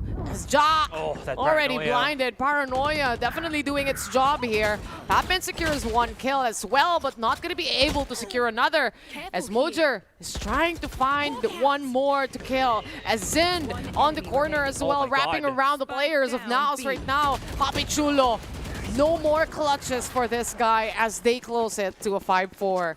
Wow, ZOL's response has been so good. Chef's kiss. It has really been. Look at the contact that's happened there. They see the setup here, and then Zakevzi says, like, sure, push on to me. I got my paranoia waiting, ready for you. And then, of course, he can't really deal with everything. Has that help from his own teammate? And everything just gets absolutely besmirched here by ZOL. 5-4. And now they've been stuck at 4 for a while now. And since they, again, weren't able to take space on mid, they really didn't have that opportunity to have a lurk or an actual lurk for that post-plan scenario that they had. But then again, it's a half buy. It's a broken buy for NAOS. This time, it's going to be that full buy. They have multiple utilities to play around with as well. Some Seekers, some Viper Spit, very powerful ultimates actually. Yeah, still the problem is for NAOS here, if they do decide to go for this A side, there's some far laid back traps on A main. Hold on. Patman's gonna have to run away, but somehow the Rosa for Mojer. He whips the shot. Papichulo tries to bring a smoke out into the gunfight. That's not gonna work out for you, buddy, as Nexi's the only one standing in mid. Spikes all the way far onto that A side, and he is alone. So much smokes set upon himself here. Nexi, they know exactly where he's gonna be, but at the same time, Spike has been dropped towards A main. He has no choice. This is gonna be a push from the team of ZOL. Multiple angles peaked, and again, ZOL Esports, they're doing their job right now. Every utility counts so far. I mean, it was a trap. You know, Mojer pulling out the showstopper here, but then again, Kakarot was the one killing everyone off. Yeah, the response there was just so good. The back and forth, ZOL have been, I think, just absolute masters of contact in this entire series, and it's just getting better and better. The problem right now for NAOS is they have response, but somehow, some way, ZOL is circumventing it. True. They're really finding a way to wrap around this, but not when Mojer pushes like that. Batman with a triple to save the day yet again for ZOL Esports. 1 kill, directed and traded by 3. They wanted to go for the quick little pick. Not gonna happen. Double satchel, and then Patman. Again, it's the catch and swing. You try to do something, you get the first pick, and then it just gets reprimanded, or just gets thrown back at you tenfold. Nexi, though, gonna be on that quick contact. Good, though, on the first, so this might be manageable for Papichulo, but he's caught rocking a hard place. Into the corner, gets pinned down. As ZOL gets that 7-4 actually, with one more round left in this first half. They just couldn't cross the obstacle set upon them, especially towards mid here for ZOL Esports. Again, it's very important for teams to have good mid control when it comes to this map. Yeah. But ZOL Esports has been great. They have been holding these cheeky angles for multiple times already, and NAOS just couldn't find an answer against it. Yeah, not just that as well. You saw the timing there for Zin. He was still able to actually still throw his snake bite. So every push that NAOS was doing, they were already vulnerable to begin with. So that made the conversion of kills for Patman not easier, but way faster. Way faster indeed. Another brand new round. We've seen NAOS play for her fast Rosa. No, Rosa this time. Not Rosa, but because Ja is gonna die from that ultimate as well. The showstopper connecting to one, and then the kill and spray from Patman. He's just unstoppable at this point. Oh my god, what is happening? NAOS is losing control into this game. Nexi comes into the swing, and Patman, he's 2 kills away from an ace here. Might even want to be able to do that. Not going to happen as Amon shuts that dream down, but it's not going to matter. 8-4, and ZOL take a commanding lead in this first half here on Split. Batman's probably like, oh, okay guys, I died. Now it's your turn. Yeah, make some kills happen. Thank you. I mean, it was very unfortunate because Mojer was able to actually survive that, you know, but again, it wasn't directed to Ja. It was directed to Mojer, and Ja was a casualty on this battle, on this war. 8-4. I mean, for the defense, that's good as you can be. But on the other side, NAOS, like you said a while ago, they seem a little bit lost. They couldn't just, I don't know why can't they punish. I don't know. It's just the interaction right now, and ZOL is coming out on top from Patman. He's evolving. He's getting that evolution, turning into Pat God. Not to see, though, if his divinity is true, as Ja's going to get out in the open, get caught out here, though. Patman's down to 65. The contact very condensed right now for ZOL, because they do have the numbers to go in for the fight. The heal as well does get them back up to full, and as that smoke dissipates, the picks comes in pouring for ZOL Esports. Patman gets another one, Kakarot as well. Out in the open, Nexi stopping them, trying to do most of the things with the classic, and it's actually working here, Taylor. Strafe God is Patman. Nexi, on the other hand, crisp on the shots as well, especially with a classic here, getting those very important pickoffs. Spike not planted. They're trying to look for the enemies before planting, or even just doing that itself would already be an advantageous position. It would be a disadvantage if they tried, but peek, the swing, Batman. Oh, the pinch. No, it's gonna be a pinch for the side of NAOS and and Batman still managed to pull off the round for the team. No way, Batman! What did he eat? What is this guy on? I don't know. He's got an aura of decay here on his opponents. They are just slowing down. I don't know. The fear is showing. You saw that there was a point where Papi Chulo was on that first contact, and both of them were like, we have to deal with Batman first, and then Kakarot comes in for the perfect sandwich. Is there going to be a force buy here for NAOS? No, but that just means that they might be playing at a 10-4 deficit. The lead just keeps stretching on, and ZOL is nearing that finish line here in the grand finals. It seems like Batman is always at the right time, at the right place, at the right moment. Oh, yeah. Trailblazer already set upon. No one onto the back ends of the site. A very clear B site is what we're looking at here. But now, they want to fight while the plant of the spike is happening. The flash settling in. Batman not going to be able to get one. Yes, he did. He's still alive and kicking, actually. 2v3 scenario now. Kevsi has the upper hand when it comes to the guns, but can they find the remaining members of NAOS? They still have to plant. It's a bit too confusing right now for ZOL to make moves in this one. This was perfect for NAOS too. They had the flash, and everybody just poured into one part of the site, and it actually worked out pretty well for them. They were a bit aware that Kakarot could have actually been going for this little bit of conversion for the flag. Not going to work out. They try to waterfall in, but they bumped their heads into the bulldog that is Kakarot. 10-4, and ZOL, we talked about it already. It was an expensive round, but they are double digits right now in the split. I think what's more important for them is to really just secure its round. You know, it might be expensive, yes, but we've seen them done thrifties after thrifties, right? And at the same time, NAOS had a good idea when it comes to this kind of scenario. They wouldn't let ZOL Esports plant the spike. Instead, they would fight it with the flashes, with all their classics or whatever guns they had, but it's just not enough. It's just ZOL Esports again in the zone. Mojer, he's committed to placing himself high up into the air. They did not. So that actually is a huge upset right now for NAOS as they come in to the bullet grinder. Only Kakarot to remain. He's not long for this world anymore. And NAOS swift retribution as B main claim their own. Exactly what they needed for that round anyway. Like, this is what NAOS is trying to look after for. And again, it was on all B main take here. No one was trying to pincer mid. No one was trying to do any punches or throwing any punches on the other sides of the map. So pressure itself, it would all be, or the focus itself would all be in B main. Plus they didn't check the corner as well. So with NAOS, 5 more rounds to go.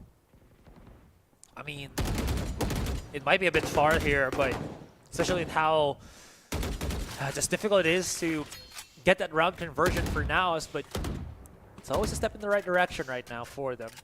Zhao wanted to go for the swing here. Actually tags Patman ever so slightly. They might want to go for another one, but there is that double swing that we could be looking at from Ja and Emon.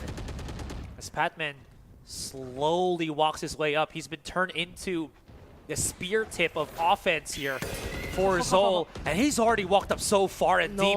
I don't know if NAOS is aware of just how deep he actually is. They're not even looking into his position here. Oh, Nexi caught by the trip. And now Kakarot secures the kill, but they don't know, like we were saying, where Batman might be, and that's on CT's side. Might be able to catch a lot of players here. Kakarot, Zind, all wrapping around B main. Zind might be able to spot one. Papi Chulo good for one. 4v3. Yep. 30 He's going to go for the seconds quick left. conversion if he can. Spike has been planted already, but there's two players coming in from B Garage. That's going to be Mojo starting it off strong. Micro's alone until Patman comes into the swing of things. They're trying to go for the cross right now, but Spike is planted out to the open, so there might be a possibility here, especially with Patman having that nade of his available. True. Ja, he's a little bit too far behind, but he's now working his way onto the vertical point. Spike is going to get defused at some point, but it's right in front of them. He's going to have to go for this conversion, but he's looking at the wrong direction. No! Ja goes down. It's all up to Patman, but Mojer as well as teammate comes in and saves the day. They have time.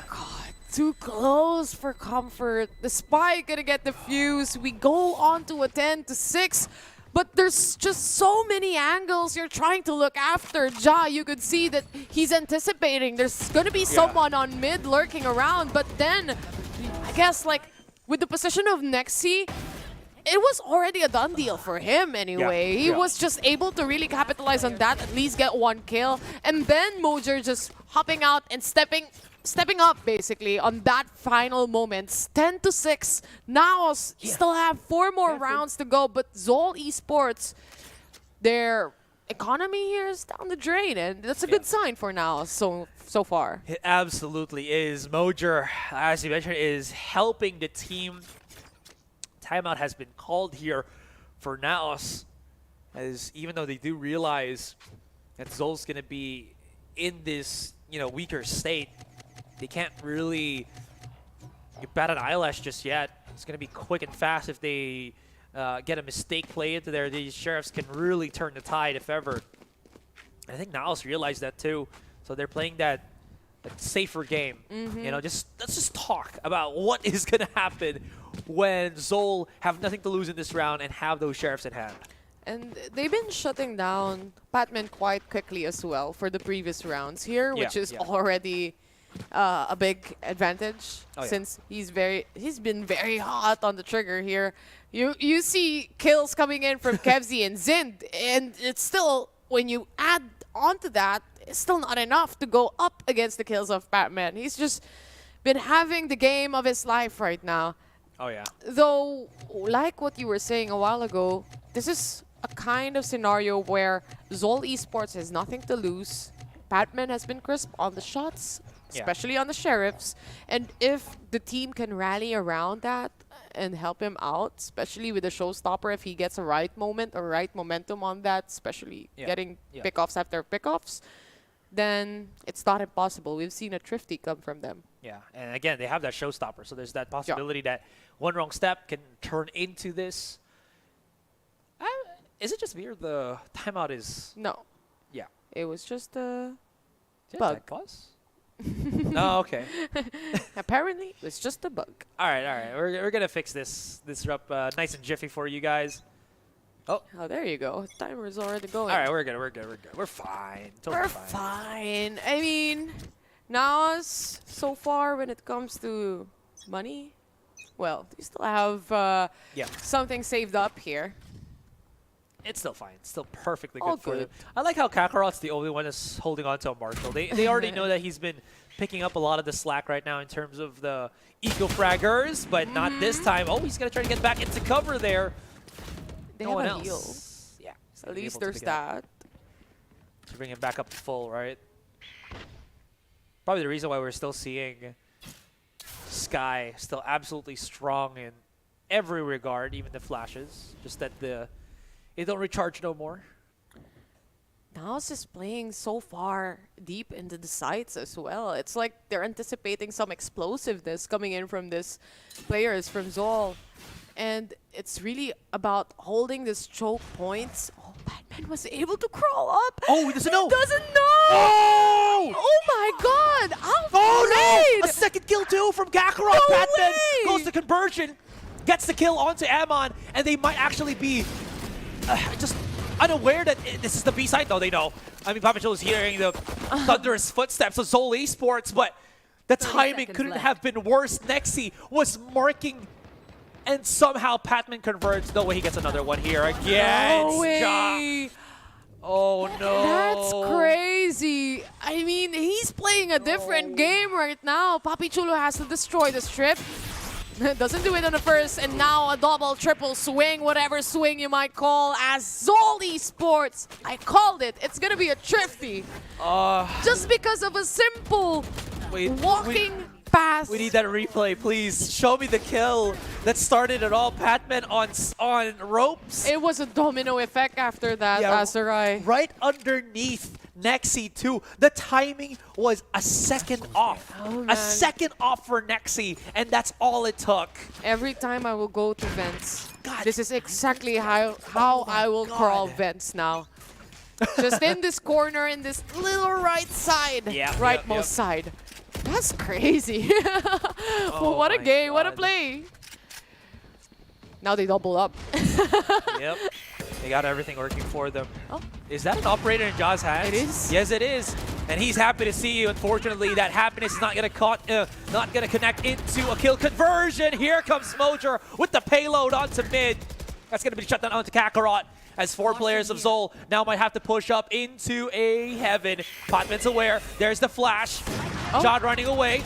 Gonna be able to escape, but loses Nexi in the process. Nade being thrown up. Just still holding the angle here as Patman wants to chase. He wants this one, and he will be able to get it. Finally stabbed in the back by Papachulo, but that allows ZOL to get the site and plant the spike. He wants it, he gets it. That's what Patman does in this game so far. It's 3v2 now. Papachulo from the shadows available, but that's it. That's about it for all the ultimates that we have. Zin playing really close. This paranoia wouldn't connect to anyone. They would get surprised. No, trapped. And Zin happy to take one down. Now in a 2v2, they still have to figure out where the other remaining player of NAOS is. He's already dropped into the site. Oh no, Moja's not even aware of this. And Zin's playing around Papachulo like a fiddle. Oh man. Kevsy's coming around the corner right now. The peek out from Zin. Oh! Smoke has to be dropped down. He has to drop it down. Sticking. He's going for the full defuse. And did he get it? Yes, he can. And Papachulo clutches it. The no-look defuse as his Nerves of Steel clutches the round for NAOS. Pros don't fake. They Oh absolutely do man, not. that was such a pros. I mean, if you think about it, instead of putting that smoke, could have been a jump peek. Could have been another swing. I mean, everything could have happened at that point, but they were really putting all their eggs in one basket here and really gauging that, oh, it's just a fake. It's okay. But it wasn't. Yeah, I thought that might have been also a misread from Zin where he thought he was getting pushed, so he wanted to smoke himself off. Yeah. And in return, it probably was like, Happens to the best of us, right? Yeah, it does. It does. He was a bit afraid. He didn't respect that Kemsey was going to be right beside him to help him out. Yeah. And now this contact for NAOS actually works out in their favor. Nexi's now able to get that shutdown onto Patman. The quick flash into mid. Everybody's just pouring right in. Spike down And mid. it's somehow still manageable here. Kakarot's in a 1 versus 2. But at least with that contact, NAOS do have a slight advantage here. But they're going to have to go for the guessing game as to where Kakarot is going to try to maneuver himself around now. I mean, Papachulo has from the shadows, right? So he could still use that for any info. Yeah. Reposition, anything that he would want to do, whatever fits the situation. Jump peek, but this is already a good position. If ever Kakarot tries to plant open exactly like this, he might be caught by the players of NAOS. Oh, he knows exactly. There's gonna be someone from heaven. He misses the shot. Almost, Azurai. That scared me. Oh, yeah. You know what? Scary. The NAOS double swing. They wanted to go for the quick little punish. They had the numbers. They had the paranoia to really put Kakarot in a pinch, and it works out so well for them. This is what we were needing from NAOS at the start of the round as well. It's just them going for that mid fight. They have to go tooth and nail for this. It's risky, it's bloody, but they have to make it work. And now the gap is not looking so scary right now. 3 rounds in, and NAOS can definitely make it happen. But ZOL, they got the money, they got the ultimates, and they have, again, that closer step into the finish line. No wonder they go for a timeout here. Yeah. Almost all the utilities, aside from both the raises here, not online, but other than that, the rest, they have full utility play that they can use. ZOL, they still have the money here as well. Yeah. I think Papachulo doesn't have. He has to do a half or At least one broken bye here for the team of NAOS Esports. But imagine if this game goes around to the side of NAOS and ZOL gets stuck on 11. That round a while ago that we saw is probably going to be on their dreams every night after this. Nightmares even. Nightmares, actually. yeah. It's like, why didn't I peek? It's the round that got away. Yeah, it's the round that got away. Adele didn't sing that, but instead ZOL. Oh man. How are we gonna see In another fight.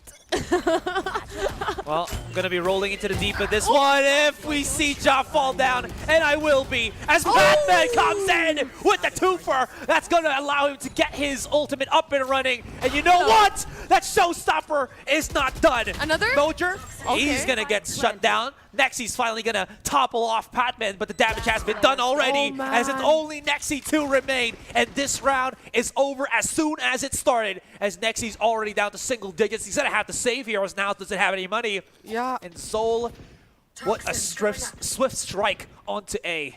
As they say, it's all part of the plan. We let them win some of the rounds, but then they're not going to have money when it comes to the match point. That's the key. And the thing is, for NAOS, oh man. If I had Batman as my duelist in my ranked games, I would have been Radiant at this point. Yeah, you don't even need to do anything. This guy, I mean, he goes in, entries. He still has to pick up 2 orbs before he gets his showstopper, by the way. Yeah. But he managed to pick up the 2 kills and get the showstopper up and get another kill from it. And not just that, the first contact onto Jado was just so crisp. I wonder if we'll see that onto the replay here, because that was just so damn fast. You saw the panic in NAOS too. That quick little play into the Seekers of Emon, and he was just hoping that maybe he could catch them up because of the separation of the wall, but it didn't phase Patman at all.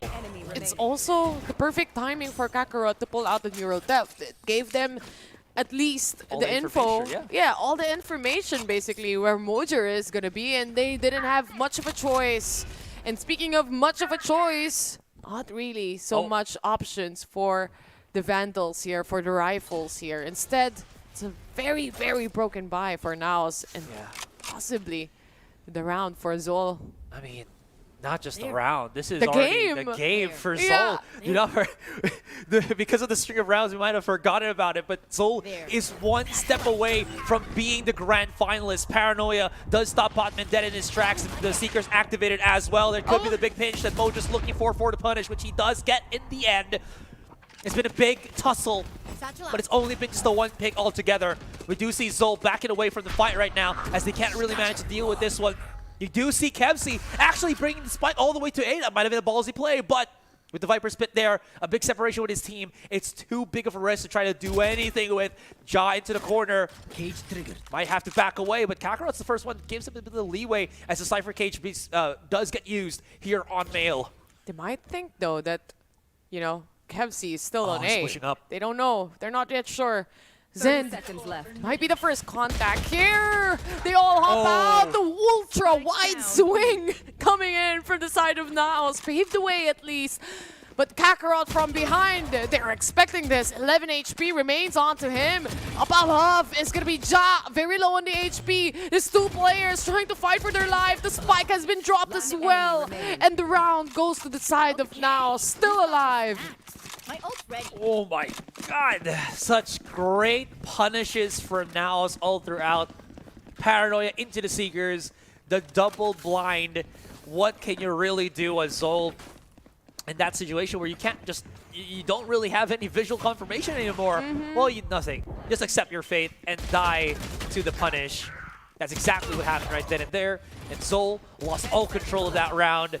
NAOS, they're still alive. They're still fighting on and holding on to this game. They couldn't catch on that very big swing that they did on B-Main. Again, it was a half bite, to say the least. Zind. Ooh, someone very close by. Ja might say hi on him. That's going to be the kill they're looking for. A little bit of a trailblazer to give them more of a position and really have time to back away as well. Yeah, he's already out. So this one, Ja gets his revenge. And also, not just that, he amplifies the defense right now of NAOS on that A site. Slow creep up from Patman and the rest of them. Patman's pretty aware of the swing out from Ja. A little bit more, and he's about to say hello to Mojer. And that's just going to be the quick little shutdown. No conversion will be had. It's all for Micro if he can maybe even do anything at this point.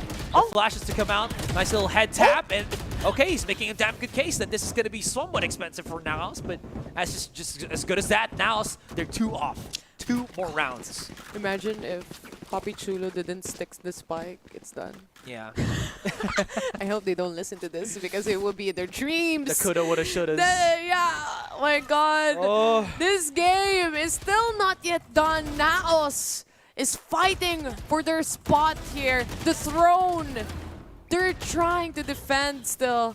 And so far, they've been adjusting quite well, honestly. Patman doesn't have much of a space no longer compared to what we've seen a while ago. Yeah. But the question remains, like, can Patman recreate what has been happening for the past few rounds? Nexi was able to successfully go away and Patman to be shut down. Yeah, Papi Chulo able to assist Nexi there to get out of harm's way. So he gets the frag very quickly. I wonder how far ZOL is going to be able to get the picks here. Yeah, I was about to say, are they aware that Kevzy's just gone into the site already? They absolutely are. And this is getting horribly, horribly wrong for ZOL Esports. NAOS, you're absolutely right, Taylor. They are already back into the swing of things, control every single round, and they are answering ZOL's ZOL's aggression every single time. Oh, team blind? Yeah. Yeah, just like me. Just like how I play my Sky, you know? But it's a stinger in the hands of Micro. Another stinger for Zind. At least they have better guns here. We have a Sheriff, but it's Nexi to kill the Das 2.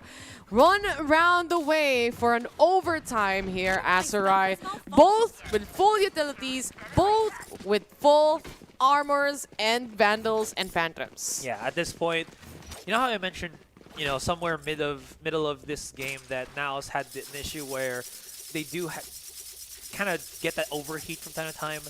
Well, they gotten that next step. Yeah. You know, their overheat has now turned into extremely hot. That is actually working in their favor. They're reaching that next level of aggression, and this is something that didn't see from NAOS from last year. You know, once they slow down, there's nothing that they can really do to bring back that momentum anymore. But this time, they have those. They somehow have those round buffers, even though they're at that deficit. Speaking of round buffers, at least for ZOL, they had the opportunity to have a little bit of an adjustment phase. But again, they are the one in the upper hand here. They have the match point. Will they allow NAOS to get this to an overtime? That's a question. Mojer has a showstopper here. So this might be huge, especially if they want to play for a retake scenario. Yeah. Because so far it's been fights after fights. They've let Batman by himself here too. Like you mentioned, Mojer is going to be on heaven right now. There's the big first contact. Papi Chulo's good on the pick. Kakarot's down. Nade being used. And ZOL Esports can't really push through still, though. Ooh, sneaky. Batman's going to try to get into the smoke himself. He finds Mojer, but Mojer finds him first. A huge pick in the right direction, 3 versus 5. And there's really not much more impact that they can really do. If they try to push through this, if they try to plant the spike, again, Showstopper is available to really just hurt their day. The flash thrown out by Micro as he gets into the side itself. And this is still so ridiculous. They really don't have any space to breathe, space to move. Mo just bringing in the payload. He should be down already. Zin's gone for the chance right now, and this is it. We go to overtime. I mean, first of all, the Viper's pit doesn't really reach site itself, so they really can't crawl up all the way to site and plant the spike safely. It's really them really needing to push and really hopping out of that. But I feel like for ZOL, they're letting Batman do his own thing, right? And so far, for the previous, how many rounds already? 5 rounds continuously? Yeah. That they were able to shut down Batman. And I feel like for ZOL, it would be better to have trades after Batman or even someone to help him out, honestly. Yeah, I think they're just making him As yeah, you saw with explode, that sure, whatever. Yeah, the Trailblazer play by himself so that he can create tempo by himself, which frees up space for the rest of ZOL. I guess that's been the plan, and they've been faithful through it for the most part. But yeah, you're absolutely right. It hasn't really Doesn't worked pay out. off anymore. Doesn't pay off anymore. It had that expiration date, and it's already here. Tripwires, though. That still does allow Patman to get into the site right now. Oh. Contact doesn't get any kills, but Spike is going to get safely delivered into B, the plant as well. So this is going to be a full-blown retake if ever. Ja. Oh, spots out Ja. They might have to reposition. It's Okay, caught no. rock in the hard place. There's Patman with the nade swing, but Ja's too quick on the trigger. That's going to be trade for trade. 3 versus 3 as the round continues. Kakarot coming in closer into the smoke. The reposition from Papi Chulo. Where is he? It's a game of cat and mouse. Last player as well. B main. Both on B main as both of the controllers trying to play ZOL as long as possible. Squeeze as many of these rounds as they possibly can. They spot it out, and they don't really need to do anything because Kemsey comes in big. There's only one spot to look anyway, right? As soon as you know where the Viper is gonna be, you're gonna be having that peek on B main. Plus, they set a one-way smoke, yeah, but at the same time, the man disadvantage is just there. ZOL Esports getting the match point yet again here. Only one round away. Can they close it off? That's the question. They've been having a rough time here on the attackers, especially when Patman isn't exploding on the side. But can they adjust from the previous rounds we've seen? Are they going to bring in the pain very quickly as you see Patman just chasing it down. Bit of damage. Ja still survives. There's a gap onto the wall here, so that might not be too good for the defenders right now. So they have to just add a little bit more. Thankfully, Patman survives. That's going to be the heal up from the sky. Now setting their sights onto that control, onto ramps here. As ZOL might be a bit hesitant to actually push through A main. We didn't really see any rotations after a push from the players here of ZOL. They really like committing to a site that they've chosen. But look at this cross that Mojer and Ja is playing right now. Might be deadly as soon as the time is correctly placed. Same goes for Nexi. He's holding on to CT's side, but if you check mid, there's no mid control at all. It's really players stacking onto the main. Oh, Batman! Good for one, but not enough. Nexi to shut down 3! And Zin to answer back. It's still a 3v2 scenario, and Ja just holding this position, playing around the smokes. He's inside. He's quiet. 30 seconds left. And he is cunning. The rest of them try to come in through the swing. Ja, he's a bit unaware of where Zin could be. And that's Zin. Step in the right direction. 20 seconds. Might have to plant the spike because he does have a Viper Pit in hand. Oh, the Paranoia hits him. And he's actually wrapping around here. Papichula's a bit aware of this, and he will be able to get that pick. And we're not done just yet. We fight on. Second overtime. The series continues. Overtime. That's how you know it's really the grand finals here in VCT. Woo. I mean, such a clear shot towards Ja, but you sacrifice yourself, you know? You know there's going to be some delaying factors like the snake bite, but he was gauging on, yeah, I will have a satchel to play around with and maybe push forward.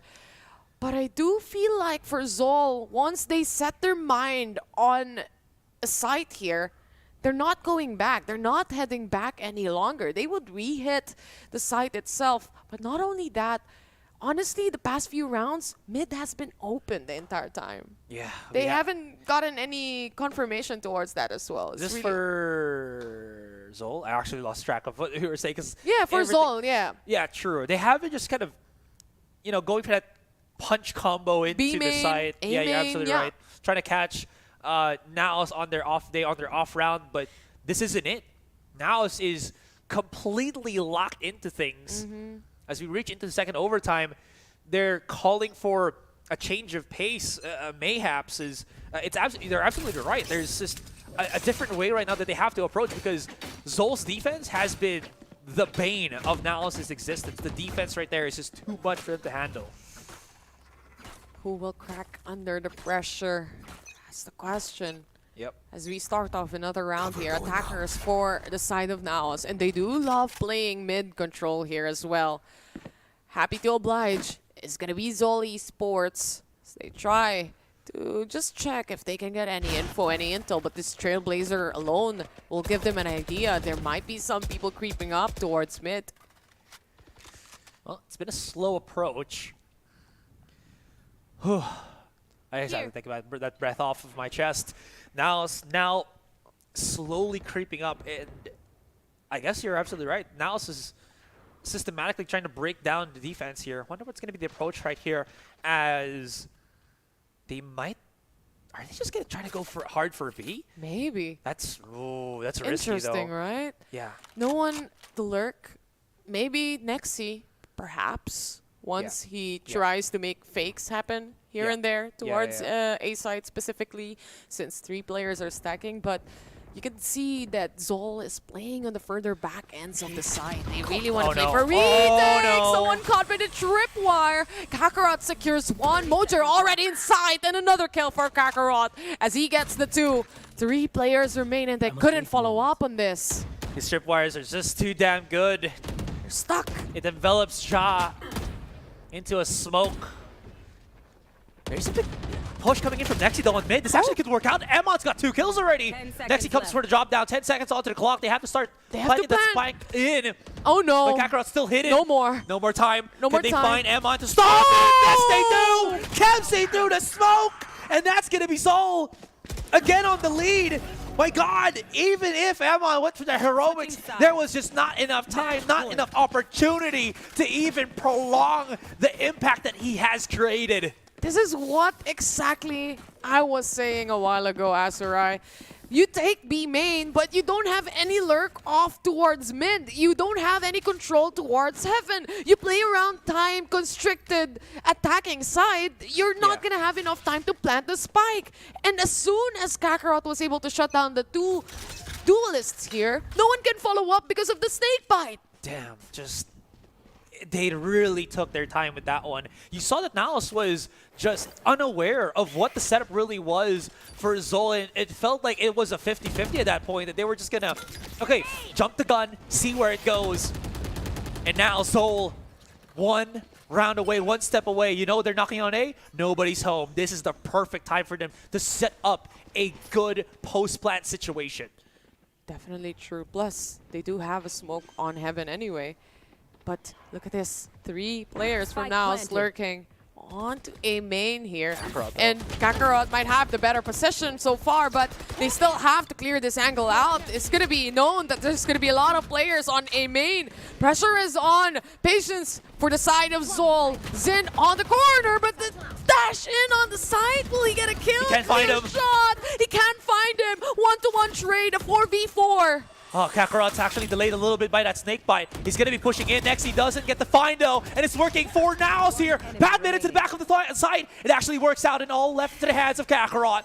Spike planted out into the open. If he can find a diffuser, that might be it! It is! Nexi doesn't have enough time, and he can't defuse it! And so Esports are your grand finalists here at VCTPH! The champions! The kings! This time around! They dethrone the kings of VCTPH. NAOS lost to a 3-1. No. No way. I'm so this sorry. Is unbelievable for everyone who's watching right now. First of all, it's NAOS versus ZOL. Yeah. Second, it's 3-1. 3-1. And in that 2 versus 1 with Kakarot, oh my he God, hyper-focused on the diffuser, and he got it. He got it. He got the kill. This is why it's very important to have that late lurk. Yeah. That's exactly why. Even if they knew exactly where Kakarot would be, it wasn't A main. Yeah. But the plant of the spike, they gave up the A side quite open for them to plant it properly.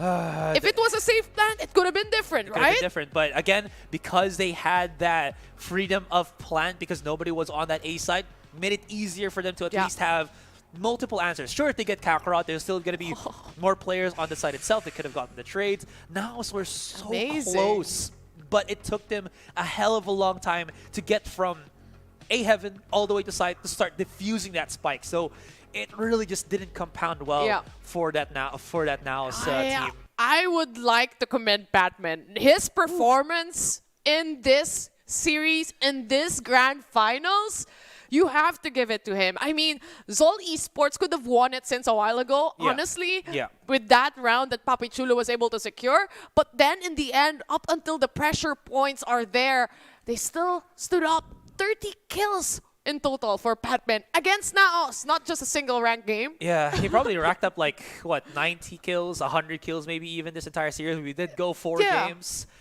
He was just on fire, shooting on all cylinders every single time. This is the first time close that we have a 14-14 in the first kills. This goes to show how close this game really has been. What a finale this has been. And ZOL Esports, as we see the highlights right now, just, again, how did they reach this point for ZOL? That is such a good game, especially coming in from these two teams. And it feels like, despite it being a 3-1, it also felt longer compared to what we usually have anyway.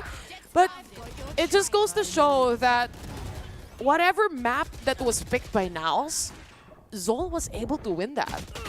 The only round or the only game that NAOS won was actually the map picked by ZOL. Yeah, I think it's pretty, you know, if you look at how the flow of the series actually has been, you feel like ZOL has an answer for every single thing. Yeah, right. The NAOS are kind of throwing at, except for maybe that bind map that we saw on Icebox. It was just again the Batman contact on Sunset. It was really utilizing Zin's Phoenix, and in this one, it kind of also revolves around Patman, but you see how strong the lurk has been from Kakarot, and everything else. It just didn't really work out in the end. And of course, delivering the win with grab. It's not only Patman, it's Kakarot that saved the series, that ended this series between ZOL. He also performed incredibly as well during that second game we saw a while ago, or even on the split map as well. Yeah. Especially that hold from the get-go of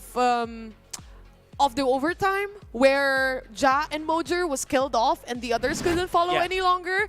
He was able to save the day up until the very end of the game anyway. He was the only man remaining, able to clutch it out, able to win it for the entire team of NAOS. Of ZOL. ZOL, yeah. Because he was NAOS before. Yeah, it's okay. It was NAOS way back, but now he's got his revenge. He's got his trophy already, and they've got their slot. They are 600,000 600K! Wow, for ZOL here. Anyways, I don't know if we actually have to send it to the panel already because I didn't hear it from our director. Do we? All right. We're getting confident. Not yet. Yeah, not yet. But still, what a series this truly has been. NAOS almost undefeated. Almost. And then ZOL was the one that put a blemish on their record, and now they won. They've won. Yeah, anyways, we're going to throw it to the panel to discuss this series and this end. Esports are the new kings of PH. Let's go. This is such an amazing feat because we always talk about how it's always Oasis versus NAOS at the top. Pero sa wakas, eto na. Parang slowly but surely yung journey nila dito, black and blue, but they're here and they made it. They made it count every step of the way. At sabi nyo nga, it was Patman, Kakarot leading the way. Hindi ko alam ano nangyayari sa panel. You do not deserve my handshake, for I am correct. Ako ang tama. We are but peasants. Ako Siya ang lang ang tunay. firm believer, even if by accident Do yung not naging call me prediction black and kanina. blue, for now I am Nostradamus. I am Lisan Al-Gaib. I can see the future. Ganun Lahat na lang alam Ganun ko. ba? I think you deserve a crown. Oo. Talaga ba? Ayan na. Bibigay na sa'yo. Ay, sige. Okay. Ayan. Balance mo nga, Oo. Kumukulit. King Black and Blue of predictions. So, dahil nga magaling doon ang NAOS, ang ZOL. Nagkamali ka na. Well, I mean, yung tipong mismong punta natin and the theme throughout the season has been, di ba, yung mga nagbabagong nagpapakita dito on who can fill in the shoes, the next generation, what they can bring. And for this time, sige, Kakarot, he, I think, might have been the best player in this entire tournament, not just this series. Napakagaling consistency niya. Yes, most improved is Batman, but Kakarot, man, grabe yung performance Especially niya. this series talaga Yung eh. crown na to talaga para kay Kakarot eh. Yung masasabi Huwag kang natin. aalis sa site. Diba siya yung best hold dito. Questionable na nga kanina. Bakit ba sila sumusugod sa site na kung nasaan si Kakarot, dun din sila papasok? Tingnan mo, pagpasok ni Ja, ano nangyayari? Patay. Diba? Sabi natin kanina last round eh. You dash, you die. And yun yung nangyari. Ang ganda talaga ng setup ng ZOL as a whole. Pero in that last map especially, you had such a standout performance too by Patman. Na, ang ganda nga na natapos ni Kakarot yung series and all. But even as casters were saying it, Mr. Consistency in Patman, finding impact, finding openings at na-outfrag pa talaga niya yung pwede gawin doon ni Jati Mojer eh. I have no words. This is not what we were expecting, but they delivered so hard. Sobrang ganda ng performance ito ng ZOL Esports. Lalong-lalo na nga si Mr. Consistency himself. Let's pull up the stats over here for our MVP for this series. Grabe nga naman tong si Patman. Alam mo, ang layo ng role niya from our previous seasons, but I'm so glad na napupull off niya talaga ng todo-todo tong race na to. O, ibang klase talaga yung performance na pinakita niya dito sa map number 4 kung kailan kinailangan talaga to close this series out. Habang tumatagal yung series na to, ayaw mong makita na makakahabol pa yung NAOS eh, based on how ZOL played really early on. For ZOL, syempre, they want to keep that away. And Patman, as we said and as we mentioned, yung flexibility niya on multiple different agents, mas lalo na dito sa race na parang sobrang komportable siya, mas lalo na sa split, which nung nakita nga natin kahapon, di ba, ang ganda rin ng performance yan yung sa split ng map number 3. That is where he comes in big at kung kailan kinailangan talaga siya, nagpakita siyang gilas. Yeah, just looking at his agent pool coming into this split, nakita natin lahat na lang pwede niya rin. He can play that Raze, he can play that Viper, may pagka-Yoru siya minsan, KO na hindi natin nakita kasi walang Ascent naman. But all in all, sobrang complete package talaga ang nakita natin sa kanya. And just the improvement really from 2023 to 2024 it is just so impressive to see that from the likes of Patman and ZOL Esports. Such a deserving champion kasi today of all days, nakita natin yung best foot nila. Sabi nga ni Patman kanina, di ba, good luck and have fun. Let's give our fans and viewers a good match. Wholesome nga nung binasa pa natin yan kanina sa panel. And true enough, he really gave us a good match and with the rest of his teammates. At syempre, para makakuha pa tayo ng quotable quotes from the man himself, heto na si Patman, our MVP and interviewer all the way from ZOL Esports. Patman! Congratulations! Nag-sync in na ba? Nag-sync in na? Opo. Yun! Pero kanina sobrang hindi po makapaniwala talaga. Kasi di po namin in-expect din. Pero ginawa lang talaga namin best namin. Oo nga, di ba? Nakausap kita kanina, tapos sabi mo, let's give our fans and viewers a good match. Parang yun lang ba talaga yung focus nyo? Sige, flex mo, Kevzi! Sige! Sige! Oh! Kinabahan ako! Ayan, so ito na nga, no? Actually, ang message naman ng opponent nyo kanina ay may the best team win. Naniniwala ka na ba at this point na kayo ang best team sa Pilipinas? Para sa amin, opo, ngayon. Sa ngayon, kasi result po ito ng talagang hard work po namin eh. Kaya papanindigan po namin ngayon. Panindigan indeed. Dax, baka meron ka rin katanungan for Mr. Consistency himself. Patman, unang-una, congratulations. Super Thank you. super good job. Very impressed. But I guess we gotta ask you guys, paano kayo nag-prepare dito? Kasi pagdating natin sa map draft, pinag-uusapan natin, oh, they're gonna be playing into Icebox, they're gonna be playing into something like Sunset. Pinaghandaan nyo ba talaga ang pinaka-setup doon ng NAOS, specifically versus NAOS Esports? Opo, talagang pinaghandaan din po namin sila. Okay.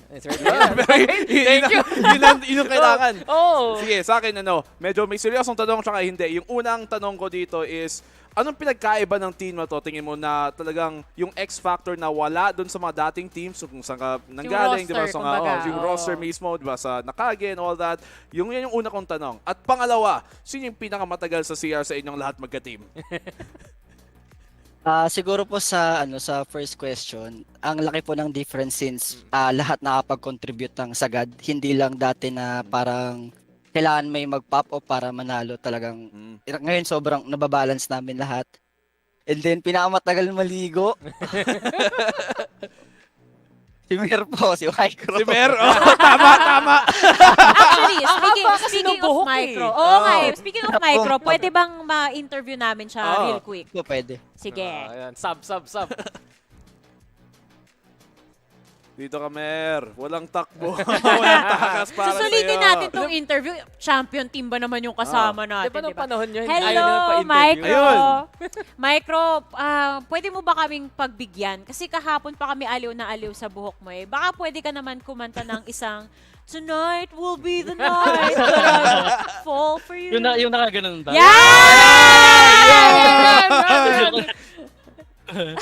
Wala po. Wala. Hindi ko kumanta. Wala. Ikaw, sabi kasi kanina ni Eman sa amin, may the best team win. Ikaw ba, natanggap mo na kayo yung best team? Naniniwala ka na ba? O, pahambol Meron pa na. Mataas-taas na rin. Yeah! Split pa lang po kasi. May split to pa. Which is sa inyo talagang pinaka-importante. Pinaka-importante.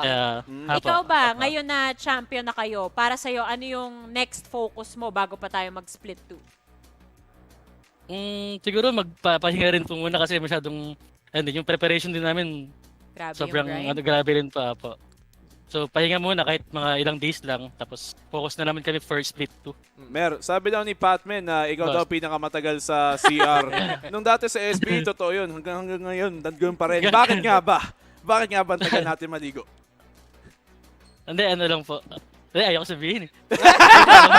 Ang dami iniisip niya na ata. On-cam ka, Micro! On-cam ka! Iniisip niya ata yung strats ng mga strats. Yan! Tama. Oo, mga shower thoughts, di ba? Paglabas ng shower biglang, guys, map talk tayo Naisip ko na yung solution, ba't tayo natalo sa round na yun? Tama. Huddle. Congrats sa inyo, Mer. Ayan. Thank you. May isa pa ako, isa lang. Last one lang. Ano pakiramdam natin ngayon? How are you guys gonna be celebrating today? Wala pa pong plano kasi talagang nag-focus kami ngayon sa Grand Finals. Parang mamaya pa lang po siguro kami mag-uusap kung anong ganap. Siguro kain lang ganun po. Hindi nyo in-expect, hindi nyo pinagplanuhan. Oo nga, dapat alam nyo na yun eh. Talaga hindi nyo in-expect na mananalo kayo today? Expect naman po. Humble. Sige, si Zind naman. Isa-isahin namin kayo, sulitin namin. Lahat naman full roster. Ba't hindi? Alam ko na mahilig ka mag-interview, Dax. Favorite ka mag-interview. Ay, kausap daw yung family. Kebs na lang, si Kebs. Okay lang, si Kebs. Yan. Una sa lahat, Kevzi, unang-una sa lahat. Isang flex naman dyan. Batak na batak si Idol eh. T-shirt on ha? T-shirt on. Yo!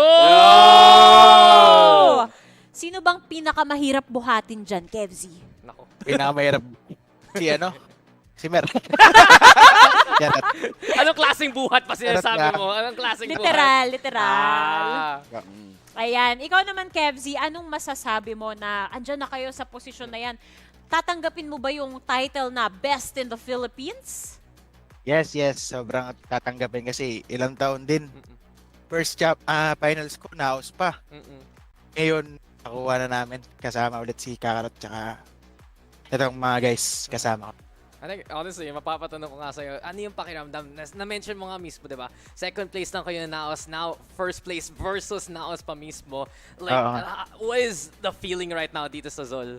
Sobrang saya. Grabe yung emotions. Umiyak na ako eh. Di lang halata. Ang sweet naman. Close up nga sa camera para makita namin yung mata. Pakita yung tears. Beautiful eyes. Yun. Grabe. Ganun pala pag umiyak. Ang cute nga na nag-hug pa sila eh. Oo nga. It was so sweet. Ikaw. Kev, tanong ko sa'yo, kasi di ba, nakilala ka namin talaga as a Sova player, ikaw yung ini-usually, tapos si Mer, siya lagi nagsismoke, tapos mid-season, nagpalit kayo ng mga role. Sino naggumawa ng call na yun at parang paano nyo yung pag-desisyonan yun? Parang nagkasundo kami ng isang beses na try lang namin na try. Ako mag-smoke kasi okay daw ako kung mag-anchor ng site. Yun, nag-day off naman. Ako, okay naman. Sino pala nag-IGL sa inyo ngayon? Si Michael po, si Mer. Okay. Pagkatapos silang pagtulungan si Mer, siya pala yung nag-call na siya. Siya pala yung leader. Oo. Binabalikan nila ngayon eh. Bawi-bawi. Kung pinagalitan sila in-game, baka ito na yung bawi nila. No? Pwede ba namin makausap si Kakarot naman? Sige, babalikan, sabi mo kay Patman, babalikan namin siya bago babalikan matapos ng interview. Si Kakarot naman daw. Grabe. Okay na, may bootcamp pa nga sila. Oo Sama-sama nga, sila buti eh. naman eh. Ang saya, ang saya. Uy, Ayan nako, na. Ayan the na. best Ready na interview. kayo. Oo. Warm up yung, kaya pinahuli natin tong si Kakarot for this. The main event, Mr. Kakarot. Kakarot. Kakarot. Hello. Kakarot, pwede bang magtanong? Sige. Salamat. Tanong ko lang, ano bang sikreto? Ba't ang galing-galing mo mag-hold ng site? Ano po? Wala po eh. Ala eh. Ala eh? Wala. Hindi ko po alam talaga. Baka ano lang, araw ko lang talaga. Basic Kaya talaga yun. Nahiya pa eh. Nahiya ka Naniniwala pa. kayo? Parang nung nanonood tayo kanina, bilib na Humble eh. bilib kayo kay Kakarot. Araw ba? Buong tournament ata malakas to eh. Especially today Grabe ang galing ng series. O ba't lakas mo, Kakarot? Anong secret mo? Secret ko na yun, guys. Share mo naman, nag-champion na kayo. Ano lang po? Hard work. Ay, joke Ay. lang. Ako, curious ako kasi syempre pag ini-interview ka namin, Kakarot, parang ikaw tong happy-go-lucky na persona, lagi mong pinapatawa yung mga nanonood sa'yo. Ganyan ka din ba pag in-game na or seryoso ka? Ano po? Mix lang ang dalawa. Pag medyo down na kami, ayun, parang automatic lang nagli-lift up yung mood namin. Parang nililift up ko lang sila. Yan po. Ay, ito pala yung malakas magbuhat, hindi si Kevz. Sa team niyo ba, sino yung parang nag-cheer up sa team? Kunyari, kung medyo natatalo, sino yung gano'n na parang laging nag-cheer up ng buong roster? Ano po? Dalawa po kami ni Kevz. Pero lahat, parang lahat may parte. Kapag gagano. Hingi ko lang sa'yo, Kakarot, is mag-break ka naman ng character dito. At dahil Kakarot ang pangalan mo, bigay ka ng isang Champions Scream. Sigaw ka naman dyan kung anong pakiramdam mo nung nanalo kayo. Sample. 1, 2, 3. Ayaw naman na noise suppress yung... Nag-pick yung Yun mic. na lang. Hindi kinaya ng mic. Hindi kinaya ng mic. Okay. Hello. Okay, sige. Si Coach ba, gusto rin ba magpa-interview? Coach. Sulitin natin. Ano naman na to? Final na to for split 1. Attendance eh. Oo. Walang dinamay eh. Hindi kasi ang saya rin marinig yung input ng kada player, Ayan, diba? si Coach. Coach. Hello po. Coach, kasi di ba pag nanonood tayo ng mga global, tapos makikita natin yung mga coaches nagwawala, hinahampas yung mesa. May moment ka ba kaninang ganun? Siguro po nung nag-OT pa. Yun, medyo naman ako, Tama na-frustrate naman. ako pero Tama. hindi ko pinapakita sa kanila. Pwede na desk reveal, patingin muna real quick yung nangyari. Baka sa nabali table. na yung mesa niya eh, no? I guess, ayun na. Oh! Wala pala si Alex dito eh. I guess, mapatanong ko lang talaga, sir, syempre, paano kayo nag-prepare para sa araw na to? Parang, especially yun nga, yung mga map picks na alam ng marami na malakas yung NAOS, paano specific kayo nag-set up para sa mga mapang ganun? Bali, ang ginawa namin since di kasi dami yung staff namin, parang nagtulong-tulong talaga kami lahat. Kasama yung mga players, tapos yung analyst namin. Lahat pinanood namin yung mga games ng NAOS. Ayun yung parang, doon kami nag-base, nag-counter-strat kami. Ayun, doon lang kami nagtulong-tulong kami. Sabi sa'yo eh. Anti-strat. Tama mismo. At yun, sa punto na yun, Coach, ay tatanong ko sa'yo is, dati magka-team kayo eh, Fallen 5. Bago pa mag-Valorant, 4 kayo niyan. Na Kev, sina Micro, na Kakarot. Ngayon, paano ka personally nag-adjust para sa'yo natanggapin? Sige, magiging coach na ako para sa team na to, at tatanggapin mo yung role na yun. Paano kang nag-adjust personally para sa'yo? Siguro since dati na akong IGL, parang mas madali sa akin yung maging coach kasi una-una hindi na ako naglalaro. Tas more on sa strats, counter stratting. So parang madali siya, yung adjustment ko madali lang. Natural lang din dumating sa'yo. Oo. Kumbaga yun yung stepping stone, di ba? Pag nag-IGL ka, mas iba yung awareness mo sa nangyayari in-game. Tapos ngayon na outside looking in siya, mas talaga na-develop, tapos nadala niya sa team. Do you think yung fact na kakilala mo talaga sila at nakalaro mo sila, ka-team mo sila, do you think nagkaka-factor yon sa inyo sa paggawa ng mga strats, gawa ng mga comp kasi alam mo yung mga paano laro ng mga team mo? Oo. Malaking bagay yun. Kasi lalo na matagal din kami nagsama nun sa CS days pa. So parang alam ko yung mga strength and weaknesses nila. Tapos ayun, parang inuunti-unti namin alisin yung mga weaknesses nila. Very nice. Grabe yung investment and yung preparation talaga na ginawa nila dito. Sige, thank you, Coach. Si Patman Thank ba you. available pa para makausap, para ma-end na yung interview? Sinem nga. Sinem. Wait lang po. Pasensya na.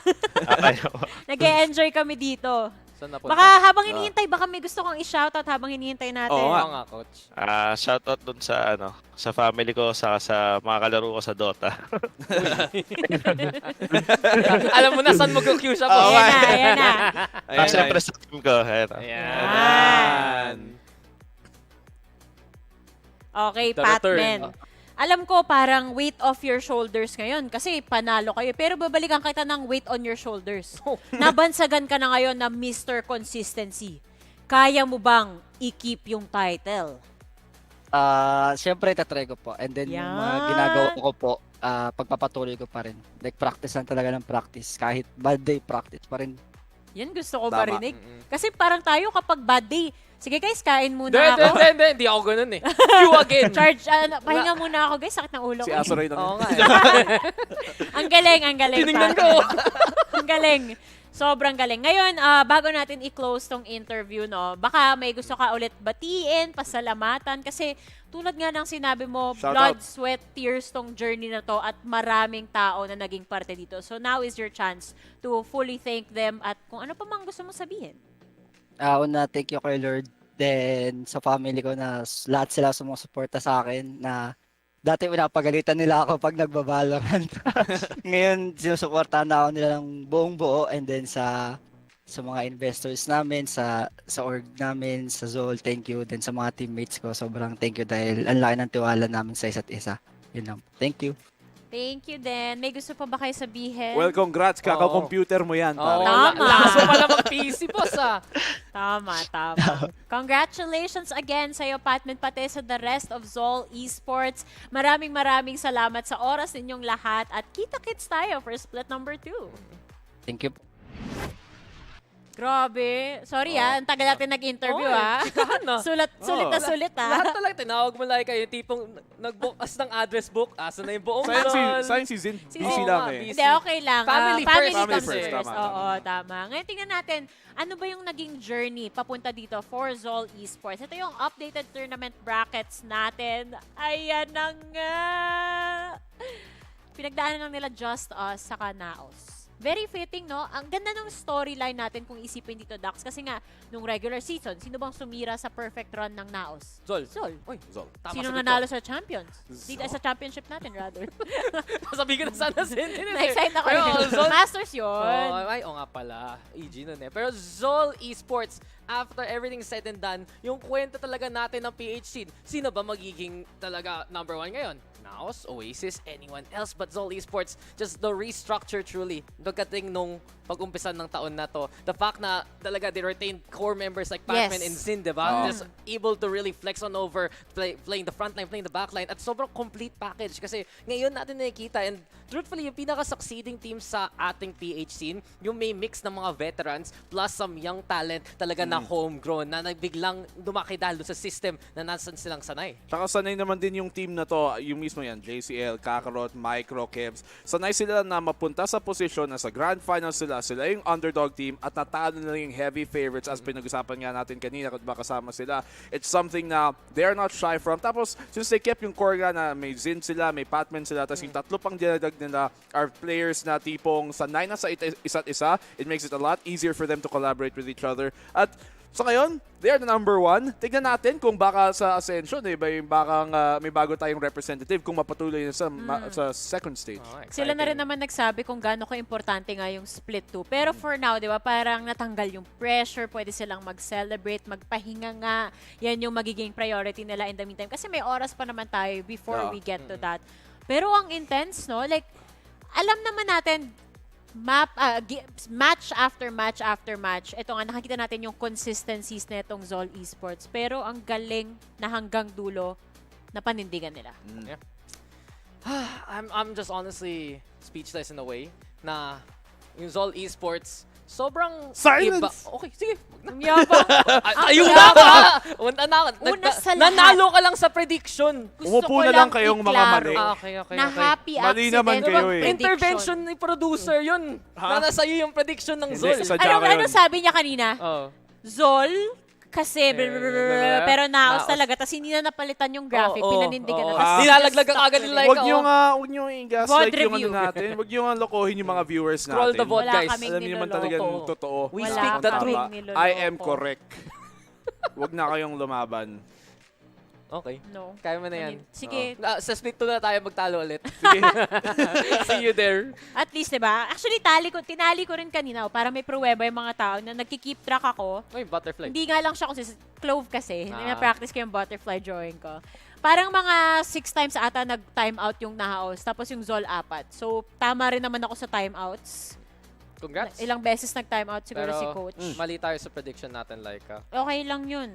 Kasi happy to be proven wrong. Totoo. Everybody loves an underdog story. And in this matchup, masasabi talaga natin na ZOL yung naging underdog at sila yung nag-succeed in the end. Yeah, and ZOL really, they've shown they're very disciplined team compared to many other younger rosters nga na hindi sila umaasa lang sa heavy contact. And right now, the fact na meron silang coaching structure na willing mag-play ng anti-strats against even the top teams dito sa PH scene, it really bodes well sa future dito ng ZOL na pwede nila paghandaan talaga yung mga biggest targets nila. And moving forward now, I think yun yung talaga magiging interesting. Paano nila mahahandle yung pressure na sila mismo ang binabantayan ng lahat? Oh, syempre, yung NAOS yan, tsaka yung Oasis, nag-aabang na yan para makabawi next split.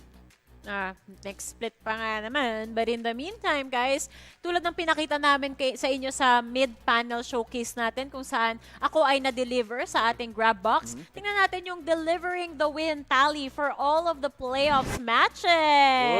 Oy! Grabe, sinong pinakamadaming na-deliver na win? Si Kakarot ba? Si Ano Lloyd Dignified. Dream may dalawa. Si Patman may dalawa. Ano ba to? Ito ba yung bilang? No, or all ito of yung them. tally? Ito yung lahat. Hindi, is this... Oh, ito nga yung lahat. From the first one nung first to day. 13? Tapos I the see. 13th dito. Oh. Grabe. So, does that mean number 1 si Geek Fam? Hindi. Hindi. Hindi, siya yung unang nakakuha. Si Lloyd Dream, dalawa yung nakuha. Si Ah, Patman, okay. dalawa rin yung nakuha. Papichulo, May Eman, nabatay. Naija, Second Love Repulsive. So, tied si Patman at si Lloyd Dream. In general, Hindi mas naman siya madami. comparison though. Balita ko, Hindi, ayoko comparison kasing Gagawin natin ayoko competition kasing to. ayoko pang ilaglag yung mechanics behind it. Hayaan na lang natin na Ah. yung ating production team ang Pwede na?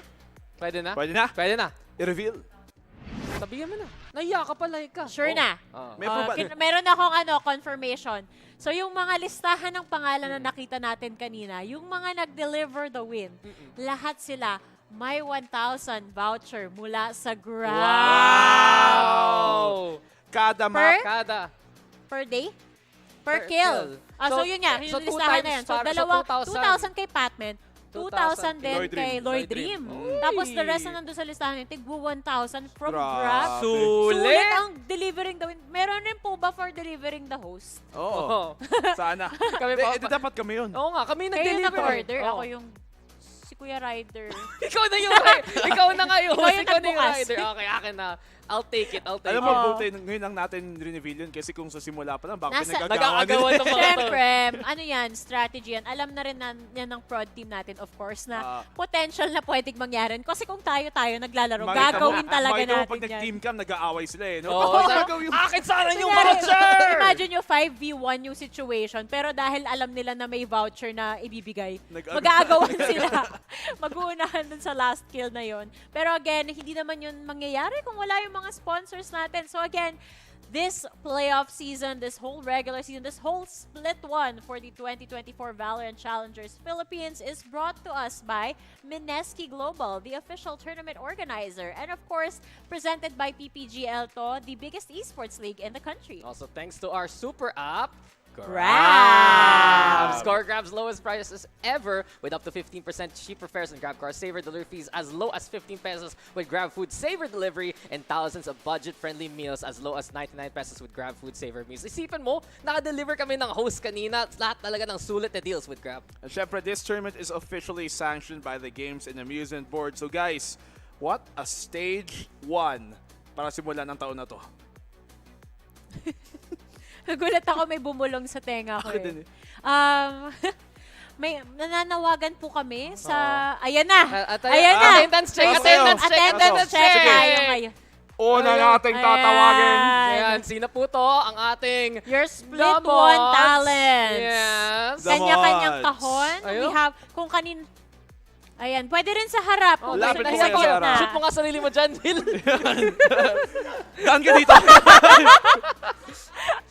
Ayan, Keyoso. Ito, kami, yung Lapit mga kayo, talents, lapit kayo. hindi man kami kumpleto Dito ngayon. nga kayo sa harap, ang kukulit Ito mo ang eh. Mi Familia na nag-deliver sa inyo ng Uy, kwentuhan, biglang may honey glaze. kulitan, Uy. aksyon, at iba pa pagdating dito sa ating split number 1. Kawawa naman po si Asuray.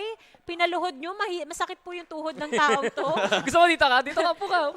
Oy, yung Pacific na Okay, sabay-sabay tayong magsabi ng kita-kit sa susunod na broadcast. Kaway-kaway!